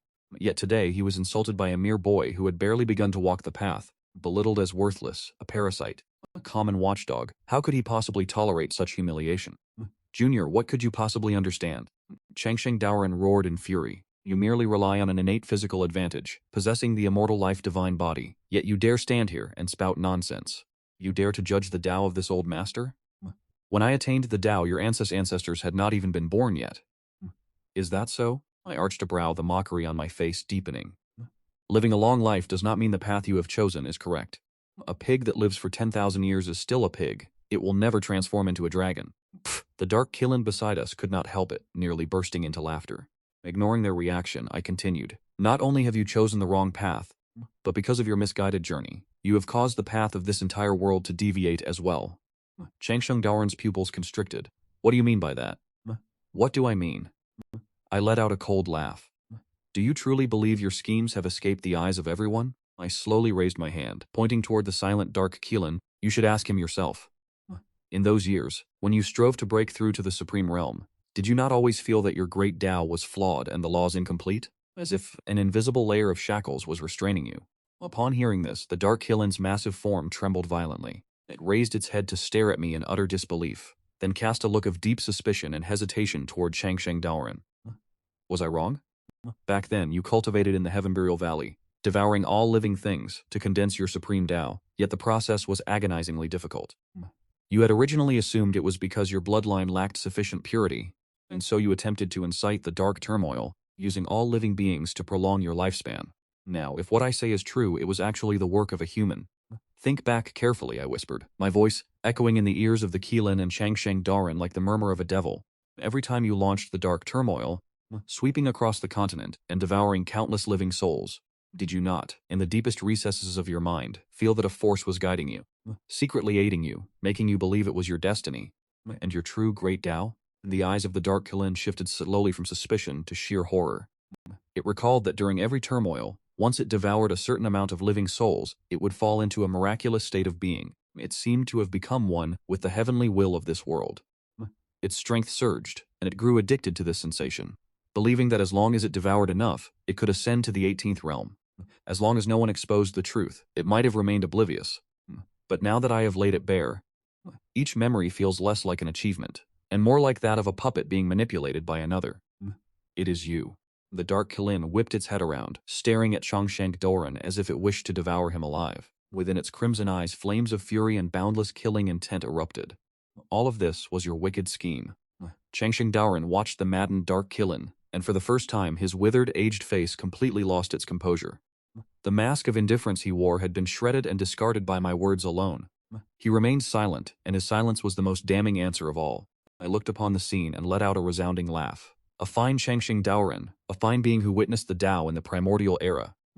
Because you strayed from the path and could not achieve transcendence, you deliberately tampered with the cultivation techniques passed down throughout this world, ensuring that every living soul embarking on the path of cultivation would possess a flawed foundation from the start, deliberately planting lethal traps, especially along the paths leading to the Saint Realm and the Supreme Realm. Your purpose in doing so was to cultivate the most perfect vessel. I found it strange, young master. This trash is, after all, in the Supreme Saint Realm. Would there be a need to initiate a dark turmoil every few tens of thousands of years? This is not cultivation. My gaze turned into two sharp divine swords. Changsheng Daoren, you require a body with peerless natural talent, unrivaled fortune, capable of reaching the pinnacle of the Supreme Realm, yet with a critical inherent flaw in its foundation, a perfect vessel. Then, at the most critical moment, you would devour and possess it, using its life essence and vast potential as fuel to ignite your own Tao flame, helping you sever the chains binding you to this world, compensating for your own deficiencies, and from there, ascending in a single step to enter the legendary Heavenly Emperor realm. And the one you chose was him, was it not, young master? My words erupted like 9-heaven thunder, echoing across the island in the middle of the lake. The dark Keelan's body trembled violently. It looked at Changsheng Daoren, its eyes filled with unfathomable fear and sky-high hatred. So that is how it was. So the strength it took such pride in, the path it had striven for its entire life, was nothing more than a deception engineered by another. It was never some dark ancient emperor, merely a beast kept in captivity. Its spirit shattered by the shock, the dark Kilin spat out a mouthful of black blood. As the gore splattered, its aura plummeted miserably in an instant. In that very moment, its Tao heart was completely pulverized by my words. As for Changsheng Daoren, after hearing my final sentence, an eerie calm settled over his withered, aged face. The anger, the shock, and the resentment, all these emotions receded, replaced by something else. It was a calmness, cold to the extreme. He looked at me and slowly smiled, revealing yellowed teeth. Haha, everything you said is correct. He admitted it with such nonchalance, as expected of the Changxing immortal physique. My superior Changxing physique is not only noble from birth, but this vision and intellect are far beyond what any commoner could ever hope to compare. He glanced at the dark Keelan, which was bleeding out on the ground, his eyes filled with such contempt, as if looking at a pile of useless filth. That is correct, you foolish beast. This ancient cauldron is something I have been preparing for over 100,000 years. It is a pity that in the end it was merely of impure bloodline and incapable of great things. I had been distressed, not knowing where to find a better vessel. The elder's gaze then fell upon me, a gaze that no longer held any pretense, remaining only bare, greedy, and as frantic as a starving wolf. Unexpected, truly unexpected. The heavens have treated me well. The Tao still stands by my side. Just as I thought my life's work had gone to waste and my path to enlightenment was hopeless, it delivered the solution straight to my door. He slowly rose from the blue stone slab. A beast of impure bloodline. How could it compare to a longevity immortal body that perfectly aligns with my Tao? Tell me that Killen is not even worthy of being a morsel between my teeth. Junior, I must thank you. Thank you for awakening me, and thank you for offering me the supreme stepping stone to attain the realm of the Heavenly Emperor. As his words fell, the entirety of Immortal Mountain and the Longevity Lake erupted into a state of absolute turbulence. A terrifying aura, far exceeding what he had displayed before, rumbled forth from the body of the Longevity Taoist. He has revealed his true nature. The Longevity Taoist has finally revealed his true nature. Within those cloudy eyes, a greed and fervor burst forth like never before. He stood up from the blue stone slab, and with his movement, the entire Immortal Mountain and the entire Longevity Lake were completely set into a frenzy in that instant. Rumble, rumble, rumble. Infinite life essence, milky white and vast, surged like 100 rivers answering a call pouring frantically into his body. His withered frame began to fill out, becoming firm and vibrant at a speed visible to the naked eye. His graying hair rapidly turned coal-black and the deep wrinkles upon his face vanished entirely. In the blink of an eye, the old Taoist who had one foot in the grave transformed into a middle-aged practitioner with an aura of profound malevolence. The chains of law, condensed from the essence of life surrounding him, did not fade. On the contrary, they became even more tangible, connecting more firmly to the Immortal Mountain, and even the laws of the entire Xuantian continent. A terrifying aura far exceeding his previous state exploded from his body. That aura had reached the near limit of the true Heavenly Emperor realm. Ha ha ha ha. Junior, I must express my gratitude once more. Had you not awakened me, I would have truly continued to waste my time on that ignorant beast. Now it seems that you are the supreme Tao fruit bestowed upon me by the heavens. Changxing Taoist felt the surging power within his body, erupting into a laugh of triumph and unbridled arrogance. He had plotted for eras all for this very day. If he could only consume this flawless, pristine Changsheng immortal body, he could sever the threads of karma binding him to this world, mend the imperfections in his own grand Tao, and in a single stride ascend to become a true heavenly emperor. And what if this boy had a supreme behind him? In this world the sky is vast for birds to fly, and the sea is wide for fish to leap. Where could he not go? Old man, you are rejoicing far too soon. Gu Shidao roared, his rage no longer contained. The lifeblood throughout his body surged toward the heavens, and golden supreme laws flowed across his skin like molten lava. With a single punch, the very void collapsed, a mere grain of rice dares to compete with the radiance of the moon. Looking at Gu Shudao's punch, which carried the overwhelming force of his great Tao, Changsheng Taoist revealed a sneer of disdain. He merely raised his hand. Whoosh! The entire immortal mountain trembled as the boundless power of longevity gathered before him, forming a massive, opaque white shield. Gu Shudao's fist struck the shield with immense, unrelenting force. A thunderous sound, capable of shaking the heavens and earth, echoed throughout the entire Xuantian continent, and a terrifying storm of energy, centered on the island in the middle of the lake, swept violently in all directions. Yet what shocked Gu Shuadao was that this strike, powerful enough to shatter a star, had only caused the shield to ripple slightly, without even a single crack appearing upon its surface. How can this be? Gu Shidao's eyes widened in disbelief. Within my Changsheng realm, I am invincible. Changsheng Taoist laughed with a sinister edge.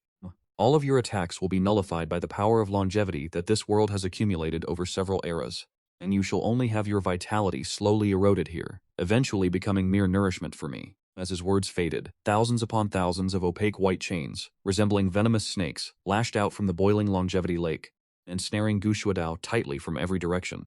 Gu Shuadao roared, his supreme power erupting and shattering those chains into dust. Yet, those chains seemed truly infinite.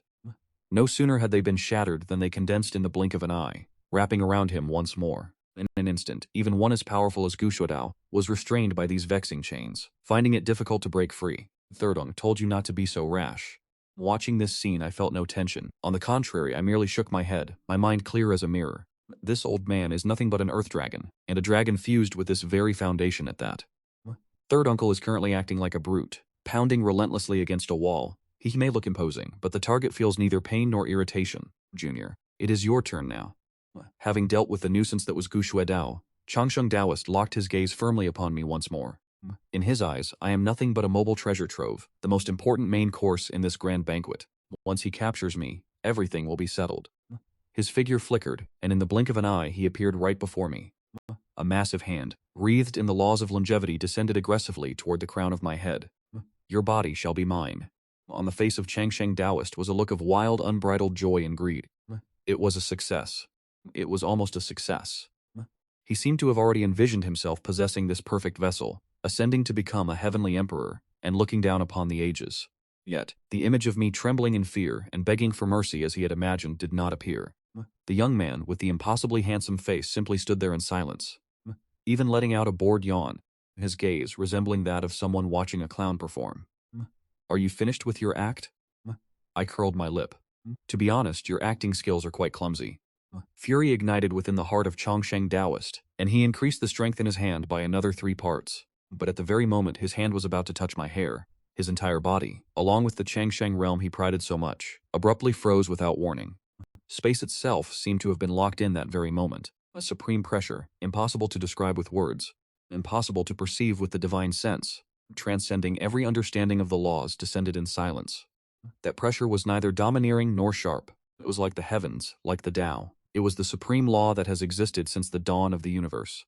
Before this surge of pressure, the power comparable to the celestial emperor realm, of which Changsheng Daoren had always been so proud, seemed as insignificant as a grain of dust. The hand he had extended to seize me froze in midair, unable to move even an inch. The frantic joy and greed that had once distorted his face turned entirely rigid. In its place came an infinite confusion, and a fear unlike any he had ever known, rising from the very depths of his soul. What is this? What has happened? Why can I not move? The Tao heart of this man, who had lived for countless eras and remained as calm as an ancient well, collapsed completely in this single moment. He frantically urged the power within his body, attempting to break free from this restraint. But he discovered with horror that his connection to Immortal Mountain, and indeed the entire world, had been effortlessly crushed by an invisible hand. Who is it? Who is it? He wanted to roar, to scream, but found that he could not even utter a single sound. At this moment, a calm, gentle voice, yet one carrying the majesty of a sovereign who commands the laws of the universe, echoed across heaven and earth. "Who gave you the audacity to touch my son?" This voice was not loud, yet it rang out clearly in the ears of every living soul on the Xuantian continent. Under the terrified gaze of Changsheng Dao Ren, the void before me rippled like the surface of a pond. A figure clad in white robes, with long black hair draped over his shoulders and a noble countenance, stepped slowly from within. He manifested no earth-shattering visions, nor did he exude a destructive aura. He simply stepped out with ease. Yet he seemed to be the very center of the universe, the origin of the myriad Daos. He merely stood there, and the laws of the entire Xuantian continent roared in submission. The one who arrived was the current head of the Gu family, the reigning celestial emperor, Gu Lintian. "Father, you have finally arrived." Seeing him, there was not a hint of surprise on my face. Gu Lintian spoke nonchalantly. "As your father, I naturally have to look out for you. Venturing out for the first time and you seek out Gu Shuedao, that foolish fellow. I, of course, had to keep an eye on you." Lintian did not even bother to glance at the now paralyzed, terror-stricken Changsheng Dao Ren. His gaze fell upon me with warmth, and he reached out to straighten my slightly disheveled robe. "Big brother." On the other side, Gu Shuedao had been bound by the shackles of longevity. The moment Gu Lintian appeared, the restraints upon him vanished like smoke. He scratched his head in some embarrassment, walking over to call out. "I was merely playing with him earlier. I hadn't even begun to take it seriously." Before this dignified and majestic big brother of his, this supreme powerhouse, who was so overbearing and ruthless to outsiders, looked like a different man. Much like a younger brother who has committed a grave error, and in truth, that was exactly the case. Ko Huyet Dao, usually coarse and unruly toward everyone, feared this elder brother of his above all else, for no other reason than he had been beaten and toyed with by him since childhood. Klam Tien cast him a sidelong glance. "You nearly led Uyan Ni into a perilous situation, and you call that toying around? Go home and report yourself to the Hall of Punishment for your penance." Ko Huyet Dao's face fell. Daring not to utter a word of defiance, he could only respond with a bitter, resigned expression. "Yes, big brother." Inwardly, he felt deeply aggrieved. How could I have known that such a godforsaken corner would hide so many treacherous old bastards? Besides, wasn't it Uyan Ni herself who insisted on entering?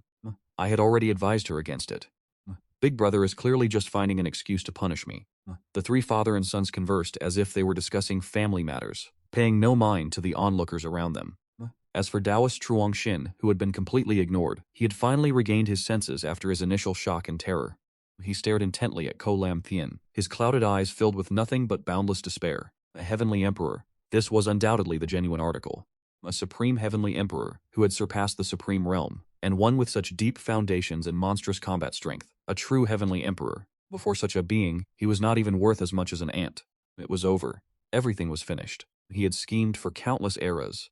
And just as success seemed within his grasp, he never imagined that at the final moment he would provoke such an unimaginably terrifying existence. What exactly is his true background? Taoist Truong Xin's heart was flooded with endless regret and resentment. "You wish to possess my son's body?" Finally having settled his domestic affairs, Ko Lam Tien shifted his gaze toward Taoist Truong Xin. His expression remained calm, but beneath that composure lay an infinite chill capable of freezing the very cosmos. Under that gaze, Taoist Truong Xin felt as though his soul were being frozen and torn asunder. He wanted to beg, he wanted to explain, but he could not utter a single word. "So be it." Ko Lam Thien seemed to lose all interest, speaking indifferently. "You seek eternal life, do you not? I shall grant you immortality."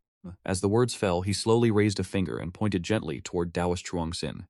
That single finger of Ko Lam Tien appeared entirely yet it concealed a supreme power, a source capable of reversing the heavens and earth at will. With a single flick of his finger, the heavenly Tao of the entire Xuantian continent trembled, as if in fear or perhaps in submission. "No," Changsheng Doran let out a cry of utter despair. He could clearly feel the unbreakable connection between Batsi Mountain and his life source pool, and that the heavenly Tao of this world was being gripped by an irresistible force, inch by agonizing inch, violently stripped away. The Changsheng realm he took such pride in was, before this man, nothing more than a sandcastle easily wiped away. The longevity he had accumulated over countless epochs surged out of his body like floodwater rushing through a broken dam, once again returning to that murky white pool, in the form of the middle-aged Taoist, which had just recovered to its peak state, began to wither away at a pace visible to the naked eye.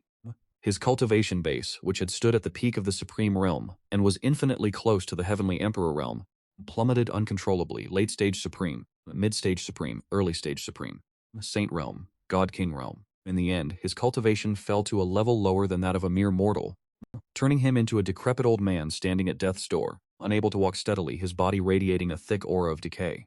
My power, my life essence. Changsheng Doran collapsed to the ground, feeling the endless emptiness and decay within his body. In those clouded eyes, only death and boundless despair remained. The schemes he had plotted for epochs, the agonizing cultivation he had endured for ages, all vanished like smoke beneath this single finger.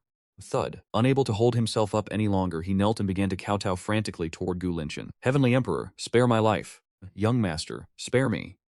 This old wretch was blind and dared to offend the Heavenly Emperor and the young Master. My crimes deserve death 1,000 times over. I beg the Heavenly Emperor for mercy. Please spare this dog's life. At this moment, he cast aside all dignity and pride. He cared for nothing but survival, even if it meant living like a dog. I looked down at his wretched subservient form, my heart remaining completely unmoved. Did you not foresee this day coming? Back then, you dared to. I walked slowly until I stood before Changsheng Daoran, looking down upon from above. To be honest, your plan, though somewhat foolish. However, the system you have created here is quite intriguing. I rubbed my chin, observing the undying mountain and the longevity pool with growing interest. Using oneself as the core of the formation, stealing the longevity essence of heaven and earth, only to feed it back into one's own vessel. Tisk. While this circulatory system may have taken a misguided path, the core application of the laws is certainly worth studying. Hearing these words, the Changsheng Taoist, who was kneeling on the ground, felt a flicker of hope flash in his eyes, a sliver of hope that was not easily noticed. Could it be that I still possess some utility? My father suddenly turned to look at Gu Lintian, a radiant smile spreading across his face. Kill him. This world only requires one administrator. The Changsheng Taoist wanted to retort, but he saw Gu Lintian raise a single finger. It was that finger again. However, contrary to expectations, Gu Lintian extended his finger and pressed it against my forehead. There is no rush. Although this shell of his is ruined for now, he is, after all, born with an immortal physique, and possesses a natural affinity for the laws of life within this world. Gu Lintian gestured toward the undying mountain. Refine him into a puppet devoid of self-consciousness. Allow him to fuse completely with this undying mountain, and become the mountain god of this domain. Or perhaps, we could call him the spirit of the world. In this way, he can continue to maintain this longevity circulation system, helping us endlessly produce the essence of longevity. Although you already have a steward, one must also have a gardener. Yuaner, what was it you told me before? Ah, right. This is what you call repurposing waste into value. I nodded, giving my father a thumbs up. My father possesses the temperament of an immortal. Gu Shuedu, standing beside us, listened in a stupor. Can one really play such a game? Refining a peak supreme powerhouse into a mere gardener. If you are interested, Yuaner, then your parent shall take action, Gu Lintian said with a smile, raising his hand once more. This time, countless profound immortal Dao runes manifested within his palm. These runes transformed into golden chains, sinking instantly into the glabella of the Changsheng Taoist. The Changsheng Taoist let out a harrowing cry, 100 times more wretched than before. He could feel his own soul, his memories, and every one of his thoughts being erased bit by those golden runes, decomposed and then reorganized. He wished to resist, but he found himself utterly powerless to do so. Endless regret and terror flickered within his eyes. Now he finally understood. What exactly does the longevity that Gu Lintian grants truly mean? This was his version of immortality. A state devoid of ego, devoid of thought, much like a puppet forever imprisoned within a cage of his own making, reduced to a laborer for another. This fate was 10,000 times more cruel than death itself. In the final moment, before his consciousness completely dissipated, he caught sight of that handsome young man, looking down at him with a smile that in his eyes was more terrifying than the most malevolent demon in existence. Moments later, the harrowing screams ceased. The gaunt figure of the Changsheng Taoist rose to his feet once more, yet now his eyes were devoid of any spirit or vitality, leaving behind only emptiness and numbness. He knelt respectfully to offer a formal salute, his movements as precise as a wooden marionette. Greetings, master. Disoriented, aren't you? I nodded in satisfaction. Gu Lintian flicked his sleeve, and the puppet's body transformed into a streak of light, merging deep into the ley lines of the Butu mountain. This day forth, he shall be the artifact spirit of this Butu mountain, the gardener of this realm, destined to serve me for eternity. Having resolved this significant trouble, Gu Lintian's mood improved considerably. He turned, his gaze sweeping across the entire Zhuanshan continent, his eyes seeming to contain the birth and destruction of the universe, flickering with a burning intensity. Very well. Yuanyi, the appetizer has been consumed. Now it is time to serve the main course. We shall package this entire world and take it away. As Gu Lintian spoke, the supreme pressure belonging to a heavenly emperor surged from his body, no longer held back by any restraint. Boom. It swept across the entire Zhuanshan continent. The winds and clouds shifted in the sky, and the sun and moon lost their luster, As the great Tao laws of the entire world bowed before this pressure, emitting a mournful cry of unbearable strain, as if on the verge of complete collapse at any moment. The world environment of this realm, having been force-ripened through several eras, it is like a fruit that has ripened to the point of decay. If it is not plucked now, it will simply rot away. Gulintian stood with his hands behind his back, his tone calm as he appraised the situation. In a way, he has done us a great favor, saving us a considerable amount of effort. Transmit my Jade command. He spoke indifferently to the void. Though his voice was not loud, through some mysterious connection, it instantly traversed billions of light years to reach the ancestral lands of the Gu clan. The Grand Army is to break camp. Prepare for world refining. As you command. On the Gu clan's sacred island in the distant immortal realm, the response thundered, sounding as if it could overturn mountains and drain the seas. The very next moment, above the sky of the Zhuanshan continent, a gateway spanning 10,000 miles, the heaven-reaching immortal gate, crafted by the collective efforts of the Gu clan's grandmasters of artifact refinement, shone with a brilliant radiance. As the majestic gate swung fully open, it unleashed a scene that every surviving soul on the Zhuanshan continent would never forget for the rest of their lives. Squadron after squadron of Gu clan cultivators clad in divine artifacts, their auras as profound as the deep ocean, poured forth from the immortal gate like a countless school of fish. They emerged in an endless rhythmic succession. This force was not comprised solely of the combat cultivators from the Tianjie Legion. It included the Formation Master Legion, dressed in robes inscribed with arrays, wielding battle flags and compasses. There were artifact refiners with furnaces strapped to their backs, their bodies rippling with immense power. There were even lightning masters and alchemists, tasked with securing the spiritual veins of the world. Tens of thousands, perhaps even hundreds of thousands of the Gu clan's elite, descended upon this world in a brief span of time. The lowest cultivation level among them was that of a saint realm expert in the divine path, and here such a person was merely a petty squad leader. This force alone was sufficient to easily raise any immortal legacy in the immortal realm, and they had come here with only one purpose, to refine this world.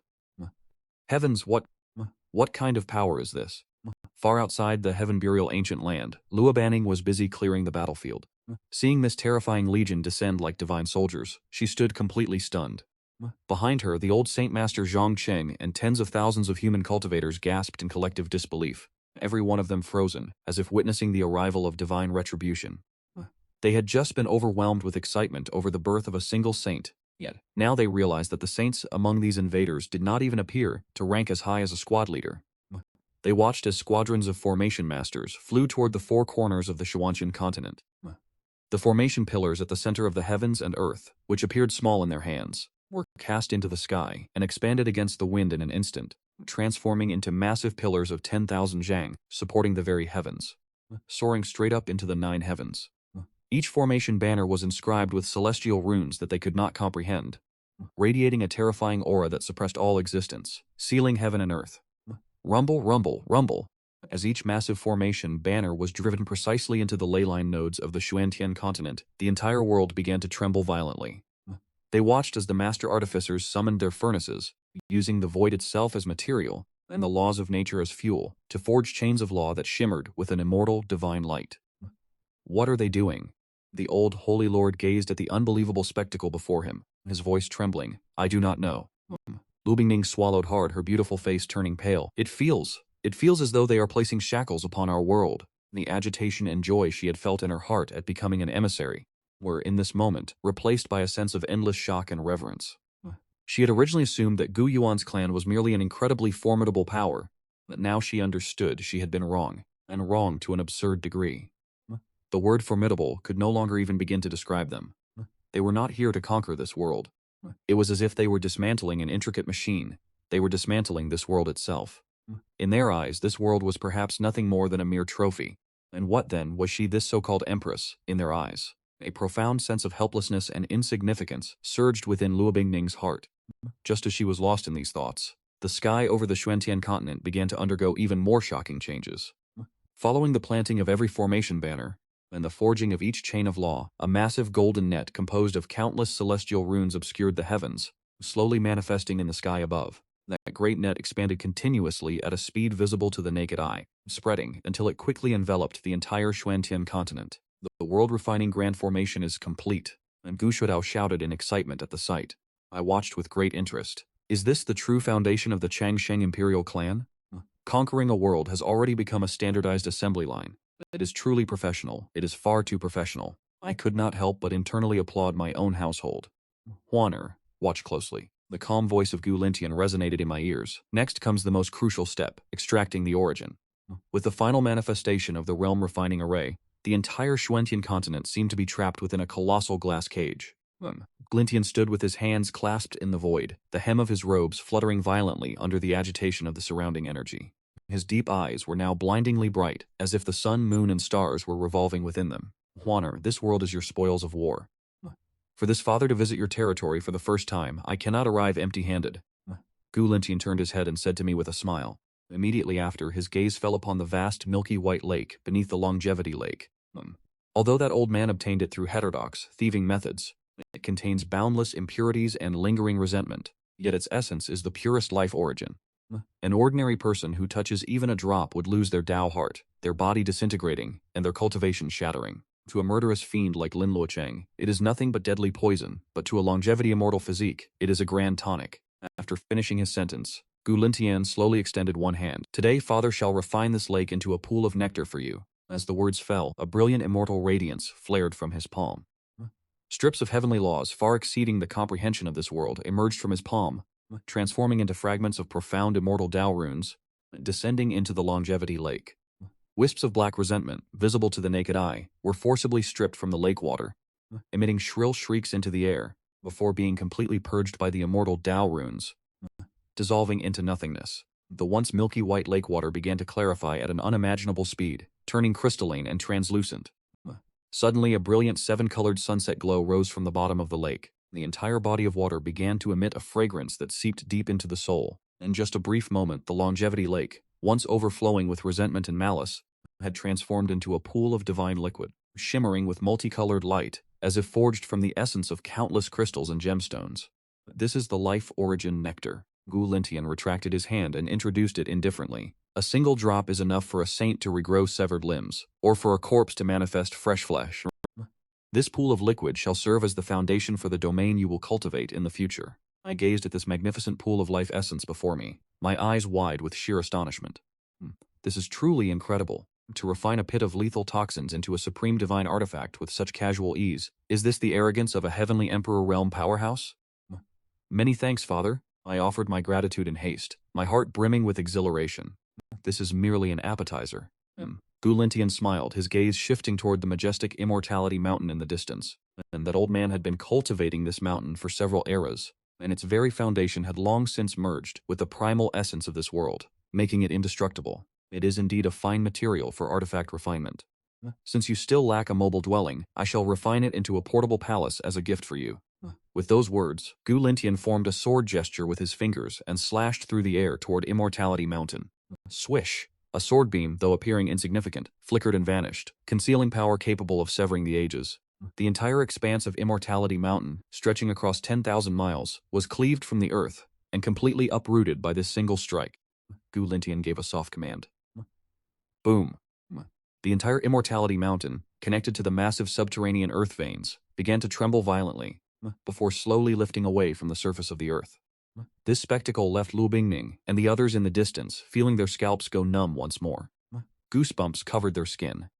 Is this the true meaning of uprooting a continental-level mountain range? Gu Lintian formed seals with his hands, and endless immortal flames erupted from his palms, engulfing the entirety of Immortality Mountain. Under the searing heat of the immortal flames, the colossal mountain began to shrink rapidly, defying the laws of physics. The impurities within the mountain mass were refined away, its internal laws were reorganized, and its earth veins were condensed. Until finally that majestic mountain was transformed into an exquisite miniature model, its body crystalline and shimmering, as if carved from the finest jade, no larger than a palm hovering before me. Upon the mountain, pavilions and towers stood, with small bridges spanning flowing streams. Every detail was present, and one could even see the Changsheng Taoist, now refined into a weapon spirit, diligently tidying up within. This is the Immortal Palace, a peak-grade Emperor weapon containing a space that you may carry with you. Its defensive power is sufficient to withstand a full force strike from a Heavenly Emperor realm powerhouse. Gu Lintian handed the palace to me. Now, you shall have a place to rest whenever you venture out into the world. I accepted this exquisite palace, sensing the vast, surging power within it, and my heart blossomed with joy. Thank you, Father. You are far too generous to me. Haha, these are merely toys. Gu Lintian watched my lack of composure and offered a helpless, indulgent smile. World-refining grand formation activate. At his command, countless formation flags, scattered across the 4 extremes and 8 desolations of the continent, began to hum in unison. Chains of law as massive as mountain ranges extended from the flags, weaving across the sky like colossal dragons. Finally, they converged at the very heart of the Zhuanqian continent. The continent began to tremble violently. The earth cracked open, the oceans evaporated, and the very sky collapsed. To the remaining living beings of this world, this was undoubtedly an apocalyptic sight. Heavens, the world is coming to an end.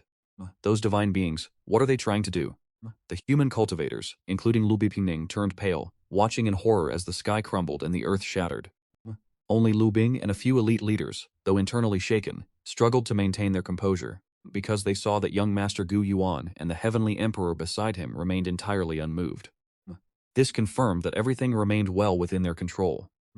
Do not panic. Lu Bingning shouted to the restless crowd. The young master is performing a supreme divine technique. He is refining and restructuring our world.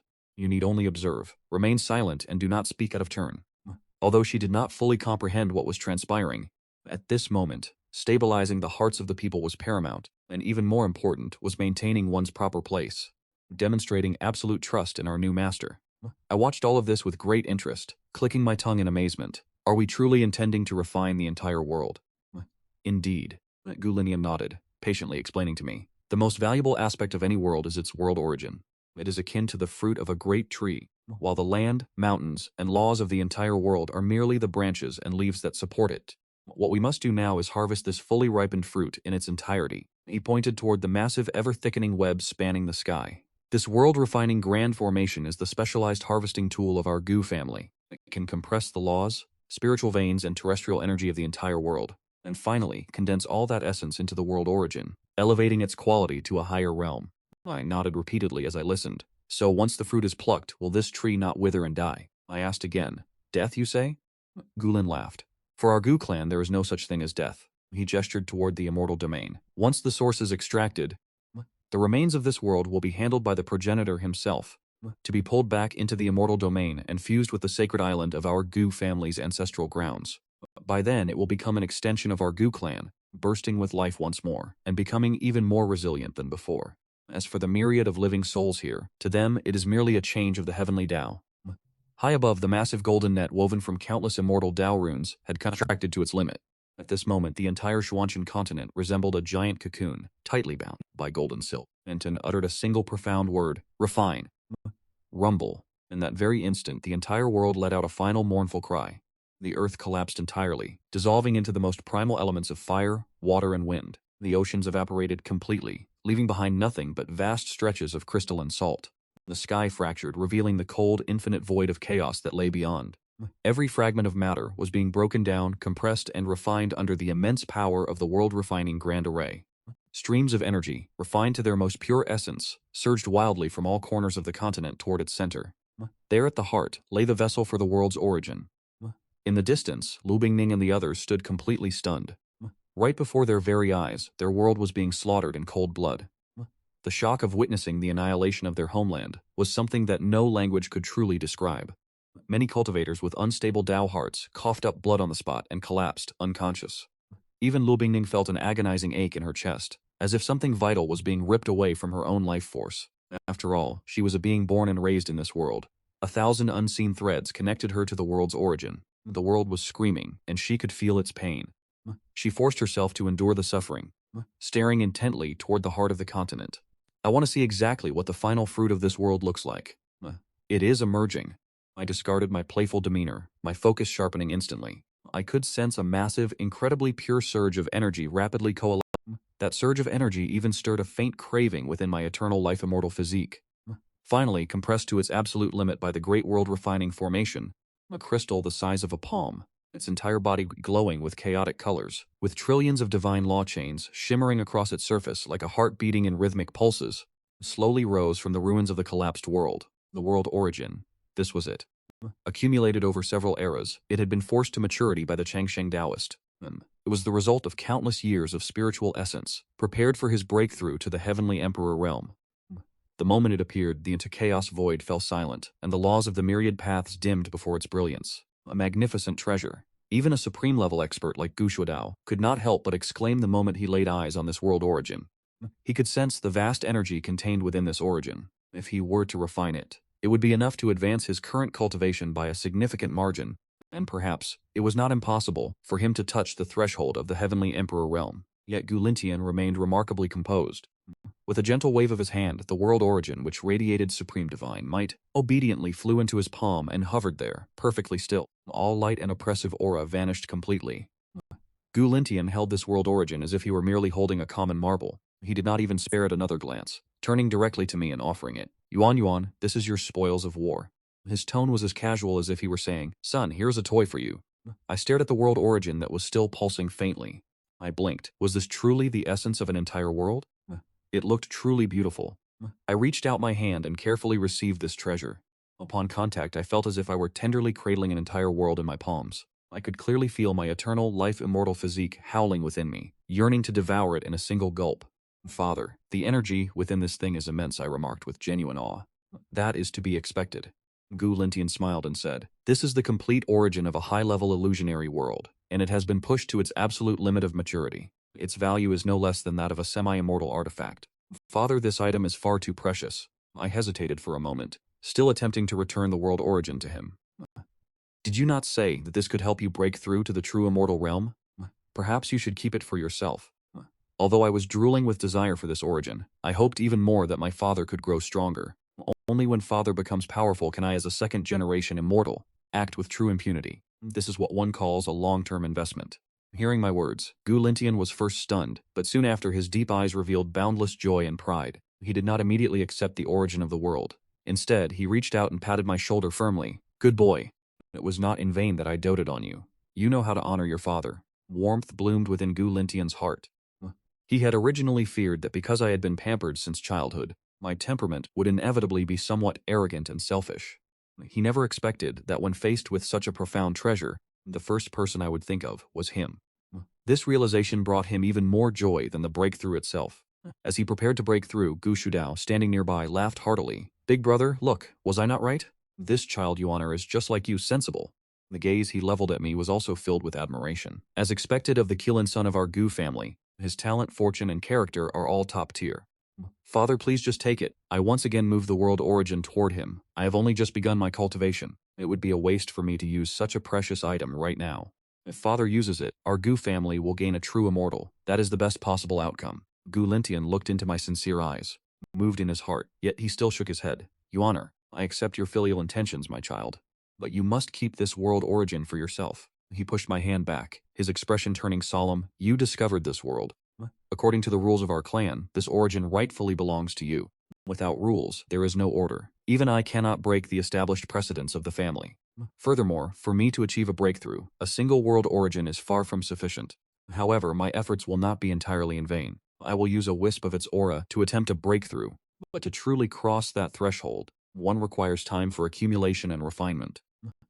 But you are different. Gulintian's gaze became incredibly intense. You possess the longevity immortal physique. Your future is destined to surpass mine, and to surpass your grandfather's.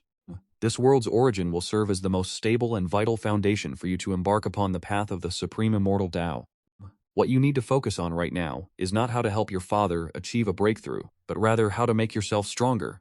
Only when you are strong enough to look down upon the ages and hold the heavens in your palm, will you truly have repaid the clan for all it has provided. These words set my blood surging with fervor. I looked into my father's eyes, brimming with expectation, and realized that to refuse further would be nothing but unnecessary posturing. Very well, father, I understand. I nodded firmly, no longer hesitating, and withdrew the world's origin into my storage ring. I swore to myself that I would certainly not fail to live up to my father's expectations. It is not merely about becoming strong. With such excellent conscience and a family background this formidable, if I fail to cultivate myself into the supreme sovereign of the heavens and myriad realms, then the heavens and myriad realms would be failing my status as a top-tier descendant of an immortal lineage. Seeing me accept the origin, Gulintian smiled in satisfaction. He turned to look toward the Zhuanchen continent, which had been thoroughly reduced to rubble, leaving only fragmented remnants behind. Very well, the harvest is complete. Next, we shall pack up this world and take it with us. Father, is this place still of any use? I asked curiously. Of course it is still useful. Gulintian clasped his hands behind his back, wearing an expression that seemed to say, you are still young and have yet to grasp the profound mysteries of this. These are the ruins of a high-level Xuanhuan world. Although the origin has been extracted and the laws have all but collapsed, the remains themselves still contain a colossal amount of material and energy. What you see as a pile of debris, the ancestors view as the finest building materials.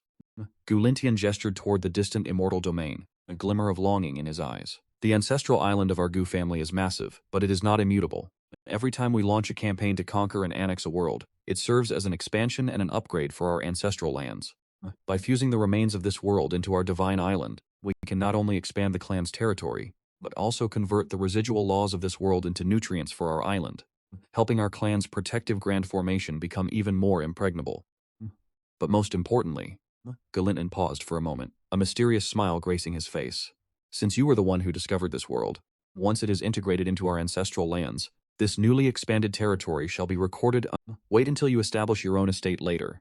You must possess a proper territory of your own, right? Upon hearing this, my eyes lit up. Damn it, is this equivalent to my own fixed assets?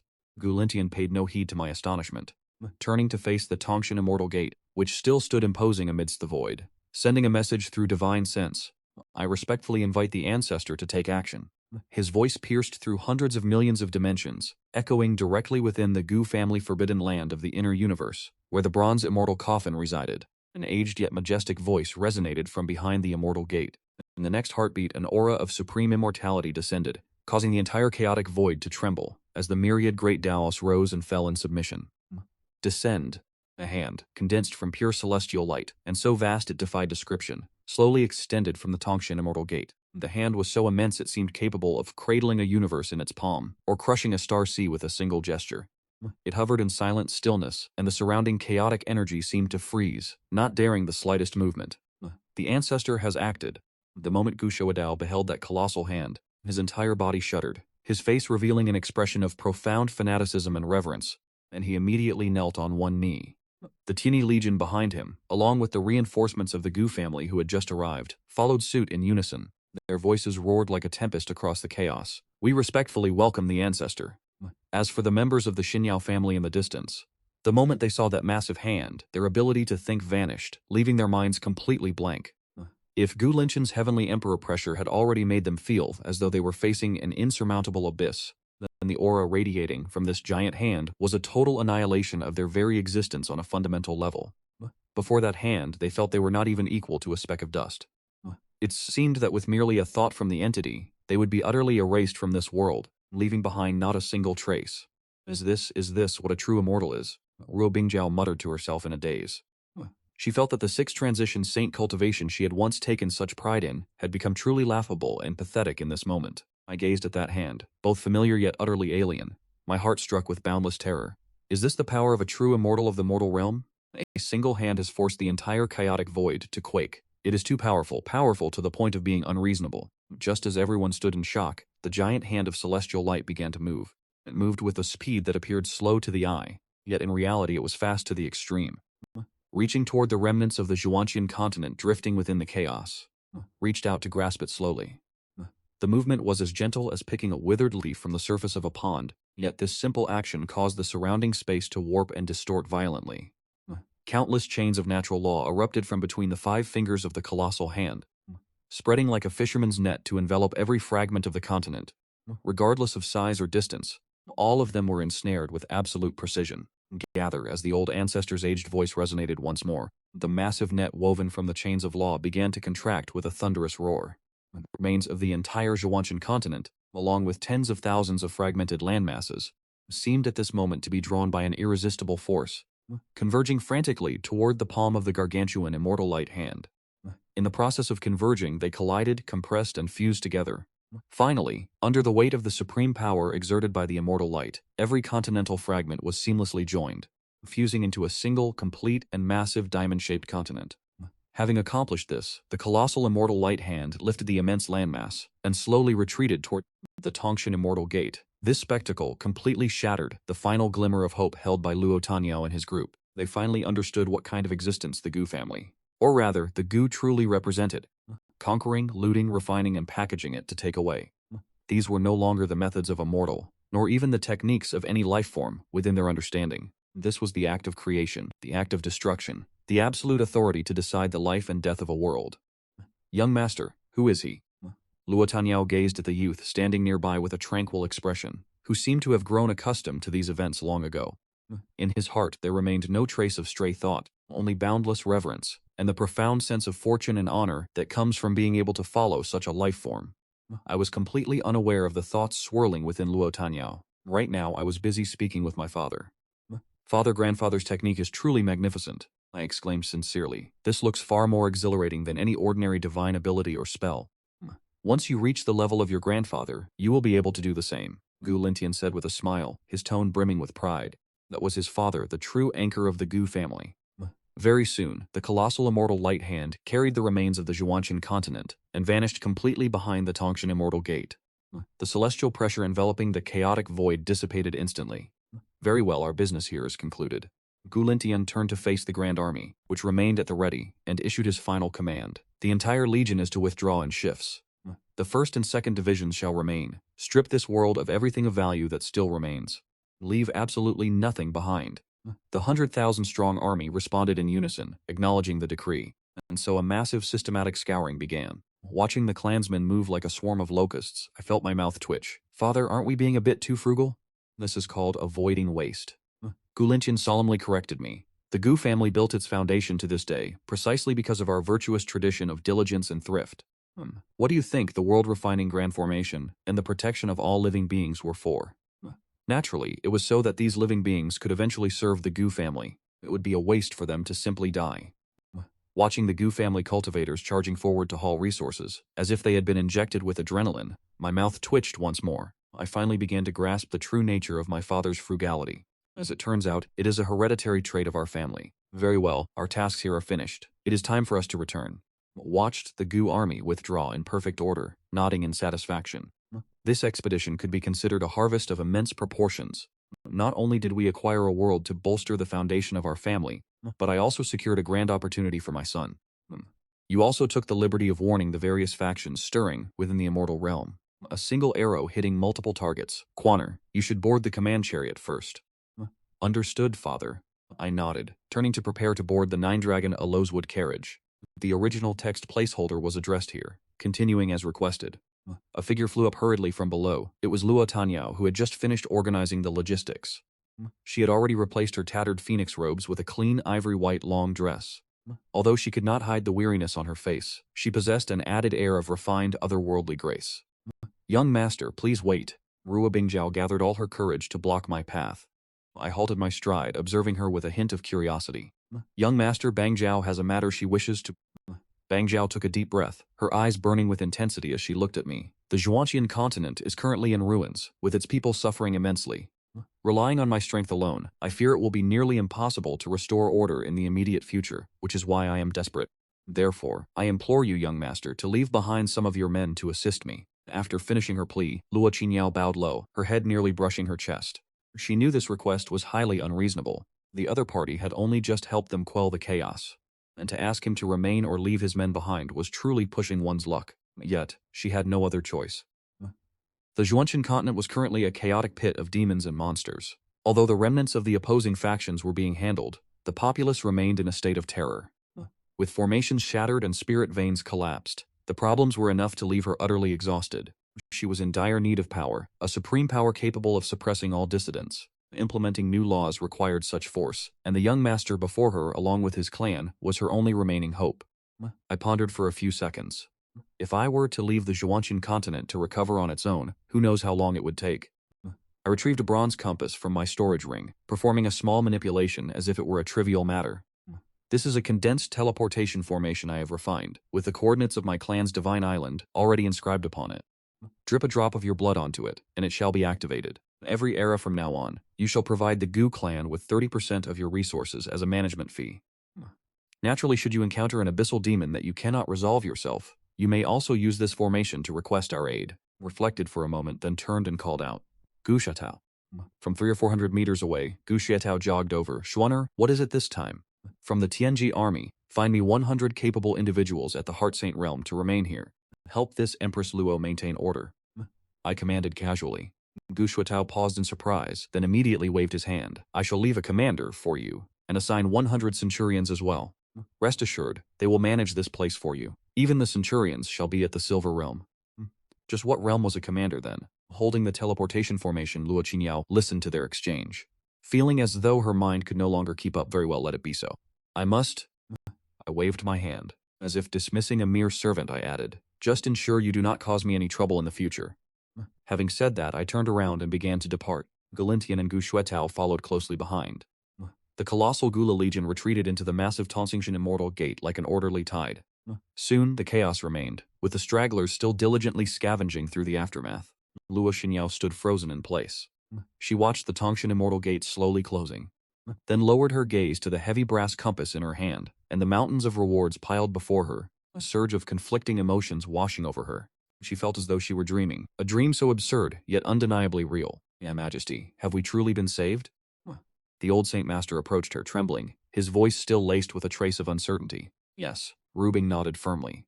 A brilliant light ignited within her beautiful phoenix eyes. "We have not only been saved, but a completely new era is about to unfold." She gripped the teleportation formation in her hand, as if holding the very future of the entire world. From this day forward, the history of the Zhuanqian continent would be hers to dictate. No, it would be written by young Master Gu Yuan himself, and she would be the most loyal executor and the greatest beneficiary of this new order. Luo Xinyao took a deep breath, her voice regaining the majesty and decisiveness of an empress. All cultivators immediately tend to the wounded and provide comfort to the people. 3 days later, I intend to rebuild the imperial capital of Luoyang. Across the Zhuanqian continent, Gu Yan shall be revered for eternity. Her gaze pierced through the void, as if sensing countless other eyes observing her, none of them appearing weak. Those ancient supreme beings who had initiated the siege. She faintly realized this territory was ancient, and those gazes belonged to entities from the myriad realms and heavens. Just how powerful is this immortal realm? The vast, boundless immortal domain, with countless star systems and secret realms drifting through the infinite cosmos like specks of dust, together forged this pinnacle of glorious cultivation civilization. At the heart of the immortal domain lay a region shrouded in chaotic energy, a forbidden land that ordinary cultivators could never hope to approach in a lifetime. That place was the ancestral ground of the immortal Gu family. Upon the Gu family's divine island, this very day, the entire immortal domain, every immortal legacy, and every ancient monster in deep seclusion seemed to have a premonition, simultaneously turning their eyes toward the Gu family's divine island. Above the Gu family's divine island, the Tongshan immortal gate that had been open for over 10 days, under the scrutiny of countless divine senses, saw giant warships radiating an iron-blooded aura emerge once more. The remnants of the aura from an entire world still lingered upon the vessel, reminiscent of a colossal beast returning from the depths. Emerging slowly from the immortal gate, the conquering army of the Gu family had returned. A sharp intake of breath echoed. The murderous aura was terrifying. This force was even more formidable than when it had first departed. On the shores of the Eastern Sea, the Dragon Emperor of the ancestral Mausoleum dynasty watched the scene through a water mirror, unable to prevent himself from gasping in shock. He could clearly perceive that while the number of soldiers in the Gu family's vanguard remained unchanged, the killing intent condensed upon every warrior had taken on a tangible physical form, and the latent, disciplined bloodlust they harbored was now a tier beyond anything they had exhibited before. This served as proof that they had collectively endured true, blood-soaked battles, and more importantly, they had emerged victorious. Look quickly, what is that? Just as everyone stood awestruck by the triumphant return of the Gu family army, a cry of astonishment rang out from atop the ancient Emperor Mountain. They saw that from within the heaven-reaching immortal gate, a colossal hand, condensed from divine celestial light and of unimaginable scale, slowly extended. Resting within the palm of that giant hand was a vast rhombus-shaped continent. Although the continent appeared shrouded in deathly stillness, its laws fractured and decaying, the immense aura characteristic of a high-level fantasy world still clung to it, along with a faint, lingering essence of world origin, causing the spirits of every supreme being watching this display to tremble in shock. It is the wreckage of an entire world. Heavens, has the Gu family truly discovered another lost world? How can their fortune be so heaven-defying? Even in this age of the decline of Dharma, its value is beyond measure. This hand belongs to that ancient ancestor of the Gu family. He has actually taken personal action. In an instant, the entire immortal domain, every undying power currently watching this location, was thrown into a fervor. They had once assumed this expedition of the Gu family might return with mere spoils, yet they never imagined the Gu family's harvest would reach such an inconceivable magnitude, returning with an entire world in their grasp. What does this even signify? It means the internal resources of the Gu family are about to experience another cataclysmic surge. The countless mineral veins concealed within that shattered continent, not to mention the spiritual roots and secret realms, could sustain them for 1,000,000 years. It is effectively an inexhaustible supply. Most important of all is the origin of a world. Although they did not witness it firsthand, one could deduce with mere intuition that the Gu family would never let such an opportunity slip by. A precious origin seed, a complete origin essence of a high-level Suancian world, is enough for a celestial emperor to catch a glimpse of the true immortal's essence, and sufficient for an eternal family to cultivate an additional celestial emperor of the 19th realm. One must realize just how many celestial emperors exist in the entirety of the primordial immortal domain. They have lost their minds. These people of the Gu family are truly monsters. Within the ancestral dragon dynasty, the dragon emperor gazed at the scene reflected in the water mirror, muttering to himself, his eyes filled with terror and a faint, imperceptible trace of jealousy. His dragon race had also once conquered other realms, but at most they only managed to plunder a few resources, or capture a few slaves. Unlike the Gu family, who possessed the audacity to uproot an entire world directly, they would not even dare to contemplate such a feat. Not only because of the resistance from the heavenly Tao, but more importantly, because the dragon race lacks a true immortal, and they possess no means to execute such a grand extraction of an entire world. At most, they could only divide a world into smaller fragments, applying the method of boiling a frog in warm water to slowly digest it. Yet such a process is inevitably plagued by waste and resistance from the conquered. 5. Relay my command. The Dragon Emperor took a deep breath, his voice grave and solemn. From this day forth, all members of my dragon race, whenever you encounter anyone from the Gu family, you are to retreat and keep your distance, and avoid any conflict whatsoever. Furthermore, prepare a generous gift, stating that it is to congratulate the Gu family on their triumphant return. The ancestral dragon dynasty wishes to maintain friendly relations with the Gu family for generations to come. Similar scenes were unfolding across the great eternal powers throughout the immortal ancient era. Huang Shan, the Jiaoji Holy Land, the ancient Qi family, and the Taiyi immortal sect. These victors, who usually remained aloof looking down upon the ages, had all chosen to bow their heads without exception. They vied to dispatch envoys, bearing their most precious treasures rushing toward the Gu family divine island. Congratulations to the Gu family on your triumphant return. The entire immortal domain was whipped into an unprecedented storm by the Gu family's grand victory. Yet, at the very center of this storm, the Gu family divine island was filled with an atmosphere of jubilation, as the remnants of that colossal Xuanqian continent were firmly placed in the deepest reaches of the divine island by the ancestors' giant hand of immortal light. Within the newly opened void, every clansman of the Gu family knew that this battle had been won. A great victory, we have won, we have finally won. Ha ha ha, I knew it. Our Gu family has always been invincible whenever we go on a campaign. Look at that, the continent is so massive. We have gained a new land for cultivation trials. I can smell it, the scent of the world's origin essence. Heavens, it is intoxicating. Just one breath, and I feel my cultivation base is on the verge of a breakthrough. Cheers and jubilant shouts echoed throughout the entire divine island. Countless members of the Gu family rushed out from their private dwellings and stations, flooding toward the plaza, where the victorious army was returning. They longed to witness this moment with their own eyes. They looked at the warriors clad in golden armor, their eyes filled with deep admiration and reverence for the soaring bloodlust radiating from them. As they gazed upon the mountains of spoils, their eyes glowed with fervor, and when their gazes finally converged upon the incomparably magnificent 9-dragon agarwood carriage, pulled by 9 true dragons of great emperor rank, the eyes of every person present became filled with profound awe and fanaticism. Due to the anticipation and momentum built up by Gu Lingshan beforehand, they all understood that all this glory and these gains originated from the person upon that carriage. Their Gu family's young master is only 18 years old. He only began his cultivation a short time ago. Yet he is the one who brought this heaven-defying fortune to the clan, ushering in a new glorious era for the Gu family. The immense plaza before the Supreme Hall on the Gu family divine island had long since become a sea of people. To describe it merely as a sea of people was an understatement. Looking out, it was nothing but a dense crowd of heads. From the silver-haired elders of the collateral branches, possessing ancient auras and having lived for countless millennia, to the younger generation filled with vibrant, surging blood energy.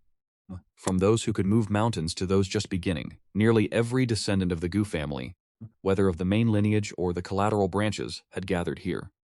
One by one, they craned their necks, their eyes burning with intensity as they looked toward the center of the plaza. The space reserved for the returning army was filled with their palpable excitement and expectation. They are here. They have arrived. I can see the battle banners of the Tianjie Legion. It was unknown who let out the cry, but the crowd immediately erupted in a frenzy. Sure enough, on the distant horizon, massive war vessels were parting the clouds, slowly advancing toward the plaza. Leading the vanguard was the Tianhua Legion, their colossal war banner, embroidered with the golden characters for Tianhua, snapping violently in the wind. radiating an iron-blooded killing intent that struck fear into all who beheld it. Look quickly, it is the third elder. The third elder has returned. Sharp-eyed observers spotted him at the prow of the lead war vessel, a stalwart figure with hair as fiery and vibrant as a burning flame. It was indeed the third elder of the Gu family, Gu Shuidao. Long live the third elder. Your hard work is appreciated, third elder. A roar of cheers erupted from the crowd, sounding as if it could topple mountains and overturn the seas. Gu Shidao clearly relished the sensation of being the center of attention for thousands. Standing at the prow, he laughed heartily, triumphantly waving his hand at the crowd below. His demeanor was as ostentatious as it was conceited. Haha, it is but a minor spectacle. Everyone please settle down. It is merely a basic operation. Deep down, he was overflowing with immense satisfaction. Although this expedition had not provided the thrill of a grand battle, he had managed to seize mounts and unearth treasures, and ultimately, he had performed impressively in front of his grandnephew. Truly, it was a massive gain. Most importantly, for this monumental achievement, he, Zhu Shedao, had played a significant part. Looking at the situation, the rewards from the clan upon his return would surely be substantial. Perhaps he might even be granted several strands of world origin, helping his cultivation progress to the next level. Just as he was reveling in his own conceit, a commander beside him whispered a reminder. Third elder, the family head and the young master are still behind us. Should you not exercise a bit more modesty? Ahem. Gu Shuidao's aged face flushed with embarrassment, and he hurriedly withdrew. He resumed the bearing of a powerful cultivation master, overflowing with majesty. He glanced back only to see the magnificent nine-dragon agarwood carriage trailing slowly at the very end of the grand army. Pull yourselves together, all of you. Gu Shidao turned to the soldiers of the Tianka army behind him and shouted, when we offer our tribute later, I want each and every one of you to display your most spirited appearance. Whoever dares to lose face before the young master, I will personally skin them alive upon our return. Understood. 10,000 soldiers of the Tianqua army roared in unison, each straightening their posture as the killing intent radiating from them became even more concentrated.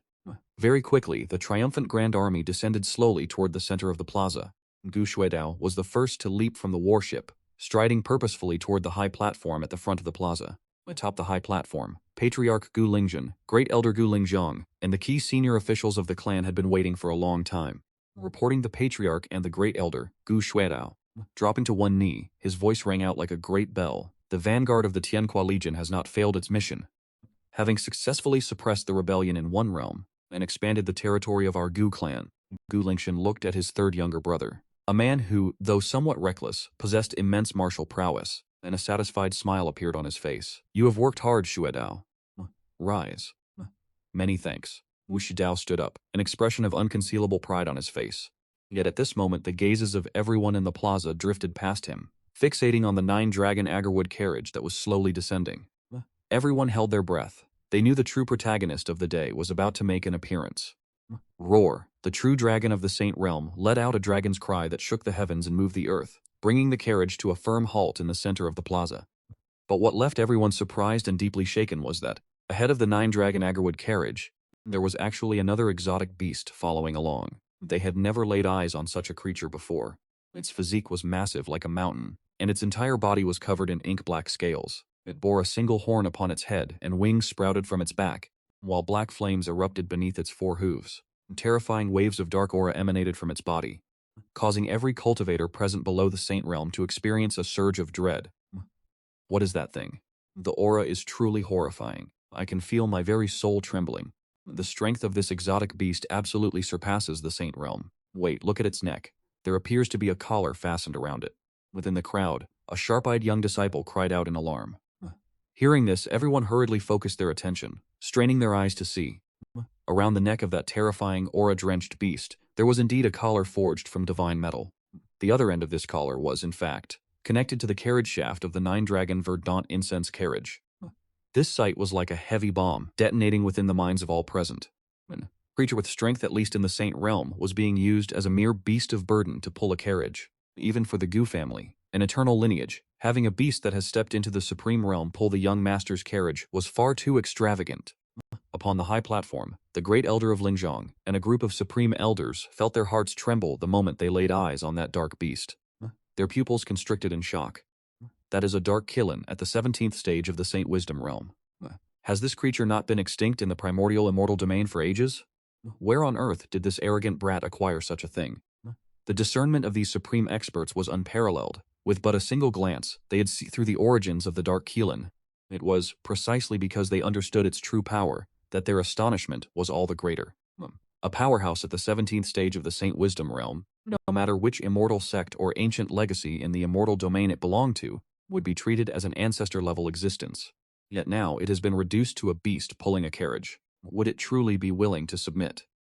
Naturally, the Dark Keelan was initially unwilling, but I have displayed a background of supreme status, and I have even helped it settle a blood feud. Given these circumstances, how could it possibly be anything but content? To be able to cling to such a powerful benefactor, that is an opportunity so many would kill for but never obtain. Just as everyone was reeling in shock and whispering in a frenzy, the pearl curtains before the nine-dragon Verdant incense carriage, a slender, fair hand slowly lifted the curtain, and a figure draped in white, possessing an ethereal and handsome grace, stepped leisurely from the carriage. It was me. The very moment I appeared, the entire boisterous square fell into an absolute deathly silence. Every gaze in the crowd was fixed upon me, filled with awe, reverence, worship, and curiosity. I met those thousands of stares with a calm expression, even feeling a slight urge to yawn. I stepped down from the carriage. That Dark Keelan, which had previously worn an expression of utter despondency, the moment it saw me descend, prostrated itself obediently upon the ground. Its massive head bowed low in deep respect, as if welcoming its master. Your child, respects to father, the Grand Elder, and all the uncles and seniors. I stepped toward the high platform and bowed respectfully to the elders above. My demeanor was humble and courteous. There was not a hint of arrogance despite my meritorious service. Good, good, good. Gu Lingshan looked at his perfect son, so moved that he repeated the word good 3 times. He descended from the high platform in one step, personally helped me up, and patted my shoulder firmly. The pride and joy in his eyes were undisguised. My good son, you are truly worthy of being called the Keelan of the Gu family. You have achieved the greatest merit in this expedition. Today, in front of the entire clan, Father shall reward you generously. Gushin's voice, resonating with unbridled joy, echoed across the entire square. These words immediately invigorated every member of the Gu clan present. They stretched their necks, eyes widening, curiously observing the patriarch and the young master on the high platform. They all wondered what the current young master, who had achieved such a great feat and secured a victory for the family, would receive, as is a reward from the patriarch. Would it be a legendary immortal scripture, a supreme imperial weapon, or perhaps a formal decree to the entire clan, establishing me as the sole successor to the position of patriarch? Big brother, you must be generous this time. A man who appeared to enjoy chaos stepped in from the corner, and with a playful, mischievous tone shouted, Patriarch. The young master's contributions deserve a heavy reward. Indeed, our Gu family has always been fair with rewards and punishments. We are never stingy with our heroes. The other distinguished figures in the Council of Elders chimed in, echoing his sentiments. The gazes they directed toward me were filled with goodwill and admiration. This nephew had truly brought great honor to them all. Zhu Lingshan laughed heartily and raised his hand, gesturing for everyone to quiet down. Rest assured, everyone. I, Gu Lingshan, am not a stingy man. He turned around, his gaze falling upon me, filled with deep affection. You honor, if there is anything you... As long as Father has it, as long as our Gu family possesses it, even if it were the stars in the heavens, Father would pluck them down for you. Once these words were spoken, the entire plaza erupted in an uproar once again. Heavens! To what extent does the patriarch dote on him? This is truly spoiling the young master to the point of defying the heavens. As long as you desire it, as long as I have it, is this not the pinnacle of favoritism? Countless disciples of the younger generation of the Gu family looked at me, their eyes filled with admiration, jealousy, and resentment. Comparing one person to another only leads to fury. They are still fighting tooth and nail over a few fragments of divine origin and a few bottles of medicinal pills.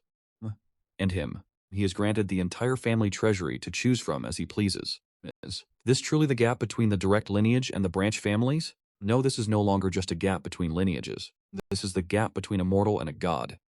I heard these words from my father. Although I had long known what I would receive, the play still had to be performed to the very end. On the surface, I maintained my humility, bowing once more before Gu Lingqian, and said with calm confidence, Father's deep affection, your son is deeply grateful for. But your son believes the merit of this conquest does not belong to me alone, but is thanks to the peerless divine might of our ancestor, Father's strategic planning, and the heroic efforts of the third uncle and our soldiers in slaughtering the enemy. It is the result of the entire clan working in unison. Your son was merely fortunate to be at the right place at the right time. I dare not claim credit. As for the rewards, your son has only just stepped onto the path of cultivation. My foundation is not yet stable, and I dare not hope for too much. I leave all matters for Father to decide. These words were spoken with perfect precision, reasonable and sentimental. They flattered both the ancestor and my father, while also praising the third uncle and the soldiers, all while positioning myself in a stance of humility and studiousness. On the high platform, Great Elder Galingia heard this, and a golden glint flashed through his cloudy, aged eyes. Stroking his beard, he nodded in satisfaction. Excellent. Well said. Neither arrogant nor impetuous, neither greedy for merit nor complacent. Your temperament is steady and your vision is far-reaching. Patriarch, you have raised a fine son. The Gu family finally has a worthy successor. To receive such high praise from the Great Elder, among the younger generation of the Gu family, is a singular honor. The smile on Gu Lingjian's face grew even brighter. He looked upon this perfect son of his with deep affection. You little rascal, you certainly know how to speak well. Lingjian laughed and scolded him. However, merit is merit, and transgressions are transgressions. You are not wrong. Everyone who participated in this expedition has achieved undeniable merit. He turned to face the entire clan, his voice becoming grave and authoritative. Hear my command as Patriarch. All soldiers who participated in this expedition, regardless of their rank, shall be promoted one level, and their rewards shall be doubled. The cultivation resources for their direct family members, spanning the next 3 generations, shall be provided entirely by the clan. Boom. As soon as this order was issued, the army below erupted into deafening cheers. The soldiers who had just returned in triumph were flushed with excitement. A promotion in rank and doubled rewards. This was already a reward as vast as the heavens. Yet more importantly, the clan would fully cover the cultivation resources for their direct kin for 3 generations. This meant their descendants would start from a position far ahead of all others. When one person achieves the Tao, even their chickens and dogs ascend to heaven. We thank the Patriarch. Long live the Patriarch. We would die for the Gu family. We would die for the young master. Countless soldiers knelt on one knee in unison, their voices filled with the fanaticism and loyalty born from the depths of their hearts. Gu Lingtian nodded in satisfaction, his gaze then shifting to the high-ranking members, such as the Third Elder and all the elders involved in this campaign. Your battle merits are illustrious. All of you may enter the Gu family treasury and choose 3 treasures of your own liking. Each of you shall be granted a wisp of world origin to aid in your comprehension of the great Tao. Sharp gasps of cold air filled the hall. This reward was so immense that even the Supreme Elders, accustomed to such grand spectacles, could not help but draw a cold breath. Being allowed to choose 3 treasures from the treasury was already a supreme honor, let alone receiving an additional wisp of world origin. That is the world origin we are talking about. Every world possesses its own unique essence. Though it is but a single wisp, the laws of the great Tao contained within are, to these old men, who have been stuck at the Supreme Realm for countless millennia, nothing less than a guiding lamp in the dark. Perhaps, one might even catch a glimpse of an opportunity to achieve a breakthrough from it. We thank the Patriarch for his generous rewards. Led by Great Elder Gu Lin, all the elders bowed deeply and offered their respects to Gu Lingxian. Their hearts were filled with profound admiration for their leader. He is fair in meting out rewards and punishments. Only by honoring merits and reprimanding faults can one be considered a proper leader of a clan. With the rewards distributed, the atmosphere in the square reached its zenith. Every gaze in the assembly converged upon me once more. Even the soldiers and the elders had received substantial rewards. So as the young master who contributed the greatest merit, how earth-shattering would my reward be? Amidst the expectant gazes of the crowd, Gu Lingxian drew a deep breath and slowly extended his hand. Whoosh, a crystal of chaotic color, its surface swirling with billions of divine law chains, manifested out of thin air within his palm. That was the complete world origin essence, extracted from the profound Yuan-Tian continent. The moment it appeared, all spiritual energy on the divine isle surged inward, and it seemed as though every law of the great Tao had frozen in place. A divine might that caused the very souls of those present to tremble radiated from the crystal. The world origin is the path of a complete world origin essence. Heavens, this is the very essence of an entire world. It is truly magnificent. I feel that if I were to look at it any longer, my Tao heart would surely crumble. Everyone was shaken to their core by the sheer power of the Tao fruit before them. Even the Supreme Elders found their breathing ragged, their eyes filled with unbridled greed and longing. They knew that if they could possess this Tao fruit, they would have a 90% chance of breaking through to the Celestial Emperor realm.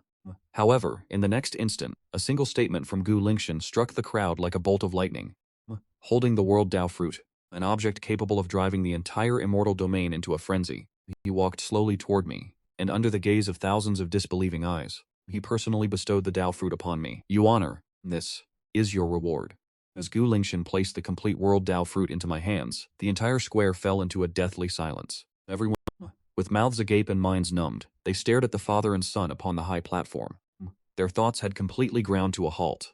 They were unable to process what they had just witnessed. This was a supreme Tao fruit, matured to its absolute limit within the higher tier Zhuanshan world. It was potent enough to propel a Tier 18 Peak Supreme to ascend to the heavens in a single stride, allowing them to enter the Heavenly Emperor realm, a treasure so coveted that any immortal heritage would go mad for it, sparing no cost to ignite an immortal war just to seize such a heaven-defying artifact. Yet, the Patriarch Gu Lintian treated it with such casual indifference, as if it were merely a trivial reward, bestowed upon his son, who was only 18 years of age, and possessed a cultivation base of mere half-blood realm. He has lost his mind. The Patriarch must surely have gone insane. Patriarch, we implore you to reconsider this. Great Elder Gulinjiang stepped forward. The origin of the world is of monumental importance. Although Xuaner has performed a meritorious deed of unparalleled scale, is this reward not? Is this not too excessive? This object should be refined by you. If you can seize this opportunity to break through to the true immortal realm, our Gu family will possess another pillar of strength, guarding the immortal domain for 10,000 years. This would be far more beneficial to the clan than any reward. The words of the great elder voiced the inner thoughts of every elder present. It was not that they lacked affection for me. On the contrary, they valued the hopes of this clan above all else. But one must distinguish between personal matters and the interests of the family. A world origin possesses such immense strategic significance, and I am still far too young. To entrust such a vital treasure to me would be a grave waste. Faced with the choice between the future of the clan and a personal reward, they chose the former without a moment's hesitation. We beg the Patriarch to reconsider. We beg the Patriarch to prioritize the greater good. In an instant, everyone from the Gu family, gathered below the high platform, reacted in unison, kneeling to the ground as a roar like shifting mountains and overturning seas echoed toward the heavens. They too believed that this dower fruit should be granted to the Patriarch. Watching the scene of indignation and agitation before me, I felt a sense of bewilderment in my heart. Even I had not expected my father to be so direct, to present this to me in front of the entire clan. Now you have truly provoked everyone. I glanced at my father, and discovered that Gu Lintian still wore a calm expression, as if he had already anticipated such a reaction. At this very moment, an aged, majestic voice seemed to resonate from the far side of the eternal ages. Speaking faintly, "What is all this commotion about?" The voice was not loud yet. It carried an indisputable supreme authority. The moment it echoed, the previously clamorous square became so silent that one could hear a pin drop. Every member of the Gu clan, whether elder or disciple, trembled uncontrollably. With faces filled with absolute reverence, they knelt in unison toward the forbidden grounds. "We welcome the old ancestor." It is the old ancestor. Has the old ancestor truly been disturbed? A gaunt figure appeared silently upon the main seat of the high platform. That was none other than the Gu clan's old ancestor. He cast a glance at the crowd kneeling below, his cloudy eyes betraying neither joy nor sorrow. Lintian has done nothing wrong. Once the old ancestor spoke, he directly settled the matter. This world was discovered by Yuan Yi. According to the traditions of the Gu clan, the discoverer is entitled to 55%. This Tao fruit should rightfully belong to him. The rules of our Gu clan cannot be altered. But old ancestor, the great elder Gu Linjiang, attempted to interject. The old ancestor waved his hand, cutting him off. "I know what you are all thinking. You believe that giving this Tao fruit to Lintian to help him break through to the true immortal realm, or to add another heavenly emperor to our ranks, would be more beneficial to the Gu clan. Is that not so?" The great elder and the others remained silent, but it was clear they tacitly agreed. Short-sighted, the old ancestor let out a cold hum, and a faint ripple of immortal prestige radiated forth, causing the hearts of all the present elders to pound violently.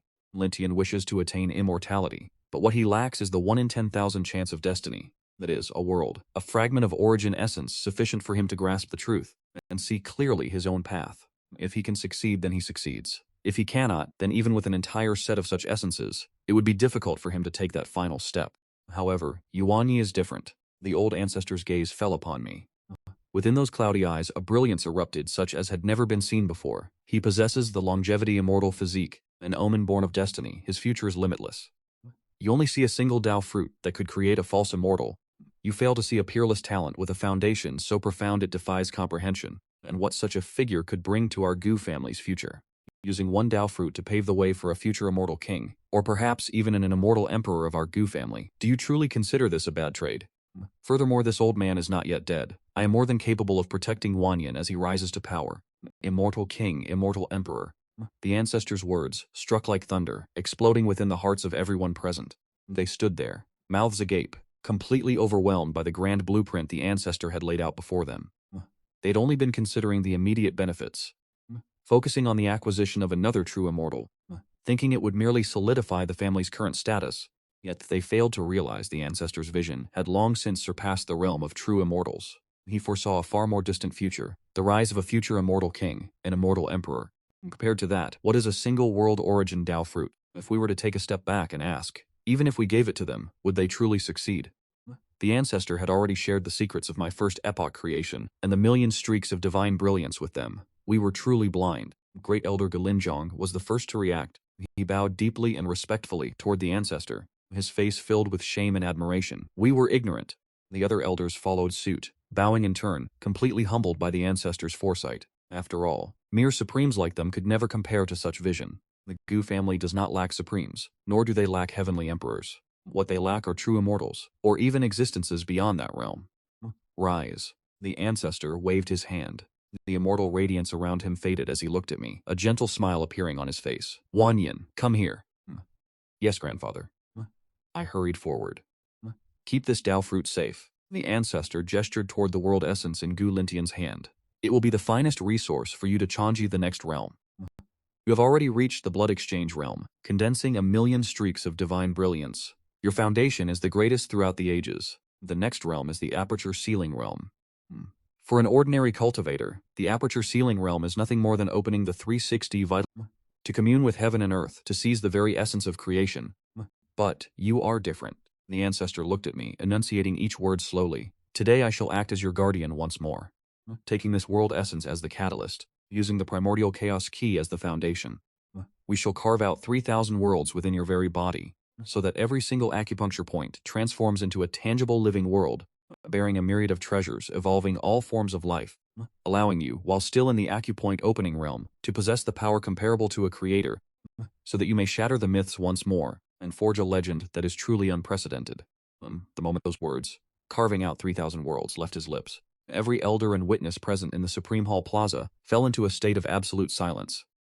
If the previous act of bestowing the world essence upon me had merely filled them with terror and disbelief, then these words from the ancestor completely overturned their understanding of reality, shattering their worldviews into fragments.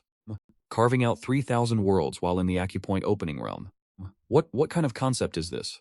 This is no longer mere cultivation. This is the act of creation itself. Ancestor, you are not joking, are you? Elder Gu Shuedao, known for his volatile temper, stuttered, his voice trembling uncontrollably. Having lived for hundreds of thousands of years, he considered himself learned and widely traveled. Yet the events of this day had completely exceeded the boundaries of his knowledge. To condense a million rays of divine light in the blood circulation realm, and break through the barriers of innate mystical powers, was already an eternal myth never before seen. Yet now they speak of carving out 3,000 worlds in the acupoint opening realm. If word of this were to spread, I fear the entire immortal realm would believe the Gu clan had lost its mind. Joking? The ancestor glanced at him and let out a cold snort. I have never joked in my life. A typical peerless genius in the acupoint opening realm can open 360 acupuncture points, and is already hailed as a monster-level talent, comparable to an immortal. That is because their physical bodies and souls simply cannot withstand the weight of any more laws of heaven and earth. But Yuaner is different. The ancestor's gaze fell upon me once more. Brimming with pride and expectation, he possesses the longevity immortal physique, and has used the Chaos Green Lotus pedestal and the essential blood of a true immortal to forge his foundation. The solidity of his foundation is truly unprecedented. His physical body is akin to a chaotic universe yet to be awakened, with boundless potential. When combined with this world essence, ripened to its absolute peak, it is enough to sustain him in completing this unparalleled feat. Once successful, Yuanyi, while in the Xiaoxiao realm, will possess absolute strength, overwhelming all prodigies of the same generation. Without relying on any supreme treasures or secret techniques, he will be able to defeat cultivators of the great accomplishment stage of the divine Tao realm, based solely on his own strength. These words set everyone present into a frenzy, their spirits shaken. Defying the heavens to challenge a great accomplishment divine Tao cultivator while in the Xiqiao realm. What kind of concept is this? It is equivalent to using a second-tier realm to defeat a third-tier, or perhaps even a fourth-tier. If I were to use the clan's supreme treasures, such as an extreme Tao imperial weapon or a quasi-emperor weapon, achieving this would not be difficult. But did you not hear what the ancestor said? This is under the prerequisite of not using any external means. This is based solely on his own inner foundation. How terrifying must this combat power be? The term prodigy is no longer enough to describe him. This is truly a young god. Our Gu family is about to give rise to a true dragon. Great Elder Gu Linjong looked at me, his entire body trembling with excitement. He seemed to see a future in the not-too-distant time, where I would sweep across all things, suppress an entire era, and lead the Gu family to a glorious future like no other. Very well, enough with the idle talk. The ancestor waved his hand, his expression turning grave. This matter is no triviality. It requires an environment of absolute tranquility, free from any disturbance. Lin Tian, Shadao, the two of you shall stand guard for me. The remaining supreme elders are to seal off the entire divine Tao. No one is permitted to leave or approach the forbidden grounds by even half a step. As you command. Gu Linch and Gu Shudao replied in unison. The expressions of the elders were equally solemn. They knew that whatever followed would concern the future destiny of the Gu clan, and they could not tolerate even the slightest error. Yuani, follow me. The ancestor beckoned to me. With a flicker of his figure, he vanished from the spot, taking me with him. The next moment, we had returned to the depths of the Forbidden Land. Within the inner universe lay that very bronze immortal coffin.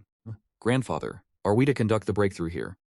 I looked at the familiar starry sky surrounding us and asked with a touch of curiosity. Indeed. The ancestor nodded. This place is my inner heaven and earth, completely isolated from the outside world. Even a true immortal of the same rank would find it absolutely impossible to deduce anything here without alerting me. He pointed toward the bronze ancient coffin floating in the center of the universe. Go, just as you did last time, and sit upon the Chaos Green Lotus platform. Yes, grandfather. Familiar with the process, I leaped with ease, climbed into the immortal coffin, and sat cross-legged upon the green lotus platform that radiated a fragrant scent, calming my mind and centering my spirit, embracing the primordial essence. The ancestor's voice echoed in my mind. Merge your life-bound divine manifestation within your dantian completely with your soul, and then contemplate the world. Hearing this, I immediately closed my eyes and sank my consciousness into my dantian, only to behold the golden divine manifestation condensed from millions of spirits. Its dignified form appeared exactly like my own. Under the impetus of my intent, the golden divine manifestation slowly opened its eyes, transformed into a streak of light that flew out from my dantian, and surged straight into my sea of consciousness, merging perfectly with my already brilliant soul. In the moment of fusion, I felt as though my soul had suddenly expanded 10,000-fold. My perception expanded without limit, piercing through the barriers of the inner universe, until I beheld the boundless chaotic void beyond. I witnessed life emerging within the chaos. I observed the evolution of laws, and the birth and destruction of worlds. An unprecedented... It is time. The patriarch's voice echoed in my mind like a tolling alarm. Take the origin of the world, use your soul as a conduit, and refine it within your own body. Create the heavens and establish the earth in one single stroke. Without a moment's hesitation, I stirred my consciousness, and the origin orb that I had stored within my spatial ring appeared, hovering directly before me. I opened my mouth, inhaling with the ferocity of a leviathan, and swallowed the head-sized orb in a single gulp. An energy so vast, beyond the limits of description, instantly erupted within my body. It was even more refined than the chaos chi or the immortal fire I had absorbed previously. More pure, far more immense, as if an entire world had detonated within my very core. Cough. Even though my physical body had been tempered to a monstrous degree, under the impact of such terrifying force, I could not suppress a spray of golden blood. In an instant, my skin was covered in fissures, as if I were a porcelain vessel on the verge of shattering. Steady your mind and channel that energy into your acupoints. The patriarch commanded. I endured the agony of my flesh and spirit being torn asunder, desperately mobilizing my soul, and directed that torrent of violent energy, forcing it to strike toward my Baihui acupoint, the first acupoint within my body. Cultivation in the Shiqiao realm requires mastering the 360 primary acupoints of the human body, alongside countless deeper hidden ones. Each individual acupoint corresponds to a specific law of the heavens and earth, a profound mystery. An ordinary cultivator is considered to have stepped across the threshold of the Shiqiao realm simply by opening one. But for me, the goal is not merely to open them, it is to create. As if the power of the entire origin world had manifested, the moment it slammed into the Baihui acupoint.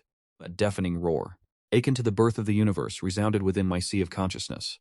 My Baihui acupoint was not simply opened like a passage for an ordinary cultivator, but was instead blasted into a singularity, a tiny remaining point of origin that contained infinite potential. In the following instant, a big bang occurred. Fire, water, and earth churned in a primal frenzy, while the clear essence rose to form the heavens, and the heavy, turbid essence sank to form the earth, as the sun, moon, stars, mountains, and rivers rapidly evolved and manifested within. In that fleeting moment, a real and complete miniature world had manifested right within my Baihui acupoint. It had been forged so brazenly. Although this world was still quite small, spanning only about 100 miles and undeniably primitive, it truly possessed its own space. its own flow of time and its own fundamental laws. It was a success. Outside the sarcophagus, the ancestor witnessed this spectacle, and a sharpness never before seen ignited within his clouded, aged eyes. He knew too his most audacious hypothesis had been proven correct. A world had truly been forged within a physical body. However, this was merely the beginning. Once the first acupoint world was successfully pioneered, that immense surge of primordial world energy seemed to have found an outlet, and with even greater ferocity, it began to surge madly toward the other acupoints throughout my body. The second acupoint, the Shenting acupoint, another world was birthed. The third acupoint, the Yintang acupoint. The fourth acupoint, the Taiyang acupoint. One acupoint after another was unceasingly opened into an independent miniature world. My body had become like a colossal honeycomb. Within every single chamber, a brand new universe was being conceived. Enveloped in the bronze immortal light, I sat cross-legged with a solemn and grave expression. My body radiated a blinding divine light, as profound runes of the great Tao circulated across the surface of my skin. To an outside observer, I appeared to be undergoing a standard period of seclusion to facilitate a breakthrough. But only the ancestor, watching through the coffin of immortal Tao intent, could perceive the earth-shattering and terrifying transformation unfolding within me. One miniature world after another was constantly coming into existence within my acupoints. Evolution. Every world brought to life was accompanied by the ravages of earth, fire, water, and wind, and the destruction of suns, moons, and stars. This was no longer mere cultivation. This was the mass production of universes. 100, 200, 300. The ancestor's clouded eyes remained fixed upon me, as he muttered to himself, his voice carrying a trace of trembling that he himself had not even realized. He had originally presumed that given my potential and the abundance of primordial world energy, at most, I would only be able to forge the 360 primary acupoint worlds within the body, eventually reaching the ultimate limit. In theory, this feat was unprecedented, an unparalleled achievement capable of shaking the foundations of the ages. Yet, in this moment he realized he was wrong. Wrong to an inconceivable degree. My potential far exceeds anything you could have imagined. Within the span of less than half a day, I have successfully unlocked all 360 primary internal world apertures. And not only do I show no signs of stopping, but on the contrary, the momentum only grows more ferocious. That immense surge of primordial world energy remains vast and seemingly inexhaustible, even after the 360 primary apertures have been opened. Like a flood breaking through a dam, it begins to surge toward the smaller, more concealed secondary apertures within my body. 361, 362. From 100, 500, 1000. As the 1000th world aperture was successfully opened within my body, at that very moment, boom, the entire internal universe trembled violently, and tens of thousands of stars resonated in unison, as if cheering for the birth of this miracle. 1,000 of them. Had he actually managed to cultivate 1,000 worlds within his own body? Even for the ancestor, who had lived for countless eras and possessed the detached heart of a true immortal, he could no longer maintain his composure. His frail form suddenly rose from the edge of the ancient bronze coffin, his face etched with utter disbelief. A monster. This boy is truly a monster. The ancestor could not help but let out a curse. Having lived for so long, he had witnessed countless peerless geniuses, some born as saints, capable of altering heaven and earth with a single command. Others were reincarnations of chaos gods and demons, possessing peerless physiques capable of crushing stars with brute strength. And some were so attuned to the great Tao that a single thought could harmonize all laws of the universe. But he had never seen, nor even heard of, anyone at the aperture opening realm capable of forging 1,000 worlds within their own body. This was no longer merely breaking a myth. This was creating a terrifying legend entirely of his own, one that would leave all future geniuses in despair, unable to even catch a glimpse of his retreating back. No, he cannot be allowed to continue like this. A flash of solemn gravity crossed the ancestor's face. Though the primordial energy of the world is immense, he was expanding his world seeds with such reckless abandon that should his energy reserves fail at the final moment, causing the creation of a world seed to collapse, it would trigger a catastrophic chain reaction. All his previous efforts would be washed away, cast into the void, and he would even risk the total destruction of his Tao foundation, leading to his soul's dissipation and physical demise. Contemplating this, the old ancestor could no longer sit idly by. He prepared to forcibly interrupt my breakthrough, urging me to stabilize my current Tao foundation, for 1,000 world apertures were already sufficient. This was already an unprecedented achievement through the ages. There was no need to tempt such grave peril. However, at the very moment he prepared to strike, an anomaly occurred once more. I sat cross-legged atop the chaos green lotus when suddenly I inhaled deeply. Boom, throughout the vast cosmos, the chaos key, so dense it could not dissipate, seemed to be pulled by an irresistible force. It transformed into gray torrents, surging madly toward my mouth, and was swallowed into my very being. Damnation. Witnessing this scene, the old ancestor's eyes nearly fell from their sockets. What is he doing? Is he actually devouring Chaos Ki? That is Chaos Chi, the most primordial, the most volatile energy from before the heavens were cleaved. Even a true immortal would not dare to consume it so recklessly, for a single lapse would cause the violent chaos laws within to shatter one's immortal body and pulverize one's immortal soul. But this little monster, he is actually using it as a source of energy. He has gone mad. This boy has surely lost his mind. The old ancestor's heart leaped into his throat. Just as he was about to disregard all consequences and intervene, he witnessed that after consuming such a massive influx of chaos chi, the primordial world energy within my body, which had begun to falter, was now replenished and surging, becoming even purer and more vast than before. Furthermore, the speed at which I was manifesting world apertures did not slow. Rather, it accelerated. 100, 200, 500, 2000. The ancestor stood frozen, watching the spectacle, unable to find the words to describe his own state of mind. He felt that a true immortal, who had lived for countless eras like himself, was nothing more than a provincial bumpkin in the presence of this grandson. His perception of reality was being shattered, again and again, with effortless indifference. Enough, he thought, it no longer matters. The ancestor heaved a heavy sigh and sat back down on the edge of the bronze coffin, his expression one of complete resignation. This boy is truly a monster, one who cannot be measured by conventional wisdom. Let him open as many internal worlds as he pleases. As long as he does not destroy himself in the process, it will suffice. He had completely abandoned all attempts to intervene. Within the immortal light, I remained entirely unaware of everything transpiring outside. At that moment, I was submerged in a miraculous sensation of creation, unlike anything I had ever experienced before. With each aperture world successfully forged, my understanding of the great Tao of heaven and earth increased at an exponential, frantic pace. I felt as though I were truly transforming into a creator god, where a single thought could bring a world into existence, and a single thought could consign an entire universe to oblivion. This feeling of mastery, of absolute control over all things, left me utterly intoxicated. And in this moment, time itself seemed to lose all meaning. I did not know how long had passed, a day, a month, or perhaps a year, when the final aperture world within my body, the 3000th, was successfully forged. At that instant, a tremor of power, more terrifying than any that had come before, roared forth, erupting suddenly from within my body with boundless intensity. The 3000 aperture worlds seemed to be guided by some mysterious force, vibrating in unison and resonating with one another. 3000 distinct great Tao laws, all originating from a single source, surged out from the 3000 worlds, intertwining and fusing within my body, eventually manifesting into a supreme imperial shadow, wearing an ancient crown, adorned in a robe of 10,000 dragons, possessing a face identical to my own. That imperial shadow sat cross-legged upon my Dantian sea. As its eyes opened and closed, the cycles of birth and destruction of 3000 worlds swirled within them. Though it sat in silent stillness, it appeared as the supreme sovereign of the heavens and myriad realms, across the past, the present, and the future. Could this be the 3000 great Taos manifesting as an imperial body? Outside the coffin, the ancestor, already numbed by shock, sprang up from his seat once more the moment he beheld that imperial shadow. Within his aged, clouded eyes remained